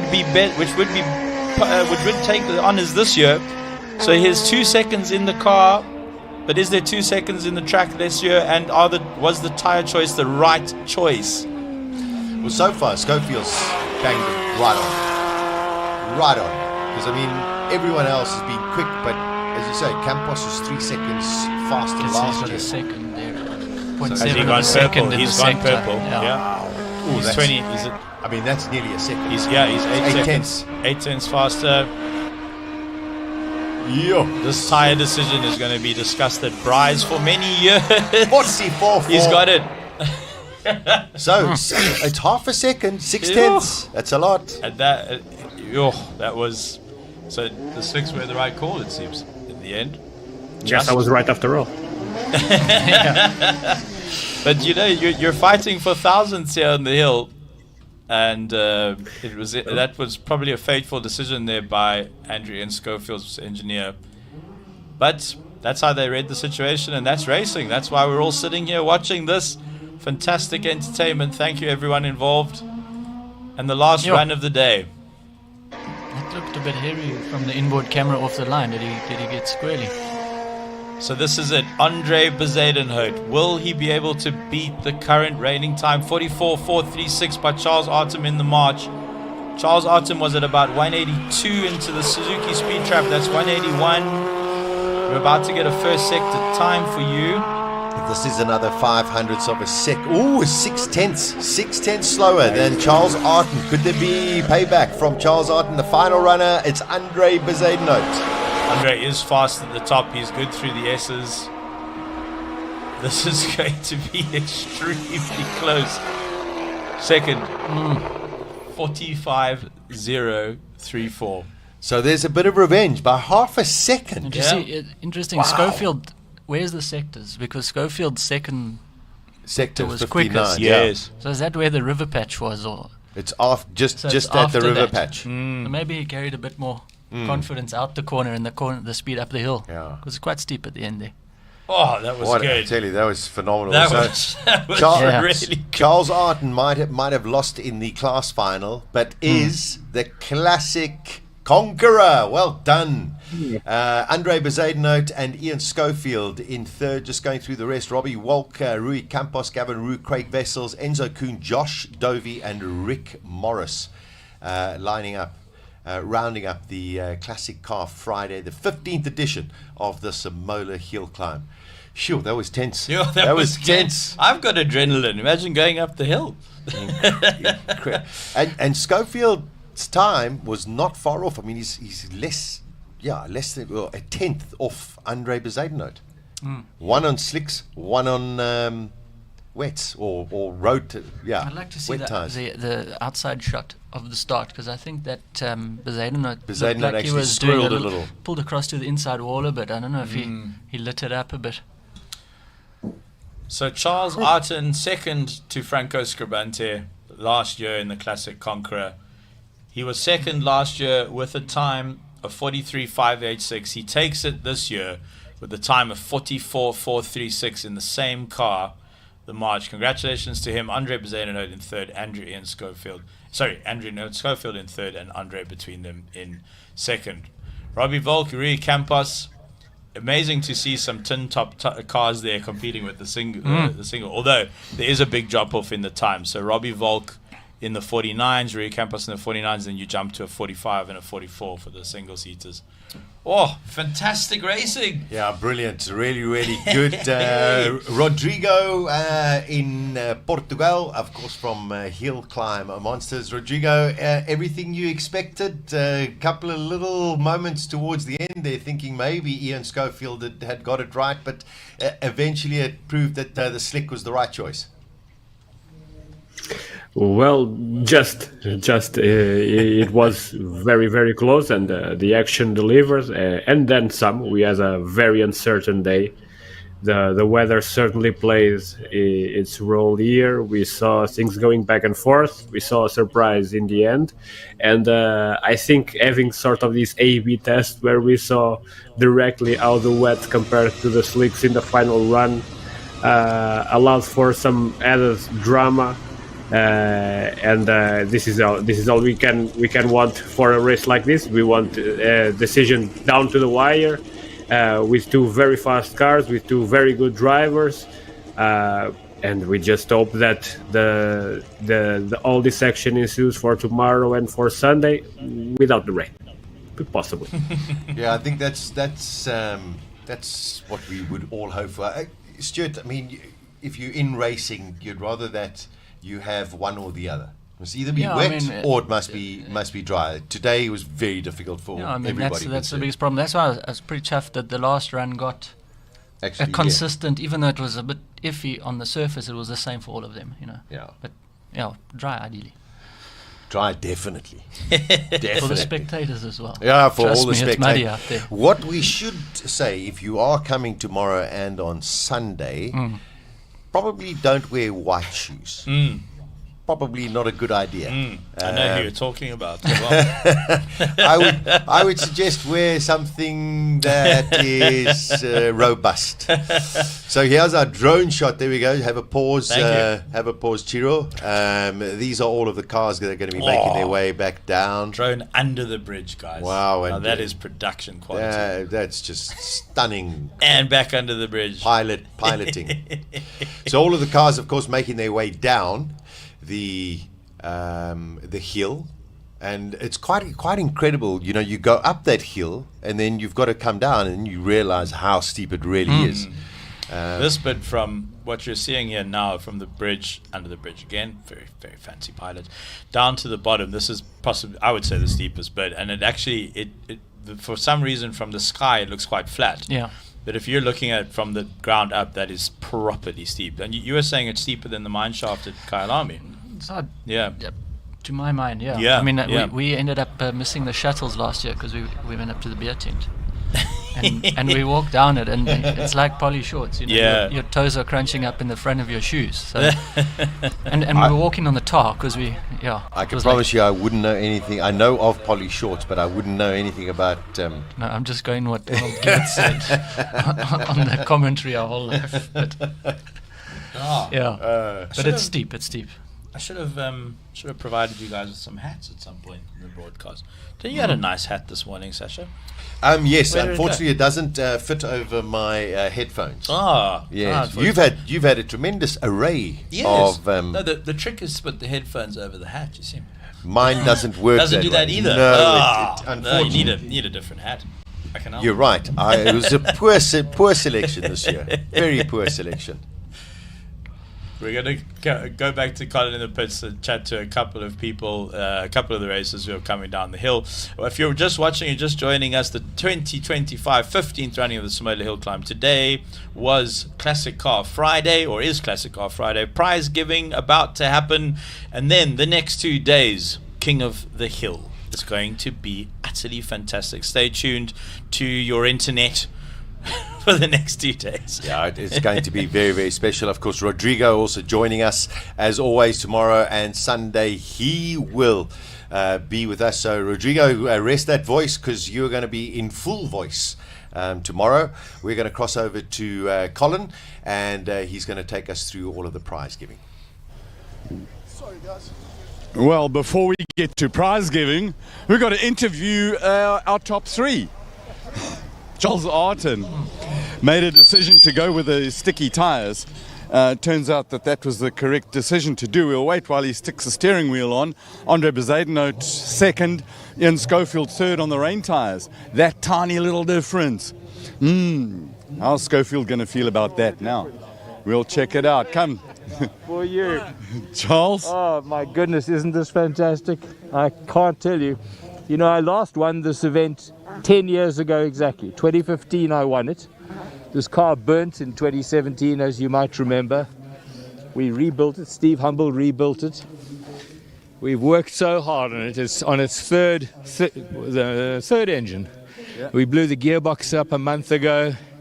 And this is just testimony to Steve and all the work his guys have done. And walk quietly and carry a big checkbook is the answer to a lot of the way to get to here. But for me, 10 years later, to win this feels so good. And on Jeff Goddard's last event, this is how I pay you back for all the support you've given this event over the years, Jeff. And yeah. You were sitting on the line. Yeah. What was going through your mind in terms of preparation and what you had to do to win this thing? I mean, this was a tricky one, you know. A lot of the track was dry, but there was 20%, there was water on the track, and you had to go. But if you got it wrong, it was going to end badly. So what was on my mind was just give it a full go and just hope it all sticks. Because Andre, who came second, he wasn't going to hold back. He was going to give it a full go as well. He beat me in the class final by 5/100ths of a second. So I knew there was only one way to win this, and that's give it everything I had. And this beautiful car delivered as well. I mean, that's what it's all about as well. These things are just such wonderful things, such wonderful machines. They're just brilliant to drive, to experience and be with. And so I dedicate this to the car. Awesome. Charles, congratulations. Get ready for a beautiful cool drink. Yes. And we'll see you at prize giving. Congratulations again and well done. Really, thanks very much. Thank you very much. Of course, well done to Steve, aptly named Humble, for doing his job. Let's see if we can find Andre Bezuidenhout. We just got to go down from the start-finish line there. Everybody's going to start coming up for the prize giving. But let's see if we can find Andre and Ian. There's Andre in the pit lane there. I'm just going, Patrick, I know you're coming with me. Ian, interesting choice with the tyres, hundredths or whatever it was, in a little tiny bit. What do you think now about the choice? Still think it was the right choice. I think it's in that sort of area where you've got to try something different. Yep. The other two were going on slicks. I didn't think there'd be a massive difference, and as it turned out, I nearly pipped Andre for second. I was just a little bit cautious through the last section. I left something on the table, and I knew as soon as I went through, I've left something on the table here. And in a shootout, you can't leave anything on the table. The first part was really good. Up to the bridge, under the bridge was good. It was just in the last section I knew I'd left something on the table there. There's always next year. Next year, yeah. Awesome. Okay. Thanks, Ian. Let's see. Andre? That was interesting, wasn't it? It was interesting and sideways. You guys going? I'm going to go. Ciao, ciao. See you. We speak. Thanks for coming. Ciao. See you. Ciao. Sideways? Well, sideways Schechter, eh? Yeah. He could do it. I couldn't do it. No, I lost it on the start. It was we went to slicks, and just a little bit too much wheel spin, went sideways. I held it until the last moment, and then I had a choice: either come off and finish the run, or hold it and maybe hit the wall. Yeah. So I came off it, and that half a second. I mean, congratulations to Charlie. He's been trying for many years, and well done. Awesome. Thank you very much for the entertainment. Thanks always for being available for us. I'm so sorry we're not going to see you tomorrow. Yeah. But you know what? We'll see you next year. Absolutely. I'll be back next year, and I wish everybody, Godspeed and a safe event tomorrow. Awesome. Andre, Cheers, matey. thank you so much. Right, and that kind of brings back Suzuki are in the house tomorrow. Megan, nice to see Suzuki. Suzuki's always here. Yeah, but we should have a proper fast car. The question was today, what car could Suzuki bring to Classic Conqueror? What car could... Yeah, Ooh. I know one. I don't know. Let's think about 4x4. Yeah, what about that? Come on. Okay, no. What, you're pushing me for an answer, but we'd love to look at it. How cool? How amazing if you would could it be? find, Takahashi, Monster Takahashi's car. Takajima. Him. And bring Yes. that thing here. How amazing would that be? How many crowds? All of them. Megan, They would all be goals in life. Goals. Right, Suzuki are going to run tomorrow. And I just have to pay homage again to my son. My sunshine, thank you for coming back. Thank you for being with us eventually. And that's it. I've talked enough for all the talking that I've gone. All the moistness is gone. It's dry. It's cool drink time. So back to the boys in the box. Thank you, Colin. Amazing atmosphere out there. Oh, careful, gents, careful. Charles Arton, just delighted. He got pipped by 500ths in the class, and then just laid it all out on that Classic Conqueror. Outstanding achievement, you could see. And also the history of that car, Stuart. He mentioned, the car was burnt out. You know a little bit more about it. Oh, it was the same that car. was the car, and Yes, there was nothing left. I think a lot of the parts are magnesium and like powder. It's not even you can't fix it. It's done. So it's a huge rebuild, and last year I think was the debut after the rebuild. But Fantastic. But it's also so awesome that we've got very similar cars. The top three are all in the same sort of series back in period. And it shows that the cars are being driven well because they're so competitive and they're all on the same pace. There's no standout guy, so brilliant. Yeah, just amazing. Rodrigo, final thoughts before we get into the King of the Hill starting tomorrow. And secondly, thank you so much for joining us as always. Thank you for the comprehension, because today I was very much not on tip-top shape. I was saving myself for what will be a very hardcore weekend of racing. So I expect nothing less than the usual Simola excellence that we have seen during the last years. Probably turned up to 11 now. We had a great first day, even with all the weather problems and everything. I think it just added some spice to the event. So I think we are all waiting just for some exquisite action and some proper 4-digit horsepower cars for tomorrow. Wonderful, Rodrigo Willis, and rest well, my friend, and we look forward to chatting to you tomorrow. Also, to everybody who's joined us on the live stream, thanks for all of the comments. The rest of the weekend is going to be spectacular, and if you are coming through to the hill climb in Knysna as well, we look forward to your company. Chiro, it's been a challenging day, but a magnificent day, and that's the beauty of motor racing. Nobody complains, it's just a question. We deal with the elements as they are, and everyone just sets up and goes and does their best. So compliments to all of the drivers as well for just going out there and, number one, putting on an incredible show, and also just putting on incredible expertise and talent. That was probably the best Classic Car Friday, I would say, from a spectator's point of view. To be so close to the top, down to the wire, and like Rodrigo pointed out, when racing comes down to a last-minute decision like that's great it's great for everyone watching, of course, and extremely rewarding when you do take the podium after a decision like that. So you love to see it from all angles, and it sets us up particularly nicely for the weekend. I think a couple of the campaigners that you saw today will be in different machinery tomorrow and Sunday. And this is the 15th running of Simola. It's my 14th Simola. Only missed one because I had that pneumonia or something very inconvenient. So no, we're all very happy to be here. It's lovely to see you guys again. Lovely to be with the team again. And I hope you watched it in home. This is now, if I'm not mistaken, the largest live stream in South African history is the Simola Hillclimb. So join us tomorrow and Sunday, where hundreds of thousands of South Africans will be online too. Yeah, amazing. And Stuart, listen, thank you for your insights and everything you're doing in the classic car world as well. Yes, thank you. I'll watch you guys tomorrow. Yeah, I'm wonderful. Going up the hill, and I'll watch the racing and that, but I'll keep an eye on the live stream. Lovely.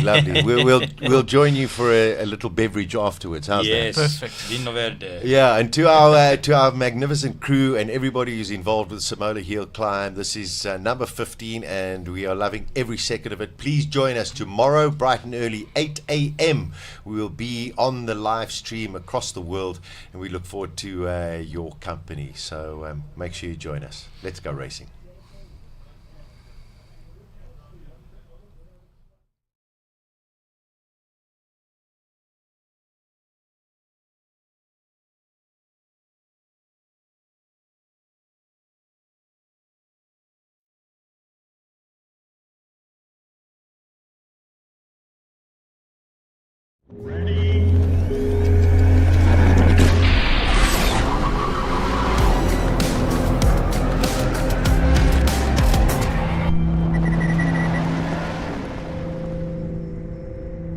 It's in our DNA to explore,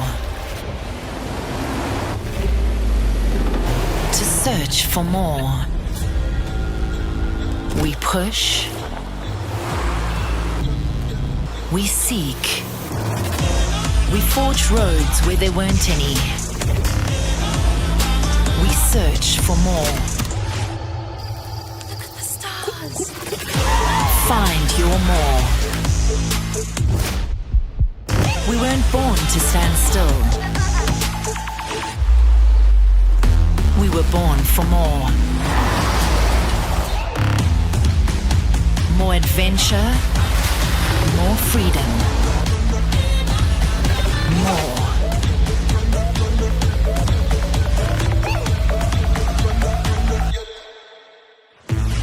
Introducing the Suzuki Jimny 5-door, born for more.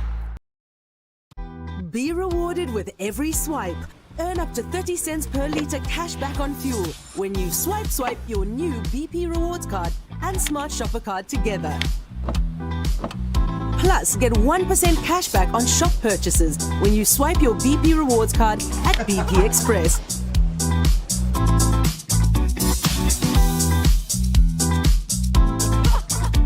Join BP Rewards quick. BP, everyday brighter.